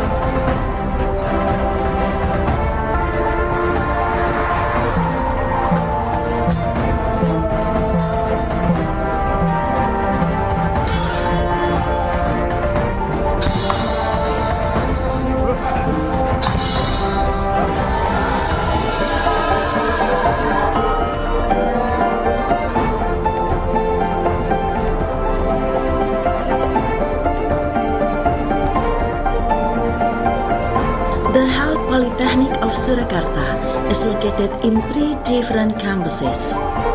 Main campus is in Mojosongo, Surakarta, where the Directorate Office is located. Campus 2 is in Colomadu, Karanganyar, while Campus 3 is located in Dangguran, Klaten. Introducing the School of Nursing, which has superiority recognition in critical and emergency nursing.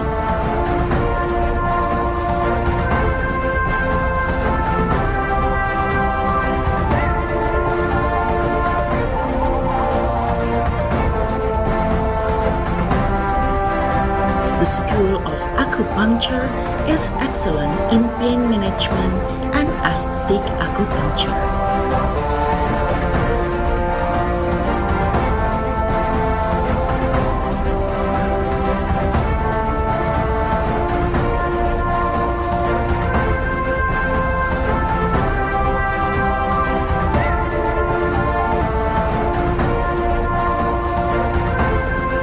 The School of Speech Therapy is well known with neurodevelopmental management and community-based rehabilitation.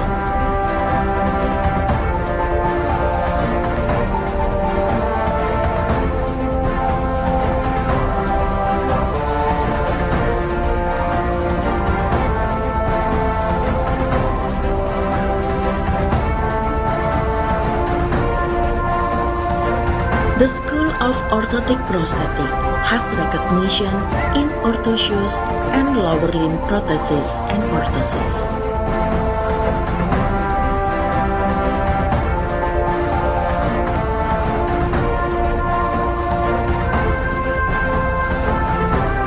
The School of Occupational Therapy with leading in physical disability and pediatrics. The School of Physiotherapy is acknowledged with musculoskeletal cases and pediatrics.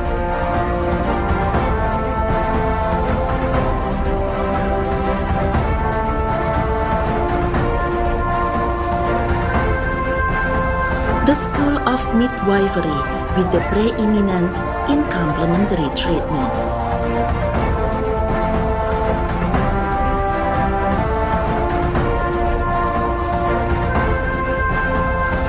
The School of Indonesian Traditional Medicine is transcendence for traditional aesthetic by means of herbal medicine. While the School of Pharmaceutical and Food Analysis is excellent in toxic and hazardous substances in traditional medicine and cosmetics.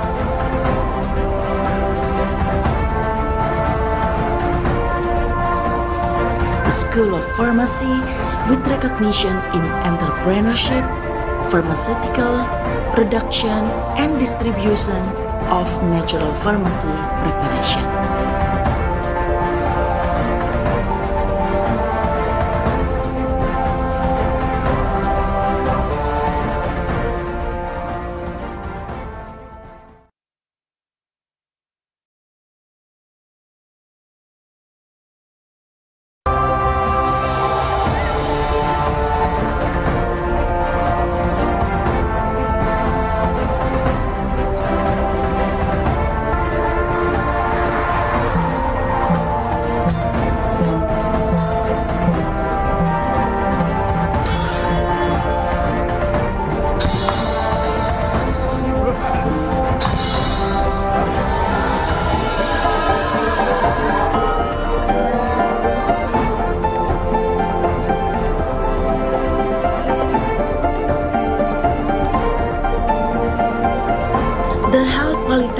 Surakarta is located in 3 different campuses.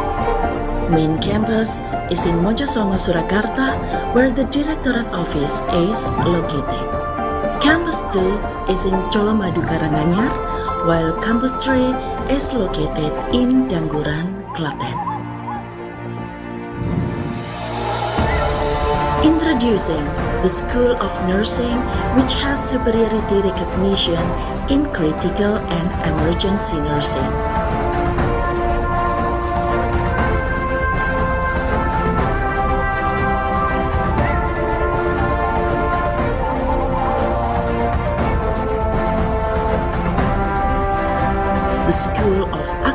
acupuncture is excellent in pain management and aesthetic acupuncture.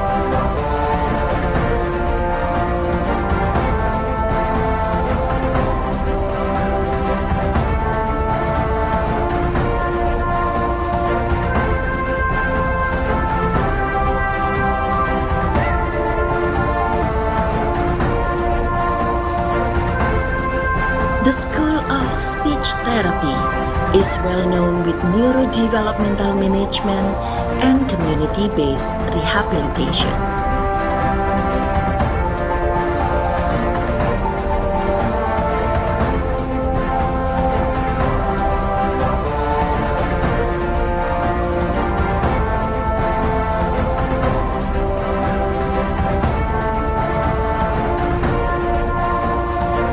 The School of Orthotic Prosthetic has recognition in orthoshoes and lower limb prosthesis and orthosis.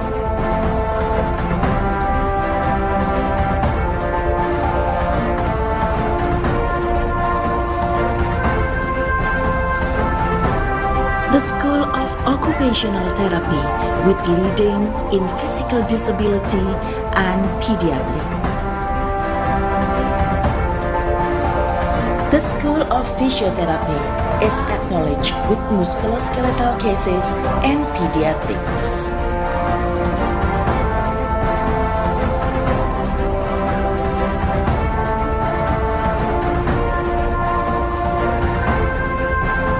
The School of Midwifery with the preeminent in complementary treatment.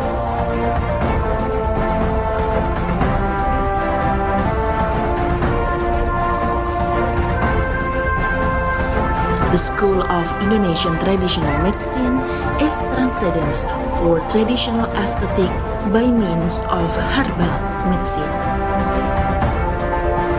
While the School of Pharmaceutical and Food Analysis is excellent in toxic and hazardous substances in traditional medicine and cosmetics.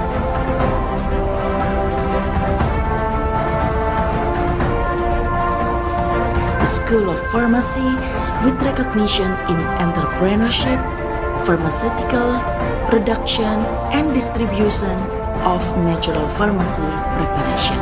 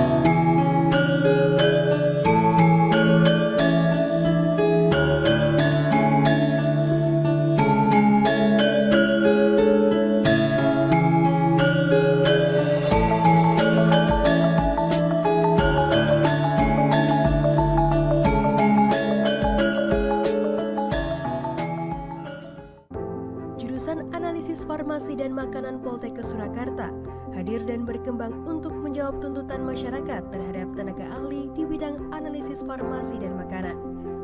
Jurusan ini resmi didirikan pada tanggal 28 Agustus 2017. Jurusan Anafarma memiliki satu program studi, yakni Prodi D3 Analisis Farmasi dan Makanan. Visi utama dari Prodi Anafarma adalah menghasilkan lulusan ahli madya analisis farmasi dan makanan dengan keunggulan di bidang analisis bahan berbahaya dan beracun, penyediaan obat tradisional dan kosmetika tradisional yang profesional, serta kompetitif dan berwawasan global pada tahun 2035. Misi jurusan Anafarma yang pertama adalah menyelenggarakan program studi D3 Anafarma yang unggul di bidang analisis bahan berbahaya dan beracun pada sediaan obat tradisional dan kosmetika tradisional, serta menghasilkan lulusan yang profesional, kompetitif, dan berwawasan global. Yang kedua, menyelenggarakan penelitian yang mendukung program pendidikan yang unggul di bidang analisis bahan berbahaya dan beracun pada sediaan obat tradisional dan kosmetika tradisional. Yang ketiga, menyelenggarakan pengabdian masyarakat yang unggul. Yang keempat, menyelenggarakan tata kelola penyelenggaraan pendidikan yang akuntabel dengan jaminan mutu. Yang kelima, mengembangkan kemitraan dengan berbagai sektor, baik nasional maupun internasional. Dan yang terakhir, menyelenggarakan diversifikasi usaha dan kewirausahaan. Anafarma sendiri mempelajari bidang laboratorium farmasi dan makanan, serta memiliki kemampuan dalam menganalisis produk farmasi dan pangan yang aman bagi masyarakat. Lulusan analisis farmasi dan makanan merupakan tenaga teknik kefarmasian dengan dilengkapi surat tanda registrasi tenaga teknik kefarmasian. Profil lulusan D3 Anafarma meliputi yang pertama, pelaksana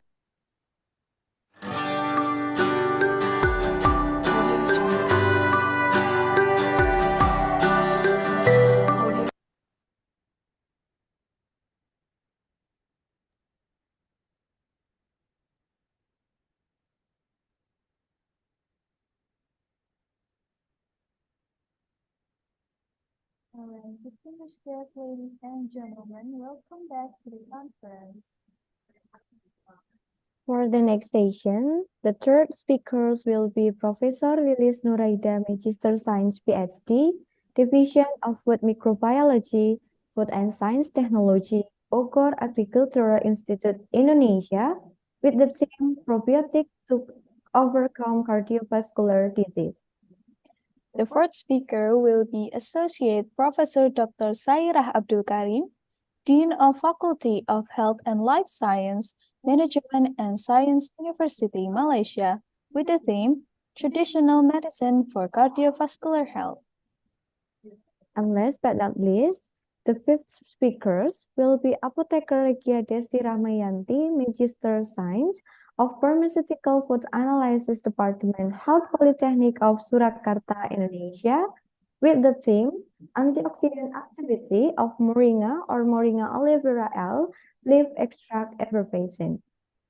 This session will be handled by the moderator, Mrs. Apotheker Justina Dwi Rusita, Magister Science, as second moderator. We cordially invite Mrs. Apotheker Justina Dwi Rusita. Good afternoon, Mrs. Justiana Dwi Rusita. How are you? Fine.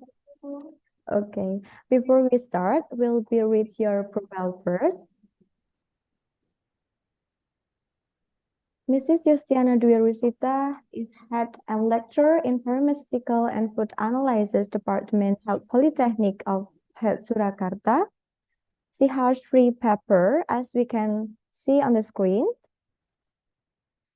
She is also an alumni Setiabudi University of Surakarta, and she is currently studying at Gajah Mada University as doctoral in pharmaceutical science. And it seems, as we can see, that she has a hobby of singing. That was Mrs. Justiana's curriculum today.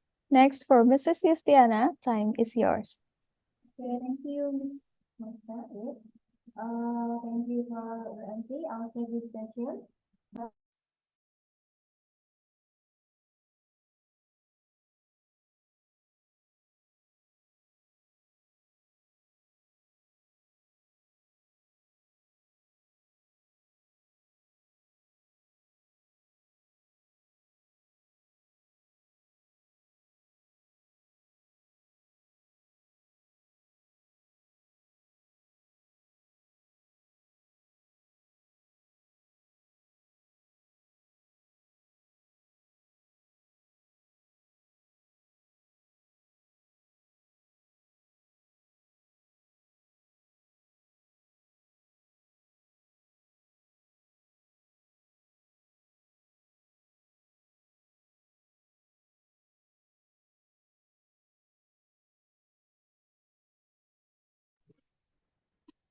I'm sorry, I could not hear anything. Okay, sorry. Important. Okay. Thank you for MC. I'll take this session. Assalamualaikum warahmatullahi wabarakatuh. Good evening, ladies and gentlemen. Thank you to being with us on your holiday. We are here to broaden our knowledge in food and supplement for cardiovascular health with our incredible speaker from Indonesia and Malaysia. And my name is Justiana Durusita. I am going to be your moderator for the second session today. There will be 3 speakers in the second session. The first speaker is Professor Lilis Nuraida, PhD. The second speaker is Professor Sairah Abdul Karim. And then the last speaker is Regia Desti Rahmayanti. And then now we will meet our best speakers. The first speakers, Professor Lilis Nuraida. Can you hear my voice? Yes, sure. Okay, thank Yeah. you. Before I will introduce her profile.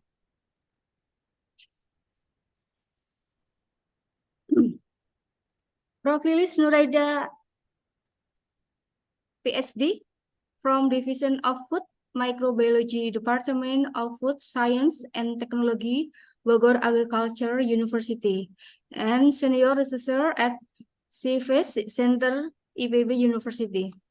And then her working experience, Senior Researcher, Program Manager, Head of Study Program of Professional Master in Program in Food Technology, and then Executive Director of Quality for Undergraduate Education Project.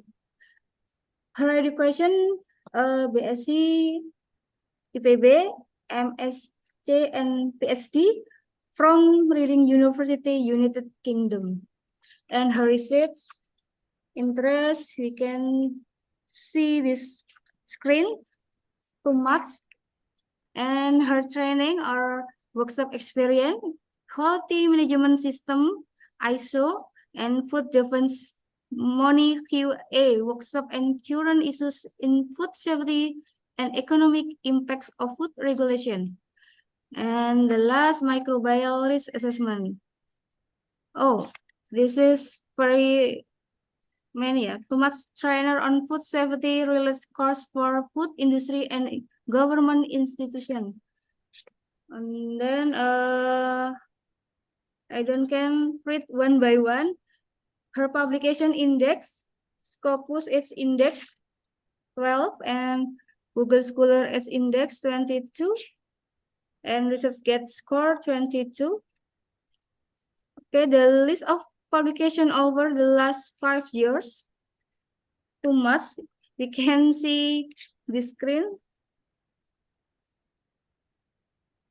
Okay, and then her professional membership, Southeast Asia Probiotic Scientific and Regulatory Expert Network,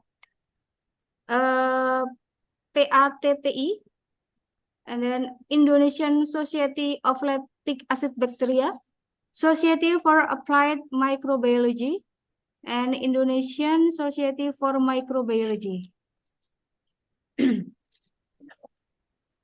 Okay, Professor Lilis, PhD, I give you speaker has 13 minutes. 30 minutes and to deliver the presentation, and I will be followed by discussion. Okay, please, it's your time.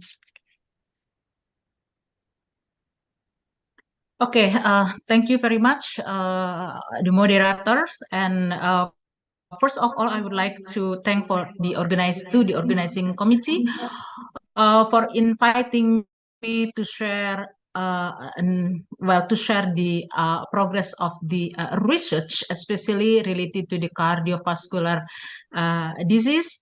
And I really also I highly appreciate the student association that initiate this very useful conference. Okay,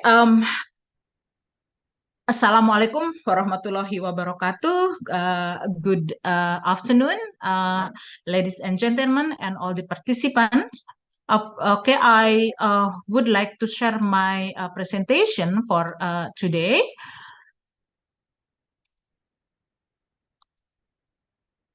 Okay, am I audible?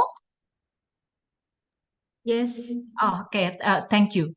Okay, well, first of all, please allow me to a little bit modify the titles asked by the organizing committee by inserting their potential rule. So my title will be on, I'm going to talk about the probiotics and their potential role to overcome cardiovascular disease. As I'm going to talk today that the function of probiotics in overcoming cardiovascular diseases still needs some confirmation. It's not as established as the function for the gastrointestinal tract or any diseases directly related to the gastrointestinal tract. So, well, what I'm going to talk today is well, a little bit about cardiovascular disease as the background, and maybe everyone know better than me, since you are daily you have knowledge in health. And I'm going to talk about the gut microbiota and well-being, and then about probiotic concept and their beneficial effect. And especially this one is the focus of the topic is the benefit of probiotics in cardiovascular disease.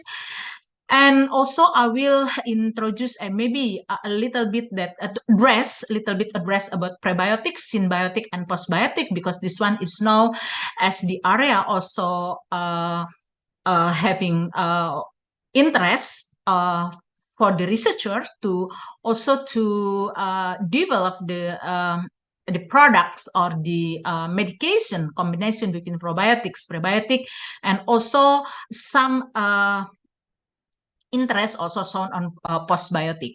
And then the conclusion. Okay, so just a little bit as the background, that's cardiovascular disease covers a wide range of diseases, including all the pathological changes in, especially involving heart and or blood vessels, such as hypertension, coronary heart disease, etc. And the most common cause of the heart disease is the atherosclerosis, which is, that this is the plaques in the artery walls, which make them thicker, thus preventing proper blood flow. And the other causes of the cardiovascular diseases include the high blood pressure, diabetes, coronary heart disease, stress, heart damage, as well as infection by bacteria, viruses, and parasites, and also including to the habits and diet. The coronary cardiovascular diseases has been paid a lot of attention because over half of the death in the middle age and 1/3 of the death in the elderly are attributed to the CVD. This one is in a majority of developed country. And in the developing countries, the CVD has also the leading cause of death for at least the last 15 years. And by 2030, is it estimated that will be about 20 million deaths per year. So this is why that the attention has been given to cardiovascular disease.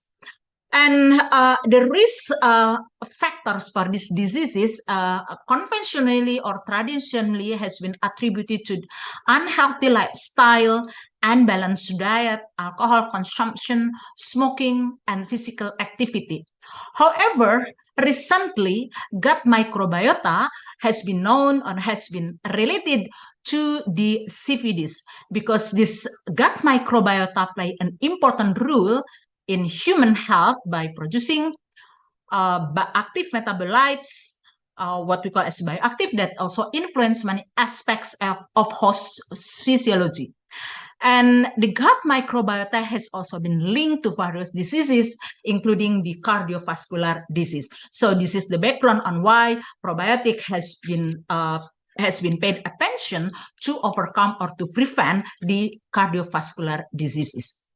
Okay, So when we are talking about the microbiota, then we are talking about the human microbiota, and you can see in these figures that the human microbiota contain as many as 10 to the 14 bacterial cells, which is equal to 3.3 million genes. When we compare with the human cell present, the bacterial cell is 10 times of the human cells, and the gene is is about much lower, and the genes of the bacterial cell is much more than the human cell. So the 23,000 genes compared to 3.3 million genes. And the 70% of the microbiota in our body are inhabitant of the gut, of our gut. So the 30% is spreaded from nose, mouth, as well as the skin. And our gut, actually the home for over 100 to 1,000 microbial species. There are many microorganisms, including fungi, viruses, protozoa, but dominated by bacteria. And the dominant member of the bacteria, only 4 phyla, which is Firmicutes, Bacteroidetes, Proteobacteria, and Actinobacteria. So again, this one, the presence of this bacteria has a function to modulate host internal environment. So when we see the bacteria, how much present in our gastrointestinal tract, so along our gastrointestinal tract from the stomach to the colon, there is diversity in number as well as in the species and phylum of the bacteria. The highest number of our gastrointestinal tract reside in colon, which is accounting to 10 to the 10, 10 to the 11 coloniform unit per mil, which is the number of the bacteria is more diverse as compared to the stomach and duodenum. And a little bit diverse is also in jejunum and ileum. Okay, the function, the human gut host, or our intestinal tract, the nutrient-rich environment in our gastrointestinal tract support the commensal microbiota. And this got the hundreds, trillion, even million of bacteria in our human gastrointestinal tract serve several functions, and it helps digest indigestible food such as dietary fiber and produce nutrients that could support our health. Their metabolisms also helps, or the presence of the microorganisms in our gastrointestinal tract has a function as a protective function, a structural function, and a metabolic function. So by protective function, the presence of the beneficial microorganisms or the normal microbiota in healthy people will inhibit the growth of the pathogens, as well as a competitor for nutrient, and also the receptors, as well as to produce antimicrobial factors that inhibit the growth of the pathogenic bacteria. So the presence of the microbiota in our gastrointestinal tract also function as a structural by providing barrier fortification, immune system, all this such as inductions of the IgA and other immune system development.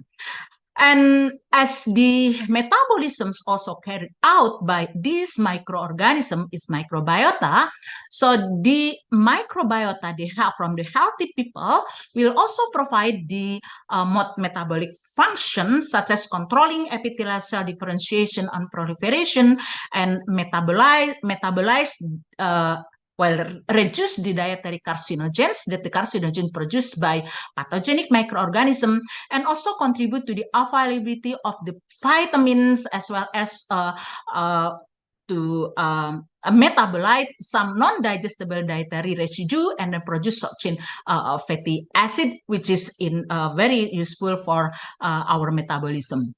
So the change of gut microbiota will bring a certain number of effects on a distal organ. So it's now the focus is not only on the health of the gastrointestinal tract, but also the distal organ, because the presence of this microbiota will signaling molecule consisting of the structural components such as lipopolysaccharides and their metabolites such as short chain fatty acid and some other metabolites. So the balance between good bacteria and bad bacteria will drive the health status of our body. So the health status of the human being, including the state of the cardiovascular disease. Okay, so when the microorganism, in the human gastrointestinal, in the healthy status, what we call as the eubiosis, the healthy balance marked by high diversity and abundance of the microbial population, especially dominated by lactic acid and volatile acid producing bacteria. What we call as the dysbiosis, eubiosis. But then this status will be affected by the diet, age, and antibiotic stress. And because of this condition, the conditions of the homeostasis of our gastrointestinal tract shifted to the dysbiosis. So in this biosis, change the structure and function of the microbial community and loss of microbial diversity, and also shifted to a pathogenic state of the gastrointestinal tract. Diseases, infection causing bacteria like toxin producing bacteria will dominate in this dysbiosis state. And this biosis state has been also associated with several diseases like acute chronic dysfunction of the host and also the cardiovascular system. So with dysbiosis, the access of pathogen and release of the inflammatory mediators increase and leading to the chronic inflammation and damages. So when we see this figure, so you can see here that the gut microbiota provide essential capacity for the fermentations of non-digestible carbohydrate and producing beneficial metabolites. And a shift from the gut bacterial content and the interaction produced by bacterial metabolism could lead to a negative effect on health condition. And this is what you saw from the red mark or a red shade. And this one is the wide range of diseases. So in the healthy status, which is marked with the blue shadow, okay, this is the good status, the healthy status, and this is in the left side in the range of diseases. And this also altered by dietary fiber intake as well as by the intake of the probiotics. And the range of the disease also depend on the diet. For example, saturated fatty acid intake, excessive protein consumption, and also proton pump when you consume proton pump inhibitor as well as the antibiotic, and also intake of the high sugar or high sugar intake. So the wide range of diseases also include the increase of the cardiovascular disease risk. Okay, so the dysbiosis has also or the abnormal changes in the composition of the microbiota from the homeostasis shifted into dysbiosis, where the pathogenicity is dominant, is also associated with pathogenesis and propagation of heart disease, atherosclerosis, hypertension, obesity, type 2, diabetes, and cancer and other gastrointestinal disorder. So let's have a look what is the relation between microbiome and the cardiovascular disease. So from the latest study, there is strong correlation between gut microbiome and the development of cardiovascular disease. And the pathogenesis of the CVD is strongly linked to the intestinal microbiota imbalance, which is we call as dysbiosis, and also the consequence of dysbiosis is inflammatory responses. And the specific correlation has been found between the gut microbiome and the production of the TMAO, which is derived from dietary components such as choline and carnitine. And certain bacteria that found that present also in the gut capable of converting choline and carnitine into the TMAO and potentially increased risk factor for the heart disease.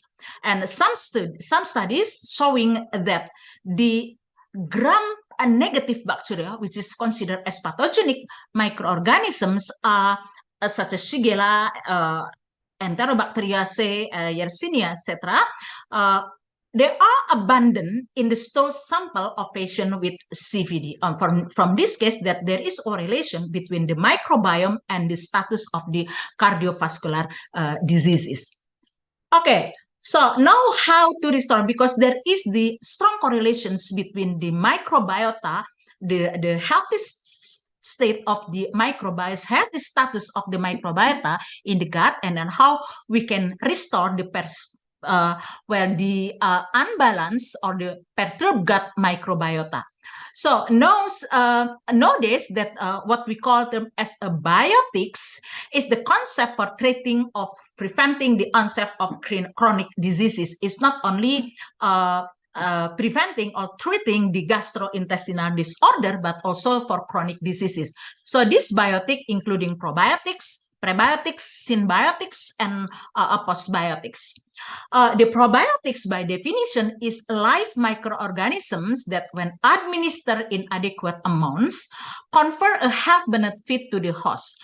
So this is normally and can be used to restore the normal balance of the intestinal ecosystem. This has been considered as a novel health promoting strategy. However, not all the microorganisms considered as a probiotic or not the microorganism are similar. So the function as a probiotic has to go through evaluation, starting from in vitro, in vivo, and clinical trials to prove their beneficial effect. And what is the prebiotics? Usually is always coined with the probiotics. Is the prebiotic is the substrate that selectively utilized by host microorganism, conferring a health benefit. And also what the symbiotic is the combination between probiotic and prebiotic, which is nowadays is also paid much attention because the combination give more beneficial effect. Okay, so where did probiotics come from? So this one is the basic concept of traditional probiotic has been introduced, although the term introduced lately, at about 1907, in the early 19th century, by Eli Mechnikov, which published his book is The Prolongation of Life. So his observation show that the regular consumption of fermented dairy products with lactic acid bacteria, such as yogurt, was associated with enhanced health and longevity in elderly Bulgarian people. And some of the bacterial organisms that present in large intestine were source of toxic substances that contribute to the illness and aging. And the presence of the acid-producing microorganism in fermented dairy product, which is normally consumed by Bulgarian people, may have an impact on the colonic flora and then becoming dominant. So this will imbalance the existence of the pathogenic microorganism producing toxic substances and causing illness and aging. So when we have a look at this development of the probiotic actually started in 19th century. However, the term itself first time is published in 1953, and then the term has been defined by the FAO and WHO, the definition of probiotics that becoming the reference as for global food industry as well as the government. And in 2015, Organization of Probiotic and Probiotics slightly modify the FAO definition. And since the establishment of the first human gut microbial gene catalog in 2010, there are many research that link between the microbiome and microbiota into the health status. So that's why now that has been known that the microbiome is also linked to the some diseases like cardiovascular diseases and some many other disorder. Okay, there are many other many probiotics, which is firstly isolated from human, but now from fermented food. But mostly probiotic is belong to the lactobacillus species and bifidobacteria. And what we have to remember that probiotic is strain dependent. So not all species or strain are equal, and we can say that not all yogurt or fermented food are equal. This is just an example, the type of the probiotics that has been commercialized. Many lactic acid bacteria has been permitted and also being used commercially, including the non-lactic acid bacteria, which is belong to the yeast, Saccharomyces cerevisiae or Burardi, and also Bacillus coagulant. So you can see here there are many probiotics function and or beneficial effect of the probiotics. We can see here from the intestinal microbial composition, restore the intestinal microbial composition, and also regulate immunomodulation, and as well as therapeutic effect for prevention many diseases, and also metabolic effect that will also contribute to prevent many diseases beyond the gastrointestinal tract.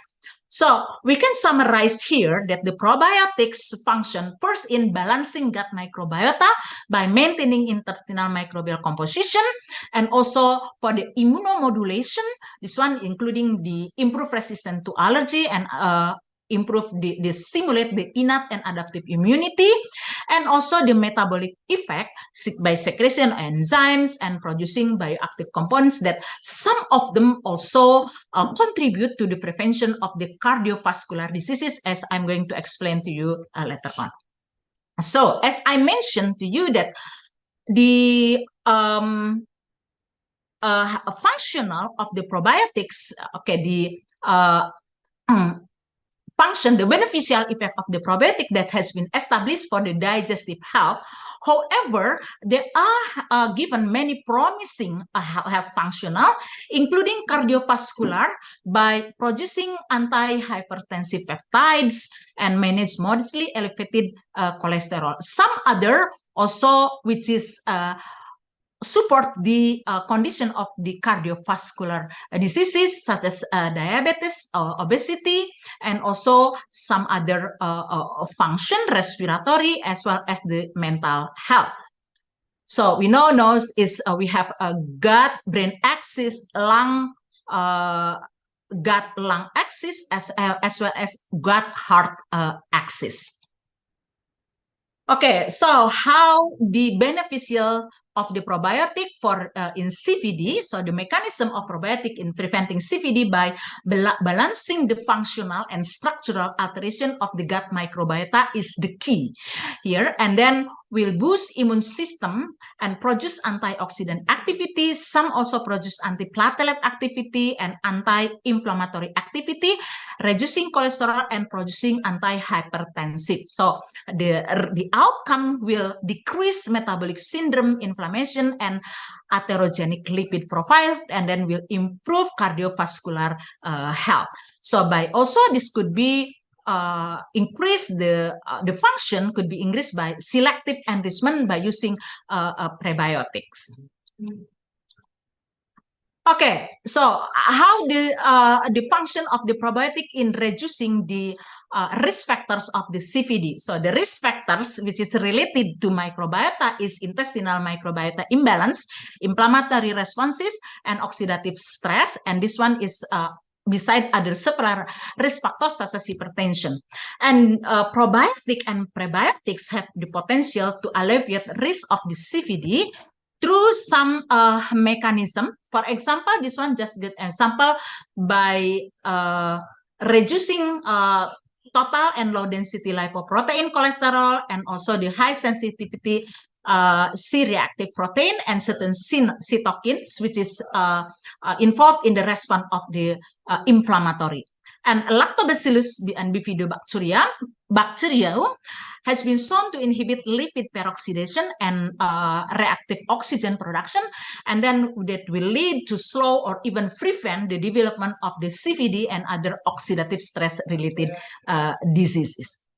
Okay, so how this mechanism of the beneficial role of probiotic on CVD, we can summarize that the probiotic bacteria will stimulate mucin production, which is will inhibit or the attachment of the pathogenic bacteria, and increase the expression of tight junction proteins, and enhance the intestinal barriers, and activate innate and adaptive immune response, and as well as to produce short chain fatty acid. And one of the short chain fatty acid, which is butyric acid, has a strong anti-inflammatory potential. So by providing probiotics as an intake, and that will save from the gut dysbiosis into eubiosis, so then the negative effect for the gut dysbiosis will be inhibited, and then that will inhibit it also will prevent the progress of the CVD. Okay, coronary artery disease is also been attributed for the development of the CVD, and then this dysbiosis has also related to the coronary artery disease with increased intestinal permeability and metabolic endotoxemia. So lipopolysaccharide, which is the component of gram-negative bacteria, which is mostly a pathogenic bacteria, can enter the bloodstream after passing through the intestinal mucosa, and this may be also the major modulator for chronic inflammation. And the second is metabolic endotoxemia, and the toxin may also cause plaque development and progression of arteriosclerotic lesion, as well as releasing other chemicals. And probiotic, in addition to aiding in maintenance homeostasis in the gut microbiota, has been proposed as viable treatment for and prevention for coronary artery disease. So the probiotic maintain gut barrier function, integration, and decrease intestinal permeability by lowering endotoxin level. Okay, how about the hypertension? Hypertension, as we know, that a leading cause of early death around the world, and arterial hypertension also the key risk factor for the development of serious disorder.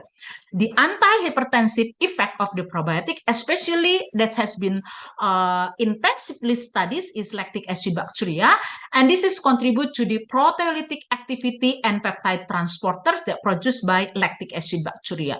So many studies has been performed for the fermented milk product for the hypotensive effect, such as hypotensive effect of yogurt, cheese, kefir, and which contain live probiotic strains. But the key for this effect is the presence of the what we call is the bioactive peptide. So, for example, the fermented milk contain 3 peptides, isoleucine, proline, and valine, proline, via inhibiting. The key is inhibition of the angiotensin converting enzymes that has been proved in hypertensive patient as well as in spontaneously hypertensive rats. Okay, so how the mechanism of this for the next is arteriosclerosis is also a primary risk factor for the CVD is arteriosclerosis, which is characterized by cholesterol build-up and migration of the macrophage into arterial walls that will induce the atherosclerotic plaque. And in the gut dysbiosis, that must be also the factor of the onset of the arteriosclerosis, and this one also impairs with the integrity of the gut barriers and leading to the chronic inflammation okay. And the peptidoglycan and lipopolysaccharide of microorganism also has been linked to the CVD risk through the atherosclerosis. So how the probiotic could overcome this by reducing the cholesterol build-up as well as for the prohibiting or preventions of the migration of the macrophages. Okay, so how the probiotics in the arteriosclerosis in reducing cholesterol? Sorry.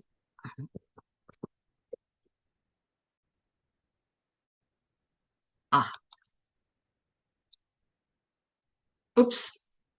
Okay. Okay, so probiotic with the, sorry, this one is the development of the progression arteriosclerosis. This one is including on how the probiotics could dominate the gastrointestinal tract microbiota by this one competitive with the pathogens, and as the result is the lipopolysaccharides decrease, and this short chain fatty acid increase, and the inflammation is decreased. So this will be prevent the arteriosclerosis. So in reducing cholesterol, there are two effects. One is the direct effect. The direct effect by assimilating cholesterol for their own metabolism. The cholesterol is binded by the cells, and then the cholesterol also could be degraded to catabolic product, which is we call as coprostanol. And then in indirect mechanism, through deconjugating bile salt and inhibition of the enzyme synthesizing cholesterol. And several lactobacillus strain has been reported to display a potent hypocholesteremic activity. Both has been proved in vivo and in vitro. So, but more studies needed to elucidate the mechanism. So, by providing the probiotics, so the cholesterol will be directly assimilated and indirectly through the conjugated bile acid. So this is our example that our research for in vitro characterization for lactic acid bacteria isolated from Indonesian kefir grain. We can see here the capability of the lactic acid bacteria in absorbing cholesterol or in reducing cholesterol is vary between strains. So we cannot say that all the strains are similar. So we have to characterize its strain. Okay, so how this mechanism on how the deconjugation of the bile salt.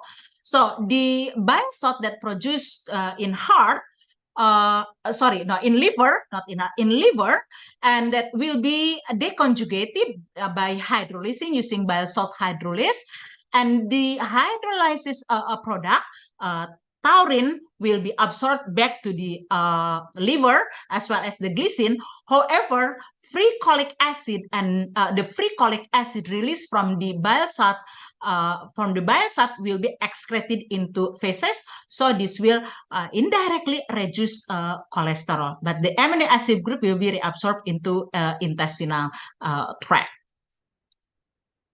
Okay, and we can see also here the dysbiosis in and high blood pressure. Can see here that the gut dysbiosis, as I mentioned previously, that is a causative factor in the development of hypertension that may rise from reduce the mesenteric blood flow, which is the flow in our gastrointestinal tract, and also increase systemic inflammation. So the probiotic could prevent the high blood pressure through the shifting from the dysbiosis into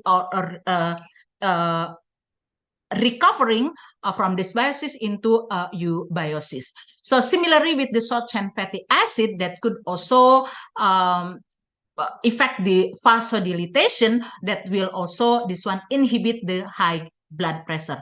And this has been proved that fecal material transfer from hypertensive person transfer into germ-free mice, showing that the germ-free mice that transplanted by the fecal from the hypertensive person also suffer of the high blood pressure. So this one is proof that what is the correlation between the gut microbiome there is the correlation between gut microbiome, the dysbiosis, with the high blood pressure. Okay, so I mentioned earlier that also the bioactive compound, which is attributed to the mechanism of how the probiotic could help preventing or reducing the blood pressure. So this is the normal that angiotensin 1 conversion of the angiotensin 1 to angiotensin 2 will induce vasoconstriction and then result in the increase in the blood pressure. Some bioactive peptides, which is resulted from the proteolytic system of the probiotic bacteria, can inhibit the angiotensin converting enzyme.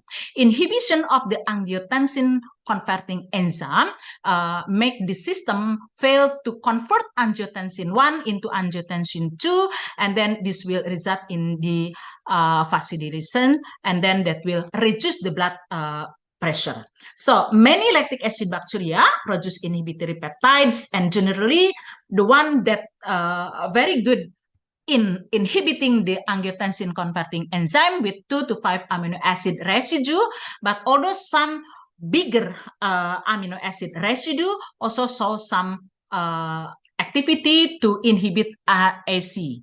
Okay, so mostly in milk fermentation, the AC inhibitors peptides mostly derive from casein as a mother of the protein. So this one is also so that many lactic acid producing bioactive peptide has been identified as angiotensin converting enzyme inhibitor. So we also look for some local lactic acid bacteria for the activity of angiotensin 1 converting enzymes, as well as from milk fermentation, as well as this one is from breast milk, which is that the most active peptide is the peptide with less than 3 kilodalton, which is in accordance with the previous experiment that the most active biopeptide is with 2 to 5 amino acid residue. So the last one is the I beg your pardon? Yes, sorry. You have 2 minutes again. Okay, yes. Okay, 2 minutes left. Okay. Okay, so the last one is the prebiotic. As we know that probiotic is undigestible carbohydrates, which is we know that is dietary fiber, but this undigestible carbohydrate will selectively promote the growth of the beneficial microorganism in our gastrointestinal tract.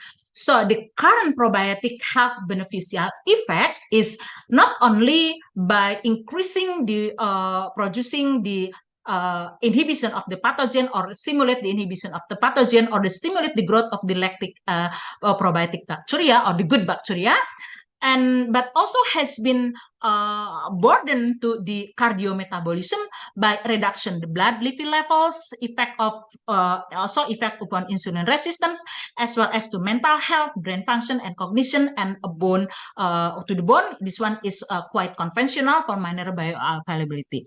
So the low probiotic intake will reduce production of short chain fatty acid and shift the gastrointestinal microbiota metabolism to use less favorable nutrients, and this one is leading to the production potential detrimental metabolite that could induce inflammatory. Okay, so the beneficial effect of the prebiotic increase short chain fatty acid and altering the gut environment, and also improve the gut epithelial permeability, which is contribute to the reductions of the total and LDL cholesterol, HSCRP, and lowering the incidence of the CVD risk factors such as hypertension, obesity, as well as diabetes. This one just to show you the natural food that contain the prebiotic, of course, with different concentration. Okay, the next maybe I would also introduce the term of the symbiotic. So symbiotic is basically the mixture between probiotic and prebiotics, composed of the which is designed with the design target of the microorganism, and also the prebiotic has to be designed that selectively utilized by co-administered microorganism. So the probiotic will metabolize the prebiotic in the colon. And also this one also depend on host the microorganism, or also the prebiotic will give also the the food for the good colonic microorganism. So this is the example of the symbiotic existing that has been researched by many researchers that saw the effect on the effect of the prebiotics and probiotic and symbiotic, as I mentioned earlier. Okay, so what is the postbiotic? I mentioned earlier, and I also has mentioned to you about the bioactive peptide that act as anti-hypertensive. So what we are talking, when we are talking about the probiotic, we are talking about live microorganism. When we are talking about the prebiotic, we are talking about the substrate for the microorganism. But how about that microorganism? Is there any effect when we consume the dead probiotic? So the science has been evolved, and then in 2021, this term has been defined by the International Scientist Association for Probiotic and Prebiotic, that postbiotic defined as a preparation inanimate microorganism, so it's not live microorganism, and or their components that confer a health benefit on the host. So the postbiotic contain of the intact inanimate microorganism, the fragment, as well as the metabolite. So the metabolite, an example I already explained to you, is the one that anti-hypertensive, which is attributed to the bioactive peptide as a result of the metabolisms of the probiotic bacteria and lactic acid bacteria using a protein. Okay, as a conclusion, as we can see here, that the microbiota and the maintenance homeostasis in the intestinal environment are factors that contribute to health of the host, including the risk of the CVD. And this biosis affects the development of the CVD through several different mechanisms, including increased intestinal permeability and also metabolic endotoxemia, as well as okay. And then the inclusion of the biotic, which is probiotic, prebiotic, and symbiotic in the diet as a nutritional supplement also seems to be a promising and effective approach to correcting the gut dysbiosis and also the metabolic function of the host. So probiotics may help defend against CVD by lowering cholesterol level, cutting down oxidative stress by producing antioxidant, and balancing the functional and structural alterations of the gut microbiota and boosting immune response. The bioactive peptides is the promising postbiotic for decreasing blood pressure. So there are many complex mechanisms in using the probiotic to prevent the or to reduce the risk of the CVD.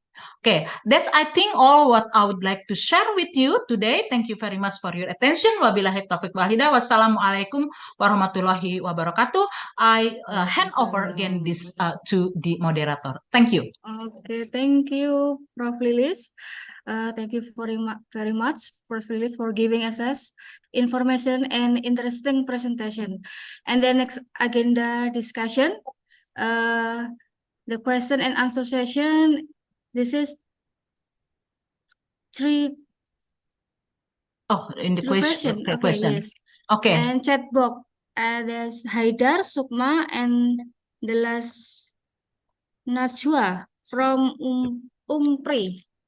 Okay. Maybe Umpri Universitas Muhammadiyah Pring Sewu, maybe. Okay. Please. Okay. Yes. Thank you very much. Very good question. Thank you for Ibu Mbak Sukma, Evita, Ibu Sukma or Mbak Sukma. Sorry. A very good question.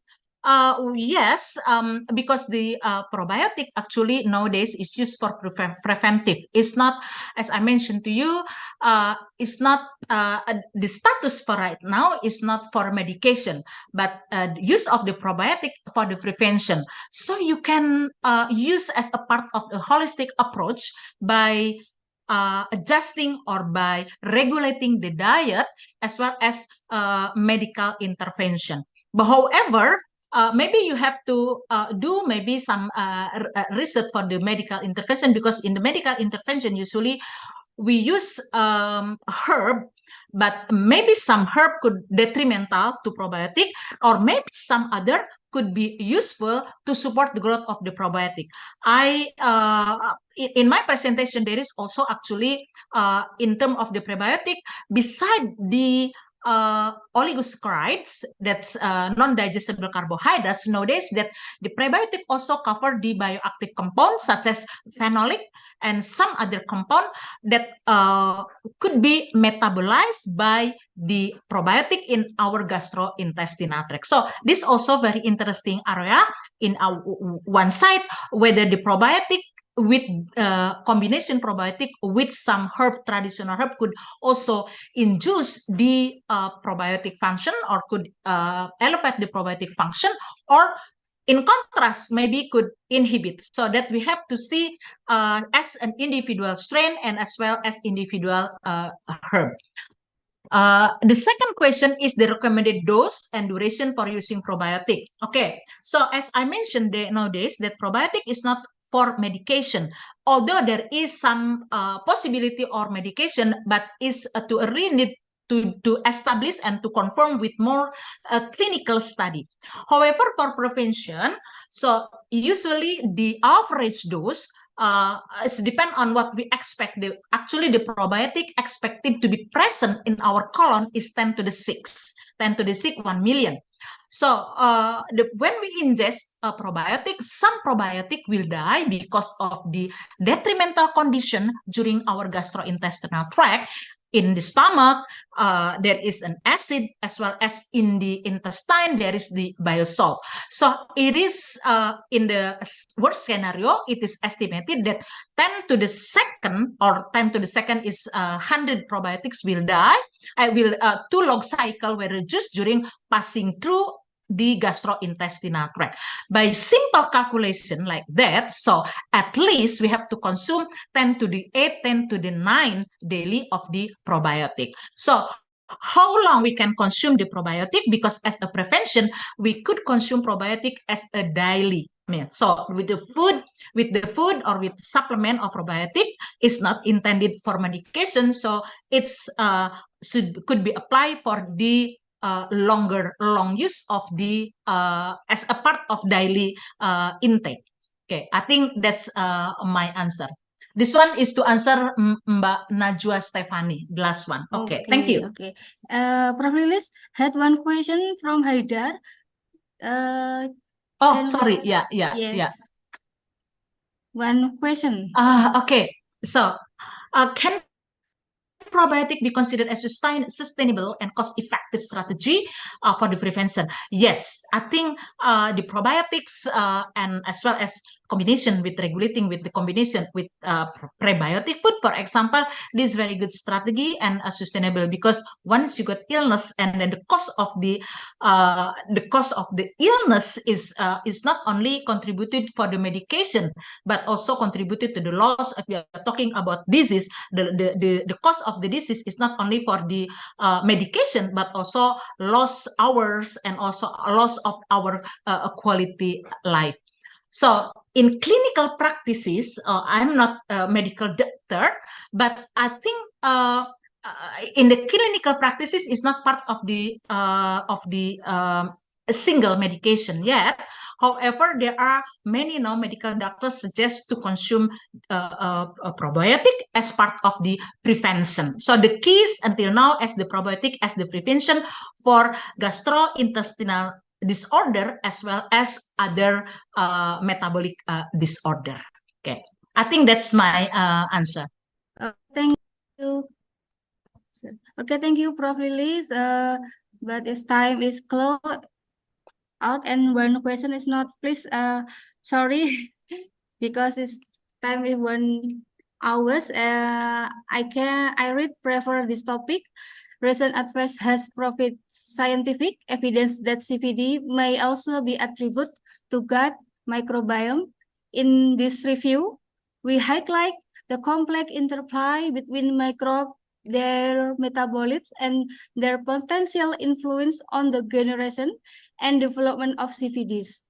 The therapeutic potential of using intestinal microbiome to treat CVD is also discussed. It is quite possible that gut microbes may be used for clinical treatment of CVD in the near future. Okay, thank you, Prof. Lilis. Before you leave, may you stay for a moment, please? Sure. Yes, we will give you the certificate and take a picture together. Please, committee.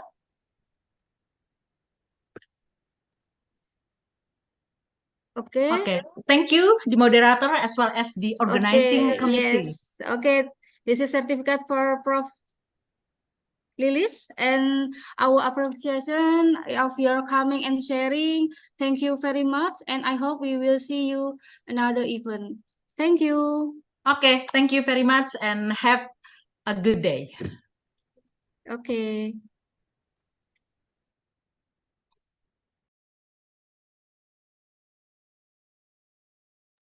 Okay, thank you, ladies and gentlemen. The next speaker is Prof. Dr. Sairah Abdul Karim. Before I want to introduce her profile.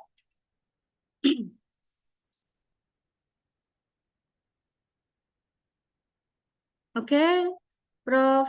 Dr. Sairah was awarded a doctor degree in oncology research from the University Putra, Malaysia.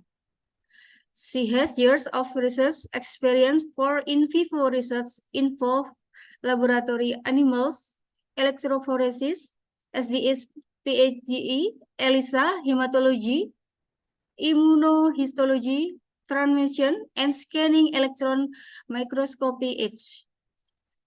Her research area of interest include in cancer research, focusing on exploration of biomarker for breast cancer early detection, biomarker for kidney disease early detection, clinical biochemistry, health science, and public health.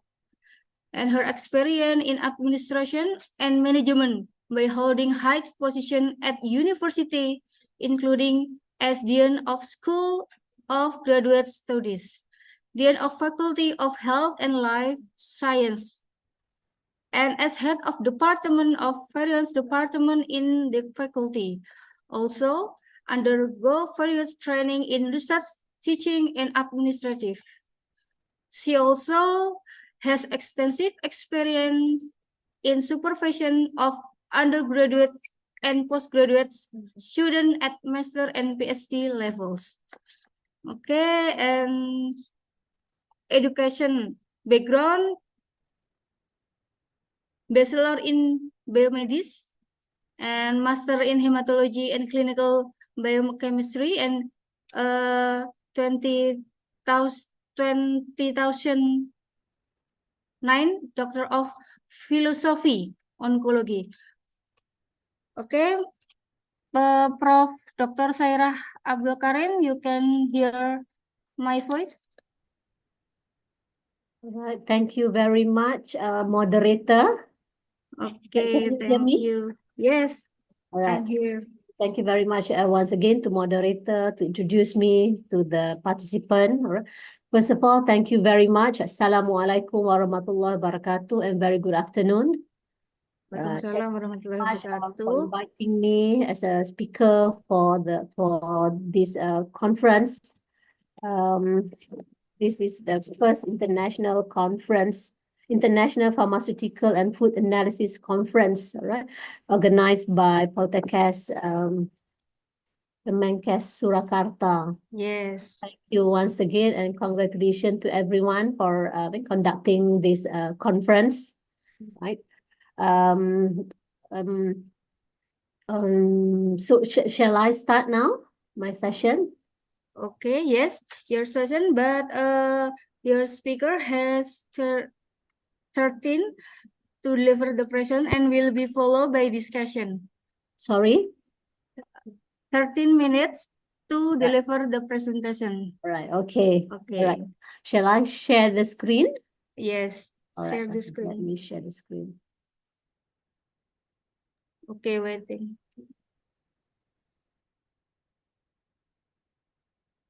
Can everyone see the screen? Yes. All right, okay. All right.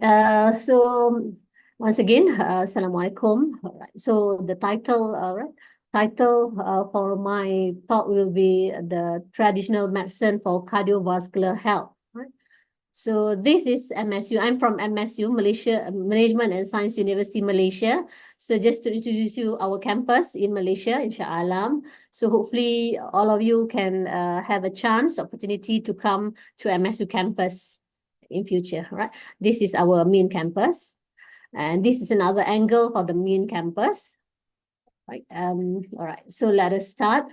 So the title basically that I'm going to deliver today is the traditional medicine for cardiovascular health. Right. First, okay, on the cardiovascular disease. All right. I believe all of us know what is cardiovascular disease. All right. It is a disease of heart and or blood vessels. All right. And this CVD, in short, cardiovascular disease, remain as the most common death worldwide, right? Which account for more than 17 million deaths annually, right? So with that number, it remains as a major, right, most common cause death worldwide.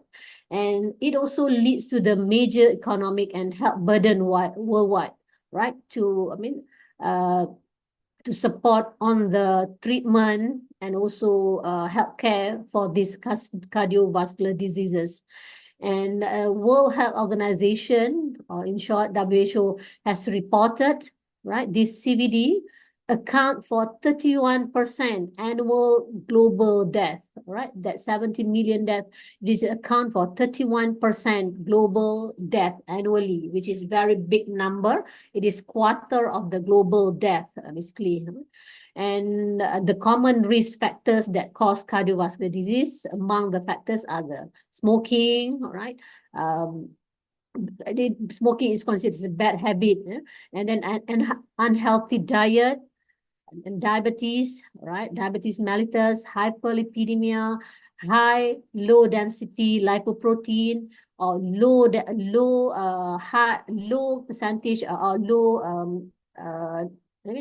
status of high density lipoprotein and hypertension. These are the most common risk factor for cardiovascular disease. Right. So this is a image shows that the burden of cardiovascular disease, right? It is remain as the #1 cause of death worldwide, right? Throughout the world, with 17 million deaths yearly, and may cause about 1,044 billion, all right? By year 2023, it is expected that 1,044 billion should be spent for, for the treatment and healthcare for this cardiovascular disease. All right, so basically it is a group of blood and heart disorder, right, which then can lead to heart attack and stroke. So basically, 1 out of 3 deaths worldwide are due to cardiovascular disease. Of course, there are many types of cardiovascular disease. Either it is from the heart itself, or maybe due to the blood vessel, right, related to the heart. And basically 3 out of 4 deaths from cardiovascular disease occur in low and middle income countries. Therefore, it's become very more burden for this country for the treatment of cardiovascular disease. Right, this is basically the conventional way, right, for the treatment, medical treatment for cardiovascular disease. So such as aspirin, right, then for beta blockers, statin, ACE inhibitors, right? And we also then diuretics, right? Calcium channel blockers, nitrates, antiplatelets, right? These are among the medication that being used for cardiovascular disease. And also another treatment, right, for conventional way of treatment through the surgery, right, and also angioplasty, right, insertion or stenting, right, inserting a balloon, right, to make it wider of the blockage artery. And another one is the surgery. So these are the most, the conventional or the medication that using drugs to treat cardiovascular disease. But of course, our focus today is on the traditional medicine. Right. Right. So treatment for the cardiovascular disease, right? And recently, I mean, for the past of 20 years, the medicinal herbs continue to be an alternative treatment, right? Other than conventional way, right? These medicinal herbs continue to be the alternative treatment approach for several diseases, including cardiovascular diseases. And it has become unprecedented drive for the use of herbal preparation, right, from in modern medicinal system, right? This could be due to the, cost effective, maybe cheaper compared to the modern medicinal system drugs, right? And also they believe they are safe because most of the herbal medicine, it is from the plant itself. It is natural products from our plant. So it is believed that they are safe without less side effects. That's why currently, the attraction also more to this herbal medicine, right? Or traditional medicine. And but yet, even though they are using on this herbal medicine, right, in terms of the safety of this herbal preparation is yet to be properly tested, even though there are many research done for this herbal medicine. Right, so according to WHO, traditional medicine has long history of contributing to the conventional medicine and continue to hold the promise. Right? And a lot of people now also move to do more study on this traditional medicine. Right? And for centuries across the country, people have turned to these traditional healers, right, for home remedies and also ancient medicinal knowledge to address their health and well-being needs. Right, when we talk about medicinal herbs, right, consequently, public awareness has raised on this medicine herb safety, toxicity, and potentially life-threatening adverse effects, and also possible herb-drug interaction. And over the years, laboratory data from the research have shown that these medicinal herbs may have therapeutic value in cardiovascular disease, as they also can interfere with several risk factors of cardiovascular. Right? So therefore, many attempts, right, to move studies on the medicinal herbs, all right, from the bench, right, to bring to the patient, right, and in order to effectively employ herbs in this CVD treatment. So in Malaysia, all right, Malaysian traditional medicines, in Malaysia only has over 6,000 species of tropical plant, which is have the opportunity or the advantage to explore for this active substance that can effective, right, for the treatment for certain diseases, including CVD. So Malaysia not only has traditional Malay and orang asli or indigenous people, right, which derive their medicine or potion or ointments and so many forms from this medicinal treatment, right, from the local plant, right, which have medicinal properties. But in Malaysia, we also have another major, major races such as Chinese and Indian. So they are also into this traditional medicine and for the treatment, right, as a medicinal tradition. And although there are no scientifically proven in most cases, but this traditional medicine and health remedies have been tried and tested locally by the people, and they believe that they have benefit very much also from the nutritional value, and invariably they have ability to cure and prevent various types of ailments. Right? And all these Malaysian traditional medicine practices are varied and colorful based on the Malaysian inherent cultural diversity. So basically, we call it as traditional and complementary medicine, or TCM in short, but don't confuse with this TCM or traditional Chinese medicine. Right? So this traditional and complementary medicine, previously it is known as also complementary and alternative medicine, but now now we are using this terminology, which is traditional and complementary medicine, because it is sometimes it is used by the community. It is complement to the conventional medicine, right? Basically, they are used for either to prevent the disease or to treat or to manage the ailment or illnesses, or even to preserve the mental and physical well-being.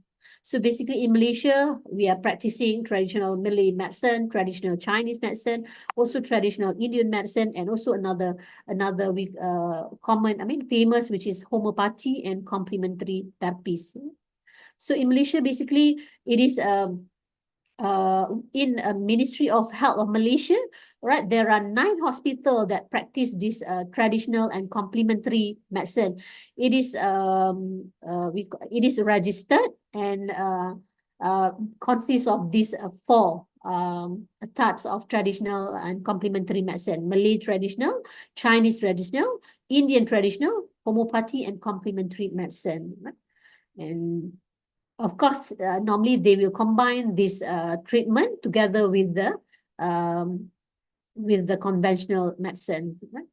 So this is example traditional Chinese medicine. Basically, this Chinese medicine, of course, it is originated from the China, and it is considered, the concept is that they use as a whole health system, right? And they using a holistic approach, right, in terms of to diagnose and preventing or treating the disease itself. And they don't isolate the organs, right? But the organ system, they believe, is interconnected. Right, and the common therapies under this traditional Chinese medicine is such as acupuncture, and then tuina massage, cupping, or bekam. In Malaysia is bekam, and then we have Chinese herbs, moxibustion, and tai chi. This is just example on the traditional Chinese medicine. And for traditional Malaysian herbs, and normally for Malay, normally we are using herbs, right? A lot of herbs, but basically the herbs sometimes is used for our cooking, daily cooking, or so indirectly also either it is prevention for the cardiovascular disease, or even though also sometimes they are using for the treatment, right? This is just example. Right, and basically the objective or the purpose of the traditional treatment as a substitute or also additional or complement medicine to the conventional medicine that's using modern medicine that using drugs. So basically in Malaysia, the patient that take this traditional complementary medicine together with conventional medicines, and the reasons are basically because they believe the disease are more controlled, right? And then to avoid any side effects compared to the modern drugs. And sometimes also because they have almost give up or frustrating experience with the doctor after several years having this conventional medicine, but then the status of the body is still the same. So they would like to try another option for the treatment. And sometimes there's also people that just want to try to use this additional treatment. And of course, it is cost effective also, right? They believe it is more cheaper compared to the conventional drugs, because why normally the traditional medicine is cheaper? Because it is just based on the experience of the those who have using it without any scientific research done. That's why the cost is quite low compared to the conventional drugs. And sometimes also as an emergency treatment, right? They just during the attack, sometimes they use that treatment, right?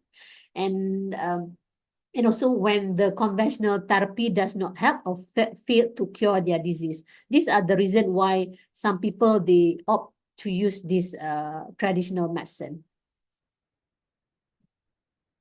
Right. So basically traditional and complete medicine, right? They are using plants and herbs, right? Are the common source for medication, either in the form of the traditional extract or even the pure active compounds. Right? And evidently, nature is a very important source of finding new drugs that leads to the treatment of the disease. And of course, the famous drugs from herbal and plant sources include aspirin, right, from this salic alba tree, then digoxin, also from the digitalis purpura, and epinephrine from the Epidaura sinistra, levostatin, Taxol, Risperidone, and many others. Also, the sources is from the plant itself. And interestingly, this Risperidone is still an effective treatment for the hypertension. And notably, also the discovery of anti-malarial drugs also come from the from the herbs. All right, and this is a typical example on how ethnomedicine, all right, guide the drug discovery. Right, let us just to show you the different types of medicine. Right, of course we have conventional medicine, all right, the using drugs, and then we have alternative medicines. Right, this is non-mainstream, and then we have complementary medicine, which is combined with the conventional. Of course, we have also functional medicines. Right, this is very specific, which is normally address the imbalance underlying illnesses, and integrative medicines. These are the several types of medicine, right? So herbal medicine for CVD, right? So many plant compounds to have appears to have a cardiovascular protective effects, right? And these are the most effective compound, right, to treat cardiovascular disease. Among it adalah it is flavonoid, terpenoid, saponin, and polysaccharides, right? Right, and I would like to give some information on the 4 major or most common widely used plant for this cardiovascular disease treatment. Right, the first one is ginseng. I believe all of you have heard on this ginseng. Of course, when we talk about ginseng, basically it is originated from China, right? Ginseng. And then we have ginkgo biloba, and number 3 is Ganoderm lucidum, and number 4 is Gymnosperma pentaphyllum. Right, these are the most 4 widely used plant for cardiovascular disease, right?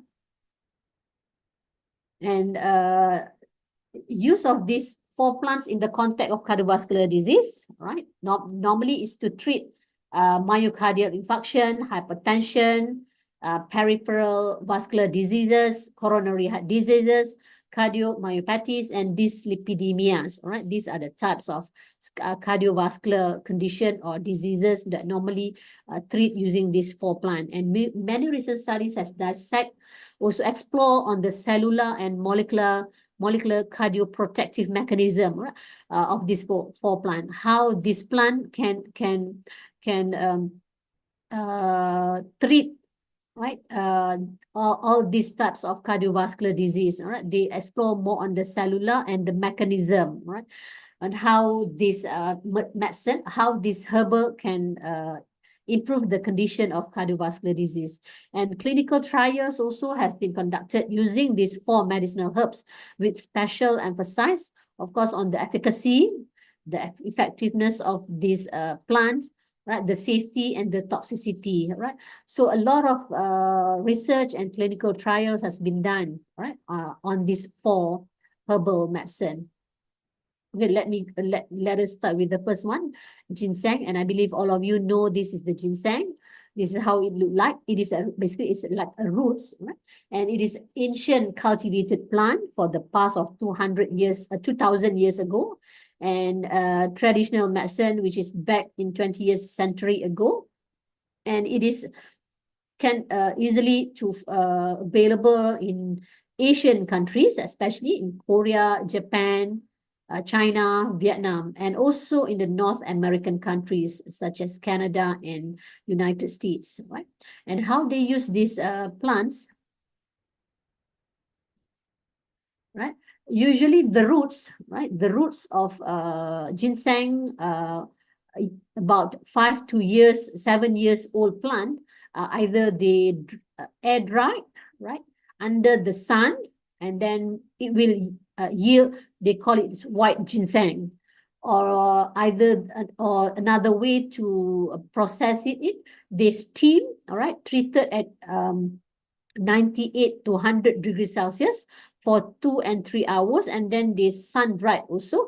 And through this method, they're going to produce red ginseng. And during the steaming, right, process of steaming, ginseng chemical constituents, the substance, the active substance, will undergo changes that make that red ginseng is more pharmacologically effective compared to the white ginseng. And currently, also ginseng is prepared either in a liquid form or in oil or tea, or also in the solid form such as tablets and capsule or dried roots, which is more easier for a person to consume. Right? And however, the extract of ginseng, root, berry, and leaf, also the leaf also has been repeatedly demonstrated have another properties such as anti-obesity, right, anti-hyperglycemic, anti-hypertensive, insulin sensitization, and also anti-hyperlipidemic effects. So this is also indirectly can assist on the prevention of cardiovascular disease. And there are more than 30 bioactive compounds has been isolated from this ginseng.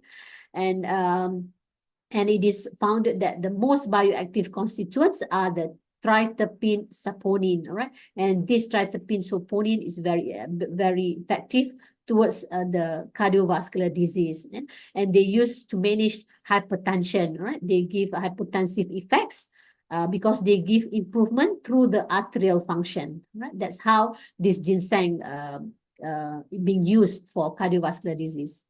Right. The second one is the ginkgo biloba. This is also very famous, right? And it is considered one of the most sold medicinal plants, right? Worldwide. And it is also herbs mentioned in the Chinese Materia Medica for more than 5,000 years ago. It's very, very ancient plant, actually. And its seeds and leaf, fresh or dried, has been used for the thousands of years, right, as ancient herbal medicine.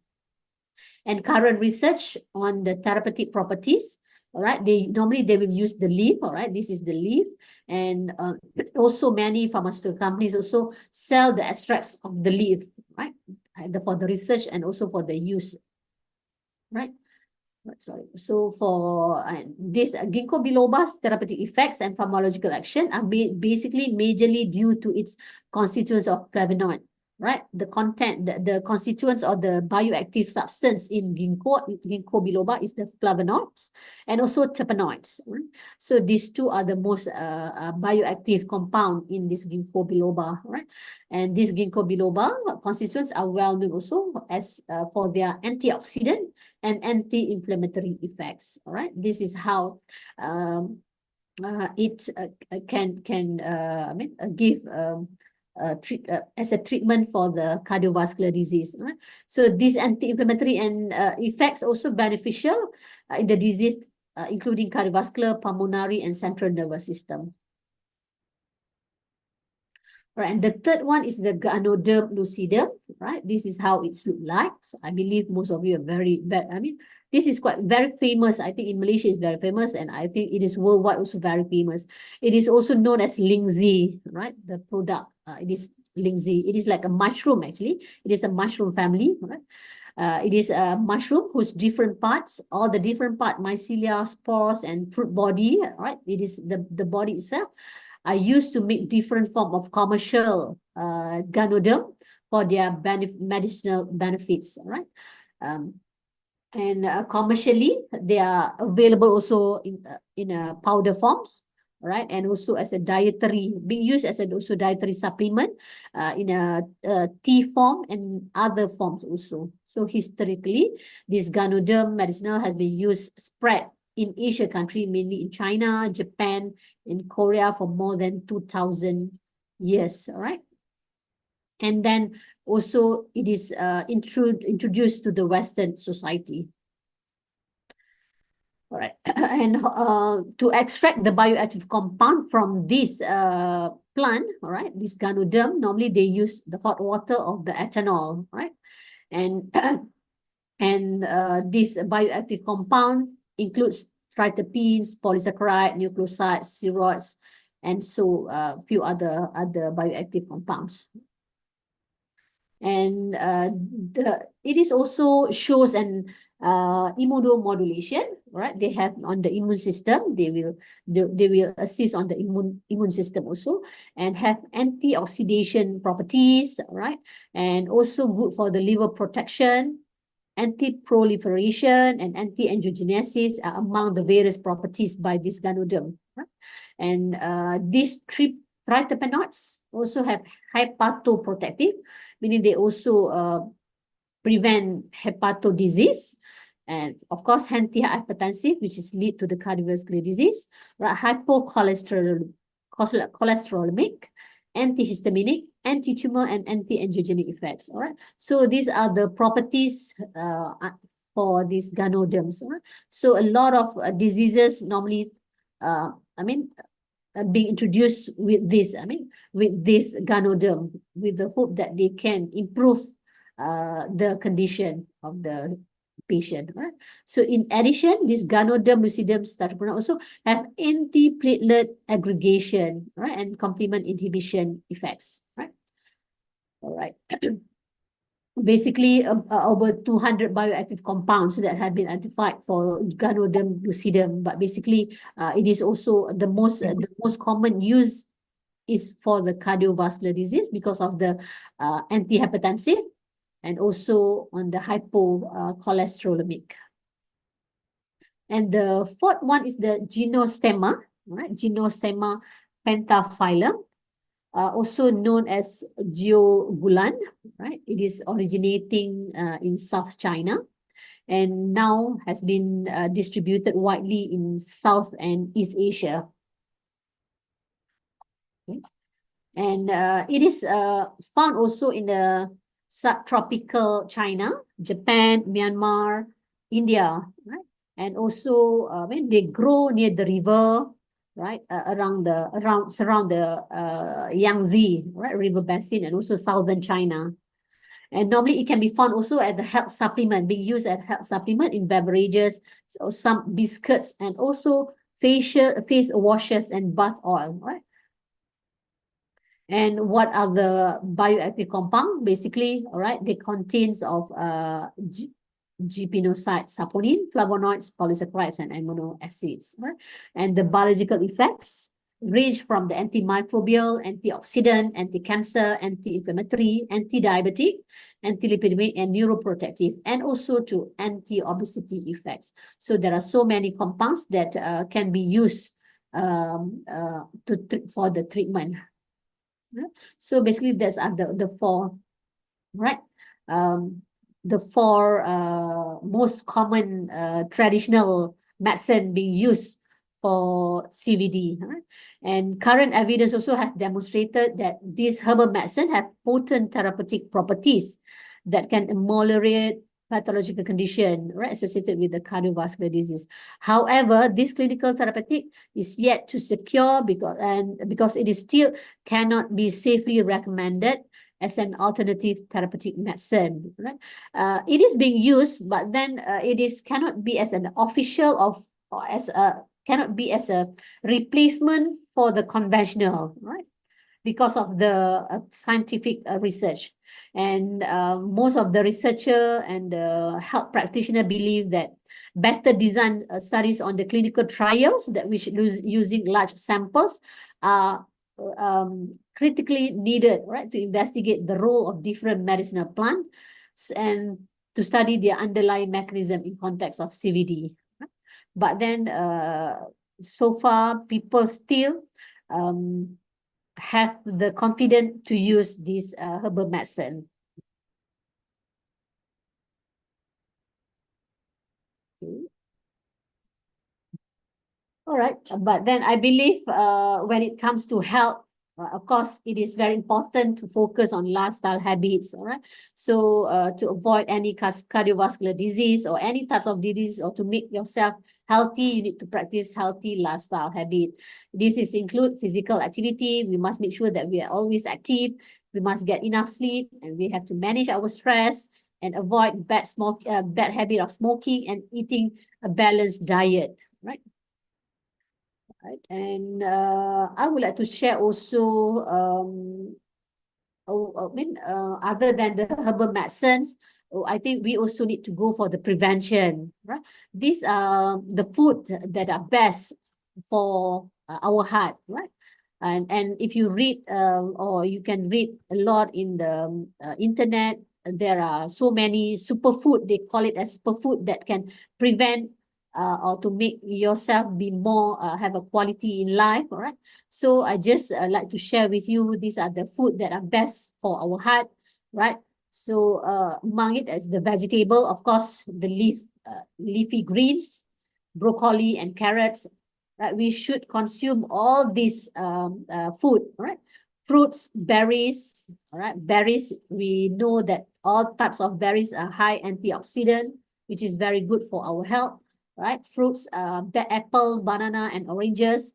And for whole grain, such as plain oatmeal, brown rice, whole grain bread, or tortillas, all right? So this is for the component of carbohydrates. And then we should also eat fat-free or low-fat dietary product, which is include milk, cheese, or yogurt. We also need to intake protein-rich food, right? Fish, lean meats, egg, nuts, and legumes. And also oils high in monosaturated and polyunsaturated fats, such as canola oil, corn, olive, sesame, sunflower, and soybean oils. Right? So all foods high in monosaturated and polyunsaturated fats, such as nuts, seed butter, salmon, trout, avocados, and tofu.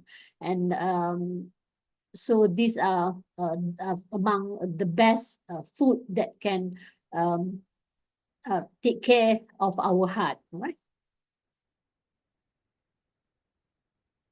And these also are the fruits which is best for our heart, right? Such as berries, blueberries, red grapes, pomegranate, apples, avocados, mangoes, blackberries, cherries, and kiwis. These are the food that which is a very colorful fruits, right? Which is give a lot of benefits to our health because of the high antioxidant properties. Right. What are the food that prevent the heart attacks, right? But basically it is almost the same also. The most important thing is to practice the healthy diet, healthy balanced diet, right? Is the one of the key pillars to preventing a heart attack. And most of the researchers also recommend for a Mediterranean style diet, which include eating more on whole grain, bread, rice, pasta, eat vegetables a lot, fruit, fish, and eating less meat, and also limiting food high in saturated fat. Okay. So I believe that the diets basically plays a major role in heart health because it can impact your risk of a heart disease. If we take care from the beginning, we eat very healthy diet, we take all the good proteins, good mineral nutrients, vegetables, fruits, I believe we can take care of our heart, right? And the bottom line, of course, right, for healthy food should be practice well-balanced diet, right, to keep our heart in good shape and minimize the risk of heart disease, right? I think that's all from me. Hopefully, my sharing session with all the participants gives some info on how to take care of our heart, and also give information on the traditional medicine currently that we have for cardiovascular disease. Okay, thank you very much, Prof. Saira, giving us information and interesting presentation. And I read this conclusion based of Professor Saira material. We know that many plant-based compounds appear to have cardiovascular protective effect. Most effective compound, flavonoid, terpenoid, saponin, polysaccharide, and reserpine was effective treatment for hypertension. that was for widely used plant for CVD like ginseng, ginkgo biloba, Ganoderma lucidum, Gymnostema pentaphyllum. With dissolved properties like hepatoprotective, antihypertensive, hypocholesterol, antihistaminic, anti-tumor, and anti-angiogenic effect, and antiplatelet aggregation, and antioxidant.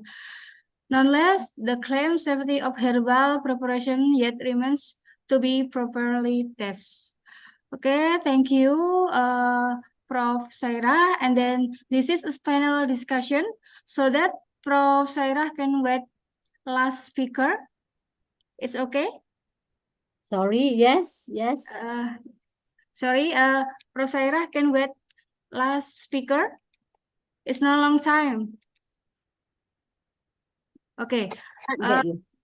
For participants. Should I, any question? Yes. Should I answer for any question? Yeah. Any question, but is and then question is not answered now.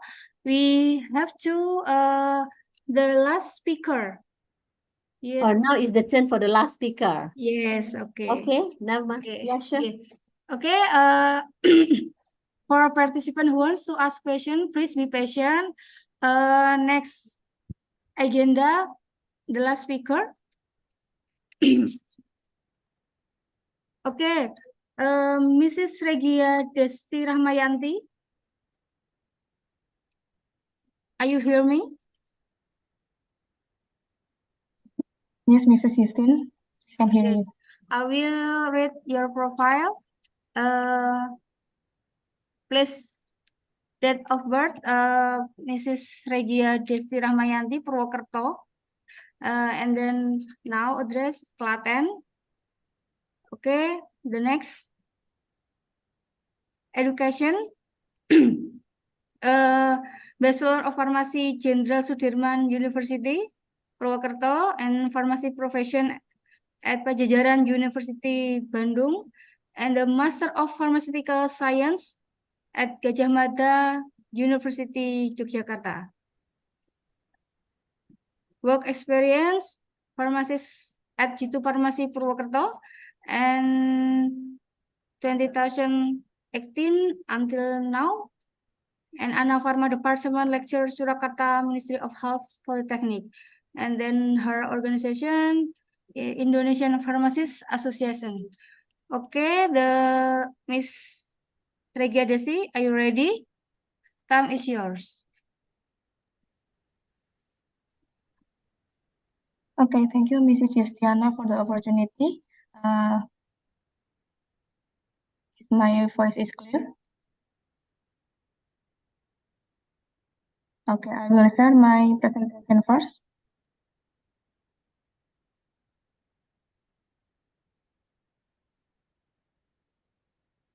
Okay, is my presentation confusing? Yes. Okay, thank you. Good afternoon, everybody. Assalamualaikum warahmatullahi wabarakatuh. The honorable speakers of the first International Pharmaceutical and Food Analysis Conference, Food and Supplement for Cardiovascular Health. Good afternoon, Dr. Saira Abdul Karim. And honorable the academics community of Health Polytechnic Surakarta, the lecturer, the student, and all of audience who has come in this event. My name is Regia Desti Rahmayanti from Pharmaceutical and Food Analysis Diploma 3 Study Program, Health Polytechnic of Surakarta. Today I will talk about antioxidant of Moringa oleifera L for cardiovascular health. Maybe it has been explained by a previous speaker, but I will add about Moringa oleifera or the tanaman kelor in Indonesia. What will we discuss today is about the first is non-communicable disease and cardiovascular disease, potential of development natural medicine, Moringa oleifera L, antioxidant in Moringa, traditional medicinal preparation of Moringa effervescent powder.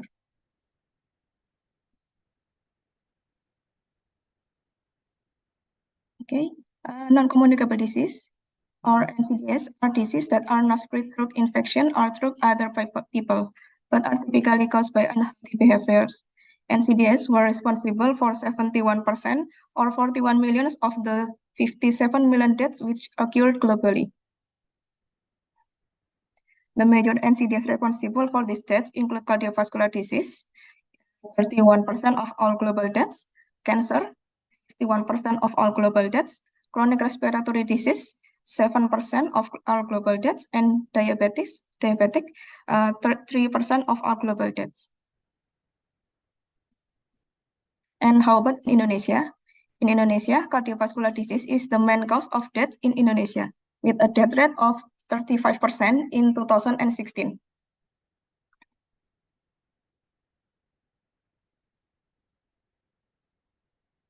And then data from World Health Organization show that 71% of death in the world are caused by non-communicable disease, and 31% of which are caused by heart disease and blood vessels. And national prevalence of coronary heart disease, or CHD, based on risk studies in 2030 were 1.5%. And the sample registration system in Indonesia in 2014, CHD is the second highest cause of the death after stroke. 12.9% of all cause of death in Indonesia.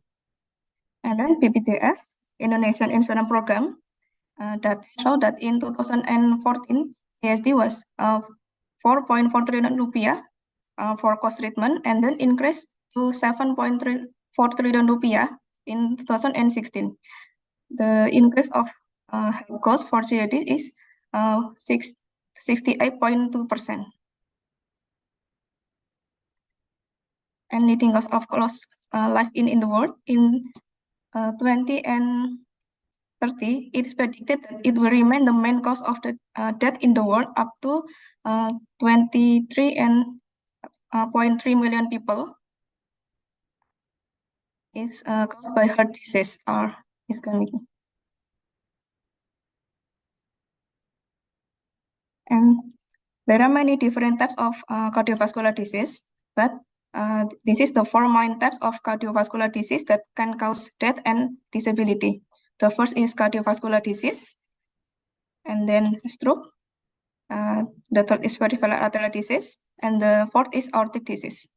The first cardiovascular disease, coronary heart disease, occur when our heart muscle blood supply is blocked, and then or interrupted by buildup of fatty substance or atheroma in coronary arteries. The coronary arteries is a major blood vessel that supply our heart with blood. And if our blood coronary arteries become narrow due to a buildup of atheroma, the blood supply into the heart muscle will be restricted, and disease can cause angina or chest pain. If a coronary artery becomes completely blocked, it can cause a heart attack. This is a medical emergency. And then the second is stroke. Stroke is a serious medical condition that occurs when the blood supply to the brain is disturbed. Like all organ or brain need a constant supply of oxygen and nutrient to function properly. This is provided by the blood. So if our blood flow is restricted or stopped, brain cell will begin to die, and then this can lead into brain damage and possibly death. Therefore, a stroke, a medical emergency, and prompt treatment is essential. The sooner a person receives a treatment, and then the less damage is likely to occur. And the third is peripheral arterial disease, also known as peripheral vascular disease. This is occur when there is a blockage in the arteries into our limbs, usually our legs. The most common symptom of peripheral arterial disease is a pain in our legs when walking. This is usually in one or both of legs. The pain can feel like cramps, dull pain, or a sensation heaviness in the muscle of our legs. It usually comes and goes, and then get worse during exercise that uses our legs, such as walking or climbing stairs. And then the fourth is aortic disease, is where the wall of aorta becomes weakened and bulges outward. The aorta is the largest blood vessel in the body. It carries blood from our heart to the rest of our body. And then this is the risk factor of cardiovascular disease and stroke. The next factor is about high blood pressure, high low density lipoprotein or LDL, cholesterol, diabetes, smoking and secondhand smoke exposure, obesity, unhealthy diet, and physical inactivity. The habit of consuming fast food, which usually contain high sodium or salty food, can increase blood cholesterol and blood pressure.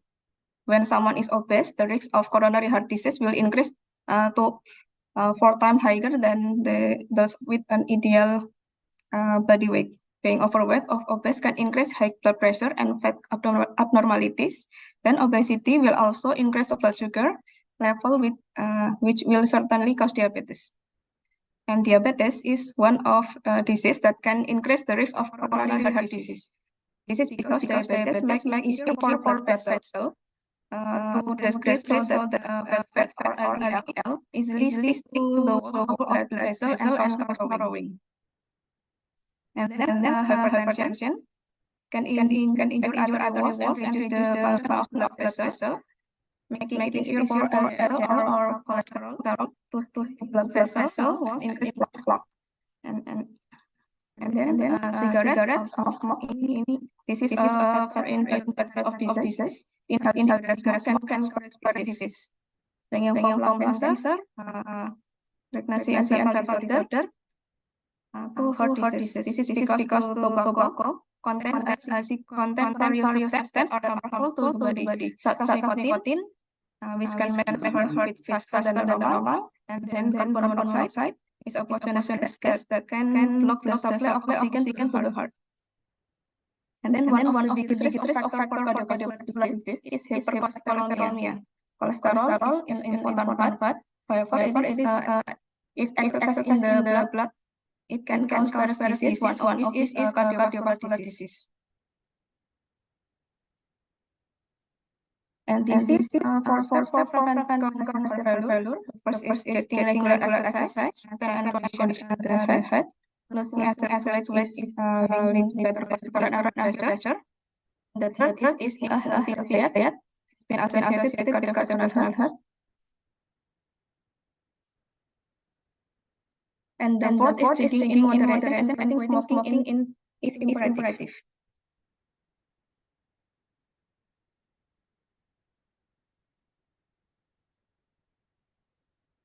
Sorry, if my voice is clear or not.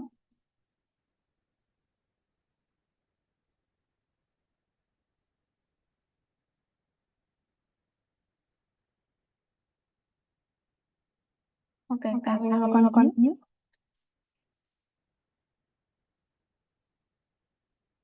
Masih menggema.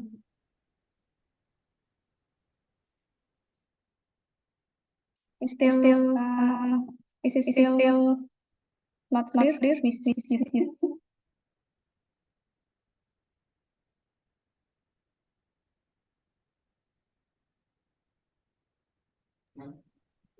Can I continue my presentation? Your headset? What's problem? Mrs. Regia Desti? I'm not using headset. Okay, I will use my headset.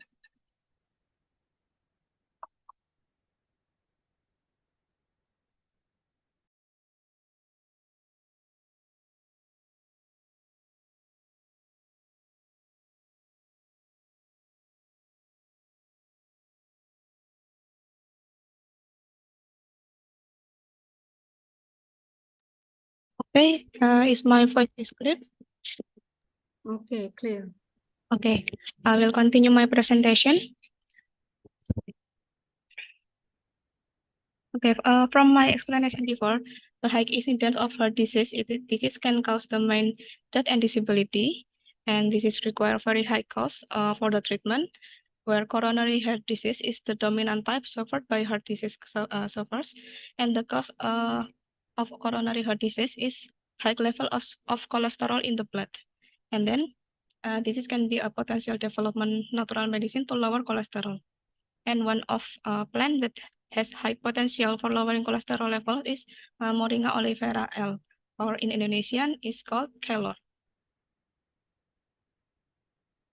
Moringa oleifera or kelor is a fast-growing drought-resistant tree of the family Moringaceae, native to the Indian subcontinent and used extensively in South and Southeast Asia. Common names include moringa, drumstick tree, horseradish tree, or malunggay. Moringa oleifera is a type of plant that has many benefits. It's been called the miracle tree. It is one of the most nutrient-dense plants in the planet. Moringa leaves are very well consumed by humans with a variety of processed products. Children during their growth period are recommended by the World Health Organization to consume moringa leaves. And this is the nutrient composition of moringa leaves, leaf powder, seed, and pods can be seen in the screen. Moringa, this is contain macronutrient with high protein and fiber that can fulfill the daily nutrition. Moringa also containing micronutrients such as vitamins and minerals that is needed for the body. And then this is a phytochemical compound in moringa leaves: flavonoid quercetin, phenolic acid, isocyanate alkaloid, and also tannin, vitamin, saponin, oxalate, and phthalates. Moringa oleifera leaves are the most widely studied and it is also have shown to be beneficial in several chronic conditions, including hypercholesterolemia, high blood pressure, diabetes, insulin resistance, non-alcoholic liver disease, cancer, and overall inflammation.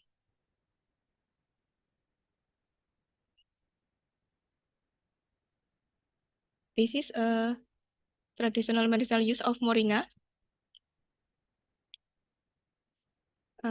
Moringa miracle tree is the best provider of moringa plant, and it is made of Canada and Canada. The benefit of moringa plant are unlimited. This is shown that moringa can act as antioxidant, anti-inflammatory, stimulate growth hormone, and etc.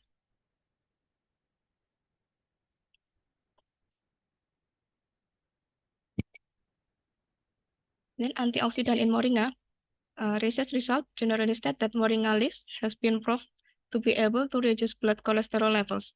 Antioxidant contents include vitamin C, polyphenol, flavonoid, and carotene, where vitamin C is natural antioxidant which has the highest antioxidant activity and which function as an inhibitor to inhibit oxidation by reacting with reactive free radicals to form non-reactive free radicals which are relatively stable. And then the beta-carotene content in moringa leaves also protect lipid membranes from peroxidation and at the same time stop chain reaction from the free radicals. Moringa leaves extract also contain beta-sitosterol, which reduce cholesterol levels by reducing the LDL concentration in plasma and inhibiting the reabsorption of cholesterol from endogenous source. The content of flavonoid and polyphenol can significantly increase superoxide dismutase and catalase and the enzyme that can reduce repeat peroxidase level so that it can reduce cholesterol level.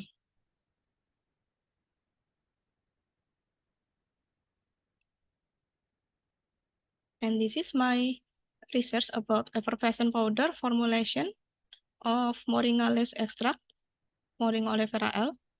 In Indonesia, usually we consume moringa leaves is done by making some food, namely moringa leaves vegetables. And then this research is make moringa oleifera to be one preparation that support the processing of moringa leaves.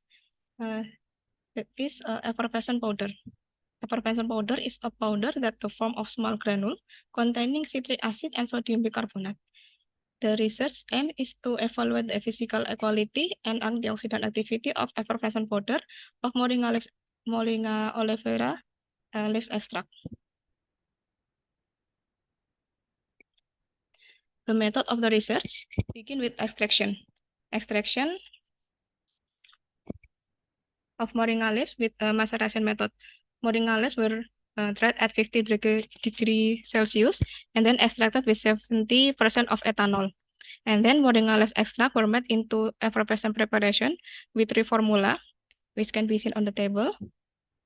Then effervescent were evaluated with organoleptic, water content, flow speed, angle of repose, dispersion time, and antioxidant activity using the BPH method. And the result of my research, the first is quality evaluation, can be seen in the table. Organoleptic results show that the color of the preparation is dark green, which come from the chlorophyll in the leaves, has a sour taste. This is from citric acid and tartaric acid. Smell like moringa leaves in the powder. And then results show that a normal according to the extract and uniform preparation. Then the water content is 0.6 to 0.69. Flow time is 2 until 6 seconds. And angle repose were 10 to 15 degree. And dispersion time were 20 to 50 seconds. And the results show that the formula fulfilled the requirements. And then for antioxidant activity for each formula, the formula A is 63.11 and antioxidant category is strong. And formula B is 67.77 antioxidant category is strong. And formula C is 64.86 ppm with antioxidant category strong. The antioxidant activity test is using the BPH method. This is a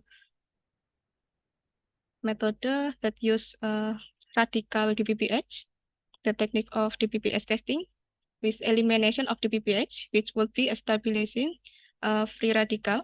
The free radical DPPH interact with an odd electron to yield a strong absorbance in 517 nanometer using spectrophotometer UV-Vis.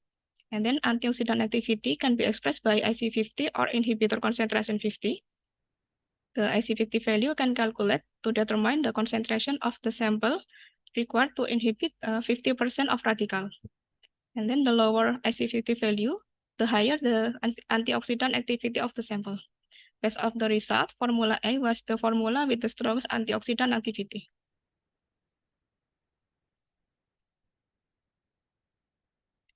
And then this is my conclusion of my research. The effervescent powder that met fulfill the physical quality requirements and has strong antioxidant activity and potential to reduce cholesterol levels. Okay. And that brings us to the end of presentation. Thank you so much for your time and attention. I apologize if there is a mistake. Then I give back the session to the moderator. Thank you. Assalamualaikum warahmatullahi wabarakatuh. Waalaikumsalam warahmatullahi wabarakatuh. Thank you, Mrs. Regia. Okay, next agenda is discussion. And then we have many questions. The first question for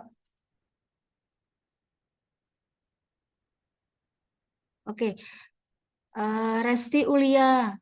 Yeah, Resti Ulia to Professor Sairah.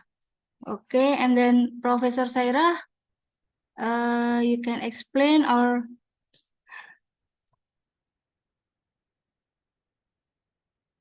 you can explain your answer,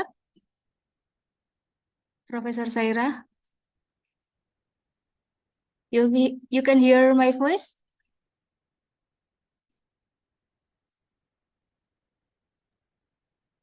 All right, okay.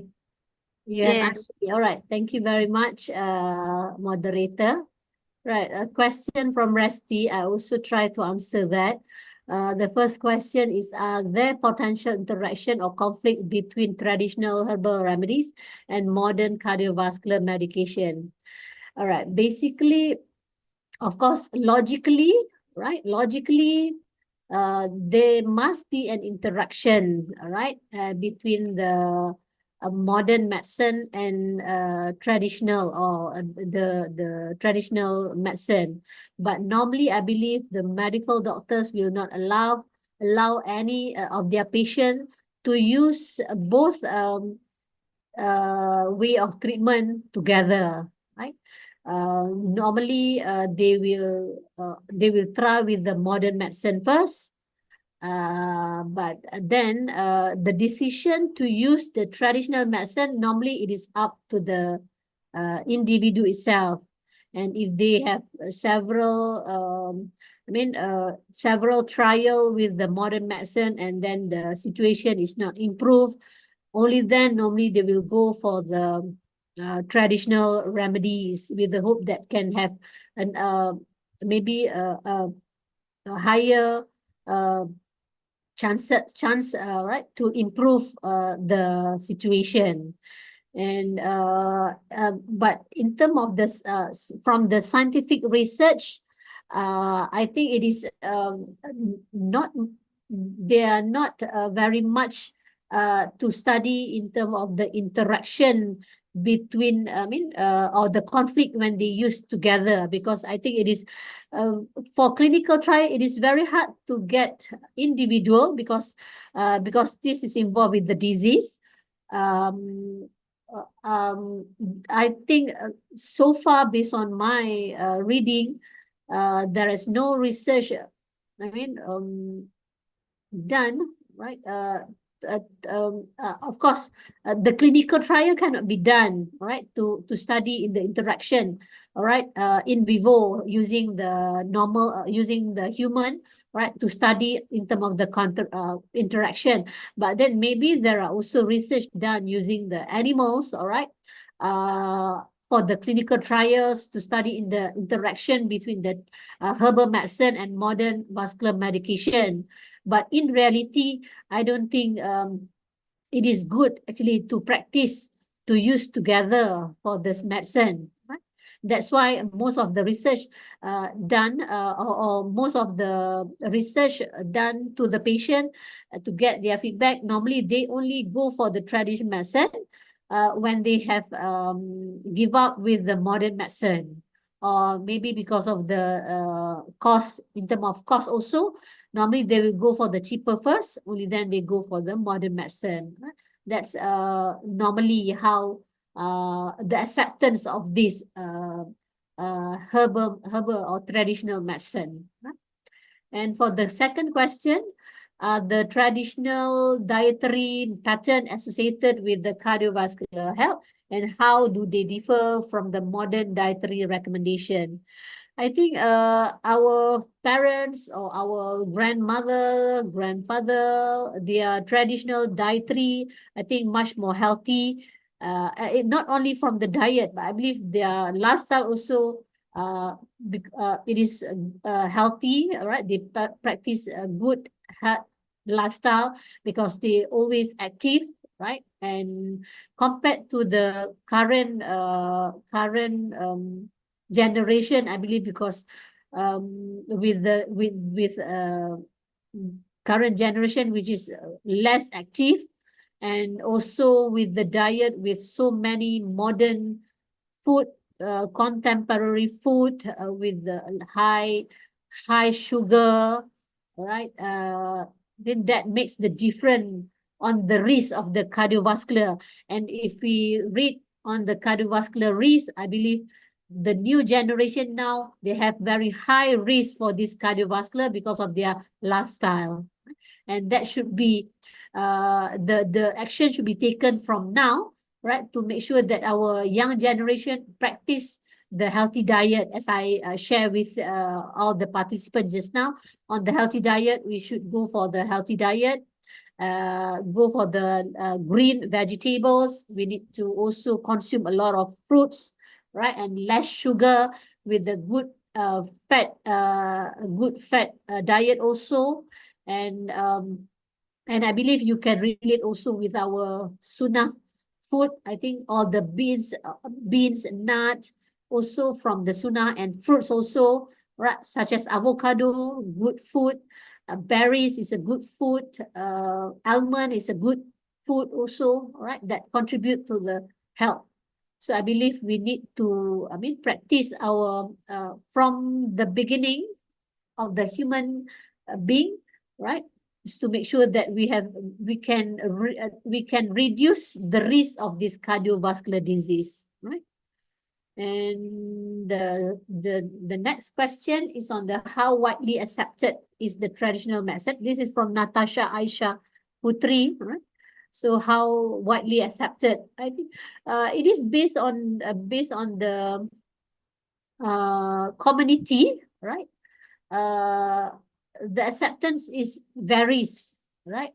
Maybe for the modern generation, they prefer to go for this conventional medicine, which is using of drugs. But there are also a community which is believe that traditional medicine is the best medicine because it is because they have very low side effects, because they use mostly they use the natural plants itself. And okay, the next question is from Arya Wicaksono. All right. Are there any safety consideration or potential side effect associated? Oh, this is for Regia. I think that's all the question for me. Or have I missed any question, moderator? Tita Yuliana give question for Prof. Saira. I will read. Can you read the Are question? there specific herbs or plants that are commonly recommended in traditional medicine for cardiovascular health, and what are their potential benefits? As my presentation just now, I have listed the most 4 common plants, right? Which is ginseng, of course, that's ginseng, and then we have ginkgo biloba, and then we have ganoderm, and the last one just now, right? I think that's the 4, which is I mean, for Asian country, it is I think it is easily available, and we have also the commercial product of this herbs medicine. And I think even though it is for the treatment for the cardiovascular health, but I believe there are a lot of their properties that is good for prevention of the cardiovascular disease also. Even I think there are also tea, right? Tea bag, which is incorporate with this ginseng, right? They use for prevention, all right? Prevention. I think it can be practiced. I think no harm to use these herbs. It is not only for the treatment of the disease, but I believe it is also useful, all right? We can benefit it from all the properties that we can prevent the risk of the cardiovascular disease. Okay, thank you, Prof. Saira. You can explain the answer of directly, and then next question for Mrs. Regia. I will read Mrs. Regia question from Tita Yuliani. Are there any safety consideration or potential side effect associated with the consumption of moringa leaf extract effervescent products? And then from Vika Andrianto, what methods are commonly used to assess the antioxidant activity or moringa leaf extract in effervescent preparation? Maybe one by one, Mrs. Regia, time is yours. Okay, thank you, Mrs. Justin. Okay, I will answer from the Tita Yuliani. Are there any safety consideration or potential side effect associated with the consumption of moringa leaf extract effervescent product? Okay, the product of effervescent that has been made has been tested with quality tests for safety, such as organoleptic and then time of flow and etc. And the result has met the fulfill the requirements of quality, so they can be considered as safe. And then side effect of from moringa leaves, this is can occur if you are consumed in a large quantities or together with another medicine. And side effect that can occur the last that the sugar level or blood pressure can be dropped too low. So you have to need to pay attention to consuming moringa if you are taking other medication, and then consume no more than 50 to 70 gram of moringa per day.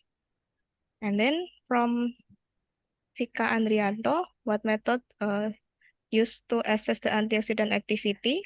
The method that I used to assess the antioxidant activity is DPPH method. Yeah, the technique of DPPH testing is associated with the eliminating of DPPH, which would be stabilized free radical, and then the free radical DPPH will interact with an electron to yield a strong absorbance of 5 in spectrophotometer UV-Vis, and then antioxidant activity will express by IC50 or inhibitor concentration 50. Okay, thank you, Mrs. Regia. And one question from Arya Wicaksono. Can you explain the specific antioxidant present in moringa leaf extract and their potential health benefit? Okay, from the moringa leaf, there are too many compounds, but component that can be act as antioxidant is vitamin C, polyphenol, flavonoid, where vitamin C, this is a natural antioxidant which has the high antioxidant activity and the function as inhibitor to inhibit oxidation by reacting the reactive free radicals from non-reactive free radical to be relative stable. And then for flavonoid, this is can be radical-free scavenge. This is also can inhibit oxidation by reactive free radicals. Okay. Okay, thank you for all speaker who has delivered the presentation. Before you leave, may you stay for a moment, please? We will give you the certificate and take a picture together. Please, committee, are you ready? Okay, this is a certificate for Prof. Saira and Mrs. Regia.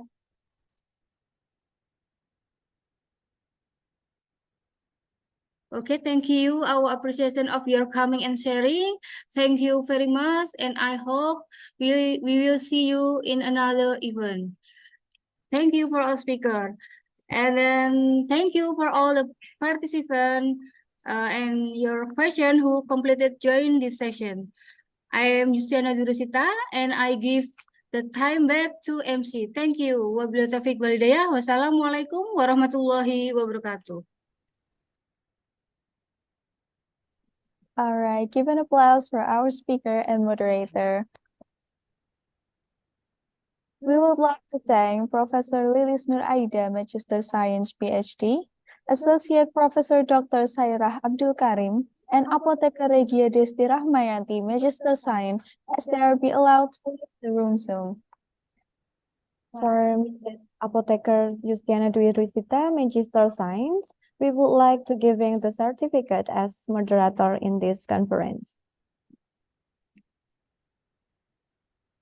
Thank you to Mrs. Apotheker Justiana Dwi Risita, Magister Science as second moderator. Distinguished guests, ladies and gentlemen, we would like to inform that all the participants are required to fill the evaluation link and attendance link that will share in the chat room. Thank you. For the next agenda is the announcement of poster competition. Are you ready for the result?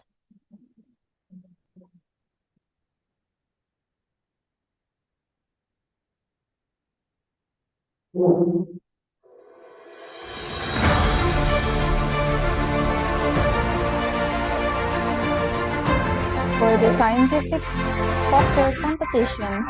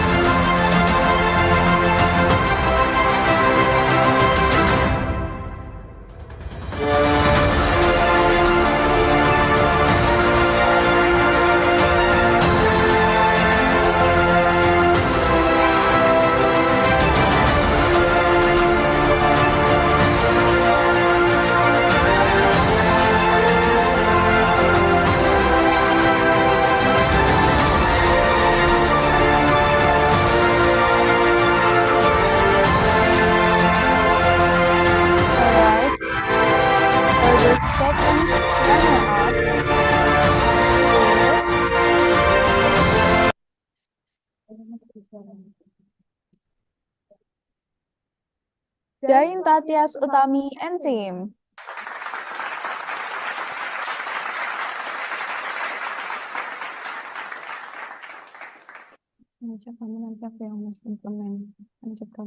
Next, for the first runner-up is Jason Patrick and team.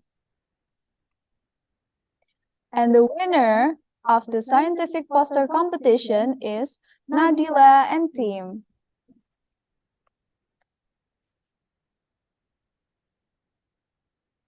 And the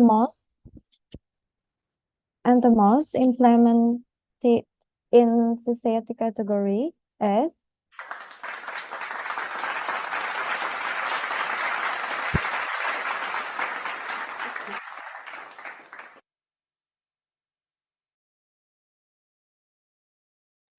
okay, I'm sorry. For the lecture poster competition, the second runner-up is Raptanti Sinung Adinugroho and team. The first runner-up is Apothecary Gia Desti Rahmayanti and team. And the winner is Rika Prastiantika and team.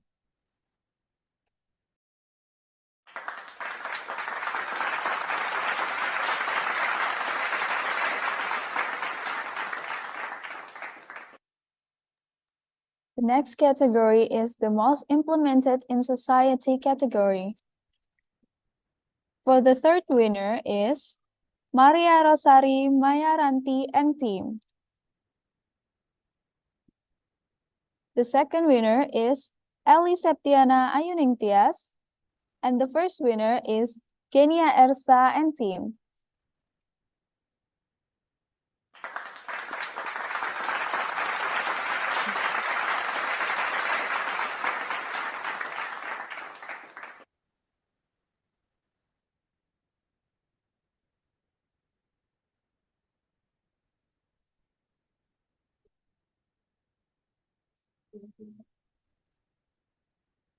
Congratulations for all the winners. And for the other, please don't give up and keep going.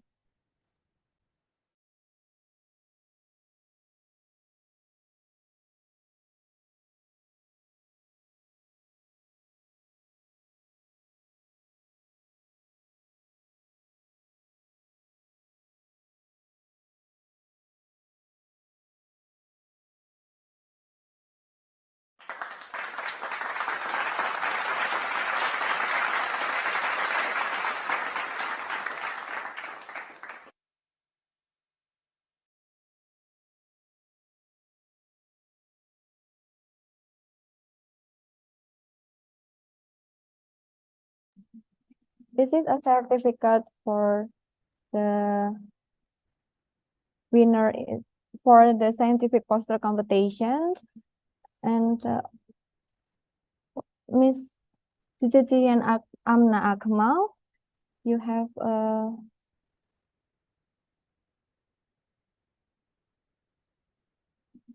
can you have to the winner for the scientific poster competition.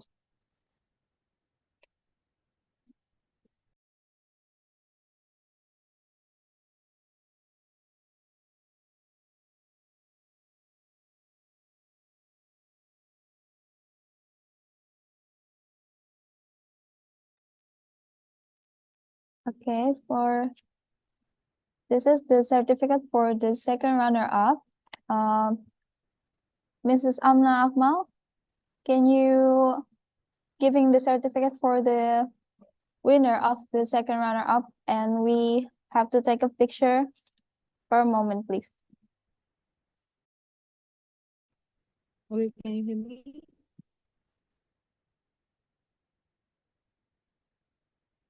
Can you hear me, everyone? Yes. Okay, on the behalf of the committee, the second runner-up certificate goes to Danita, Teas, and their team.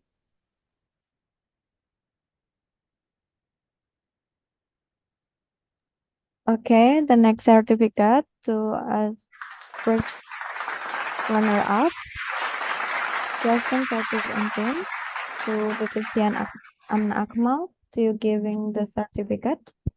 Okay, on the behalf of the committee, the first runner-up certificate goes to Jason Partik and team. And the next certificate to the winner.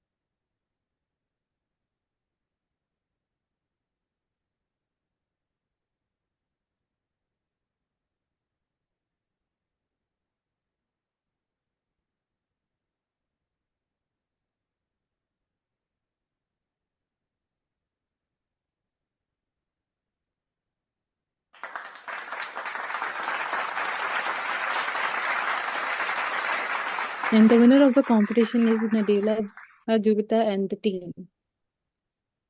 Okay, thank you, Titian Amna Akmal.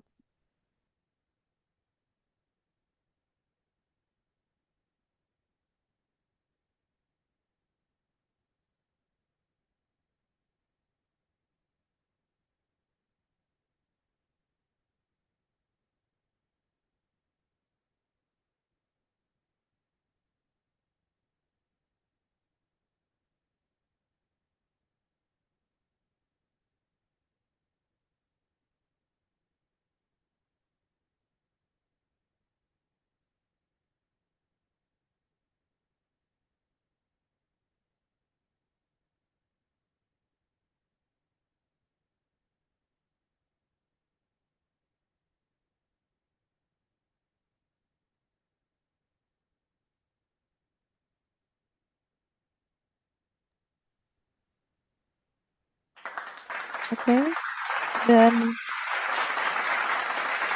for the lecture poster competition, the certificate, Dr. Tan Ping Ling, you have a giving certificate to the winner, first winner and second winner. All right, thank you. So on behalf of the committee, I would like to give the certificate to the Pratanti Sinos Adi Nugru, the second runner-ups. Congratulations. Congratulations. And the next certificate to the first runner-up.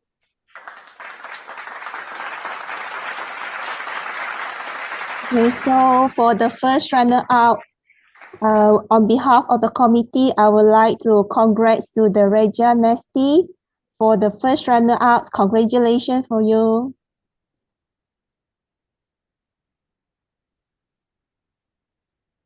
The next, the certificate for the winner. For the winners, on behalf of the committee, I would like to congrats to the Rika Pradyanika. Congratulations. for the achievement. Thank you, Dr. Tan Bin Piling.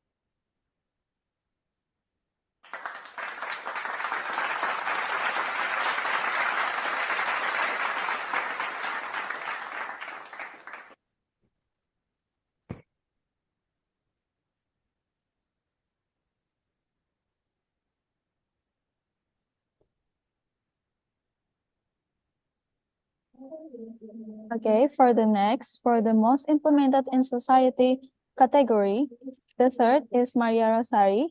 Please, Amna Akmal, to giving the certificate On the for behalf- Okay, on the behalf of the committee, the most implemented in society category goes to Maria Rosari and the team. Well done, Maria.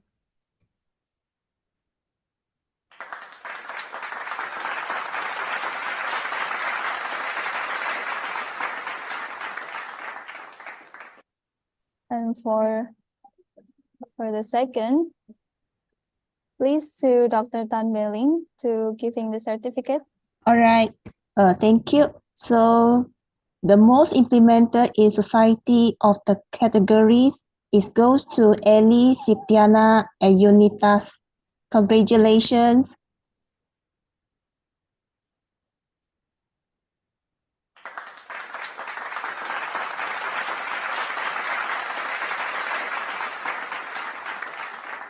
Okay, and for the first winner, please for dietitian Amna Akmal. The first winner category goes to the most implemented in the society category, Genia, Irsa, and the team. Congratulations, Genia.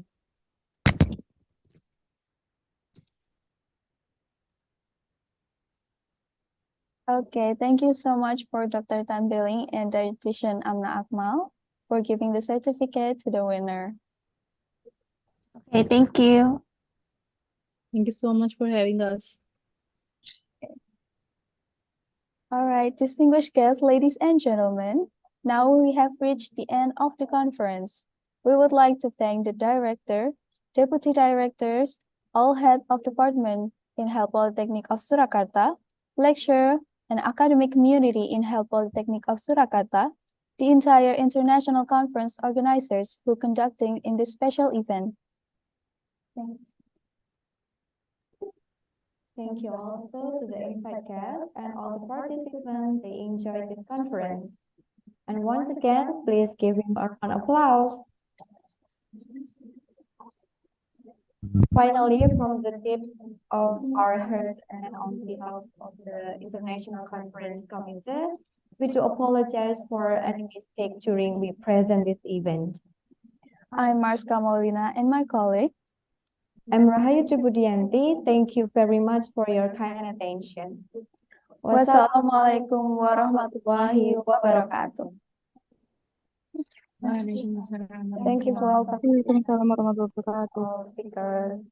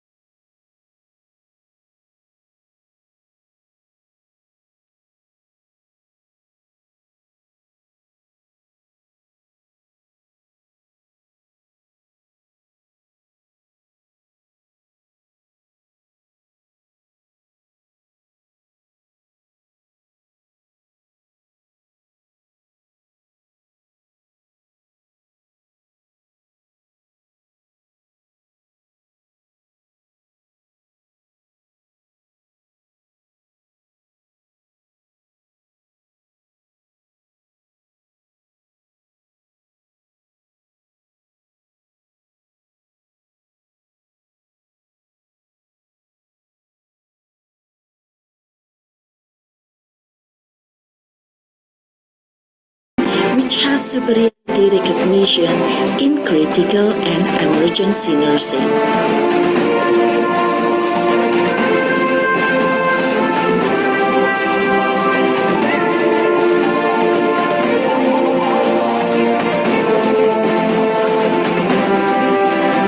The School of Acupuncture is excellent in pain management and aesthetic acupuncture.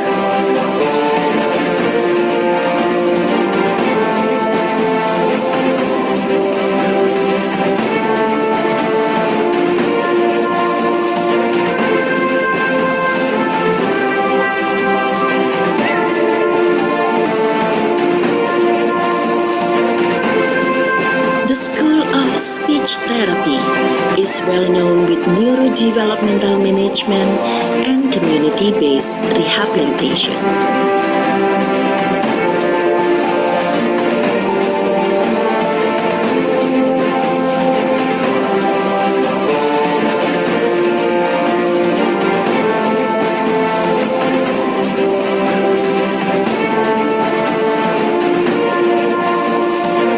The School of Orthotic Prosthetic has recognition in orthoshoes and lower limb prosthesis and orthosis.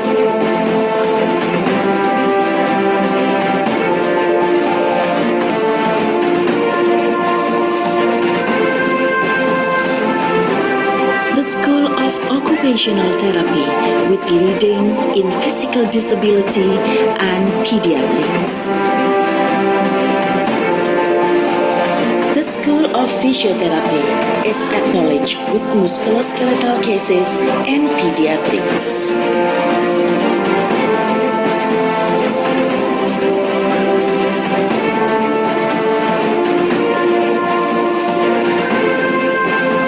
The School of Midwifery with the preeminent in complementary treatment.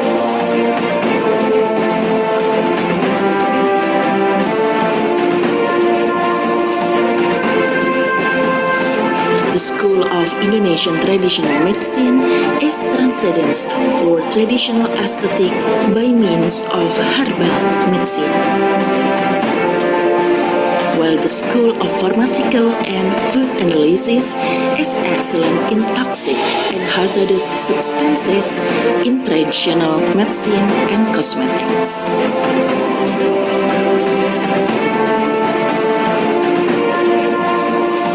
The School of Pharmacy with recognition in entrepreneurship, pharmaceutical, production, and distribution of natural pharmacy preparation.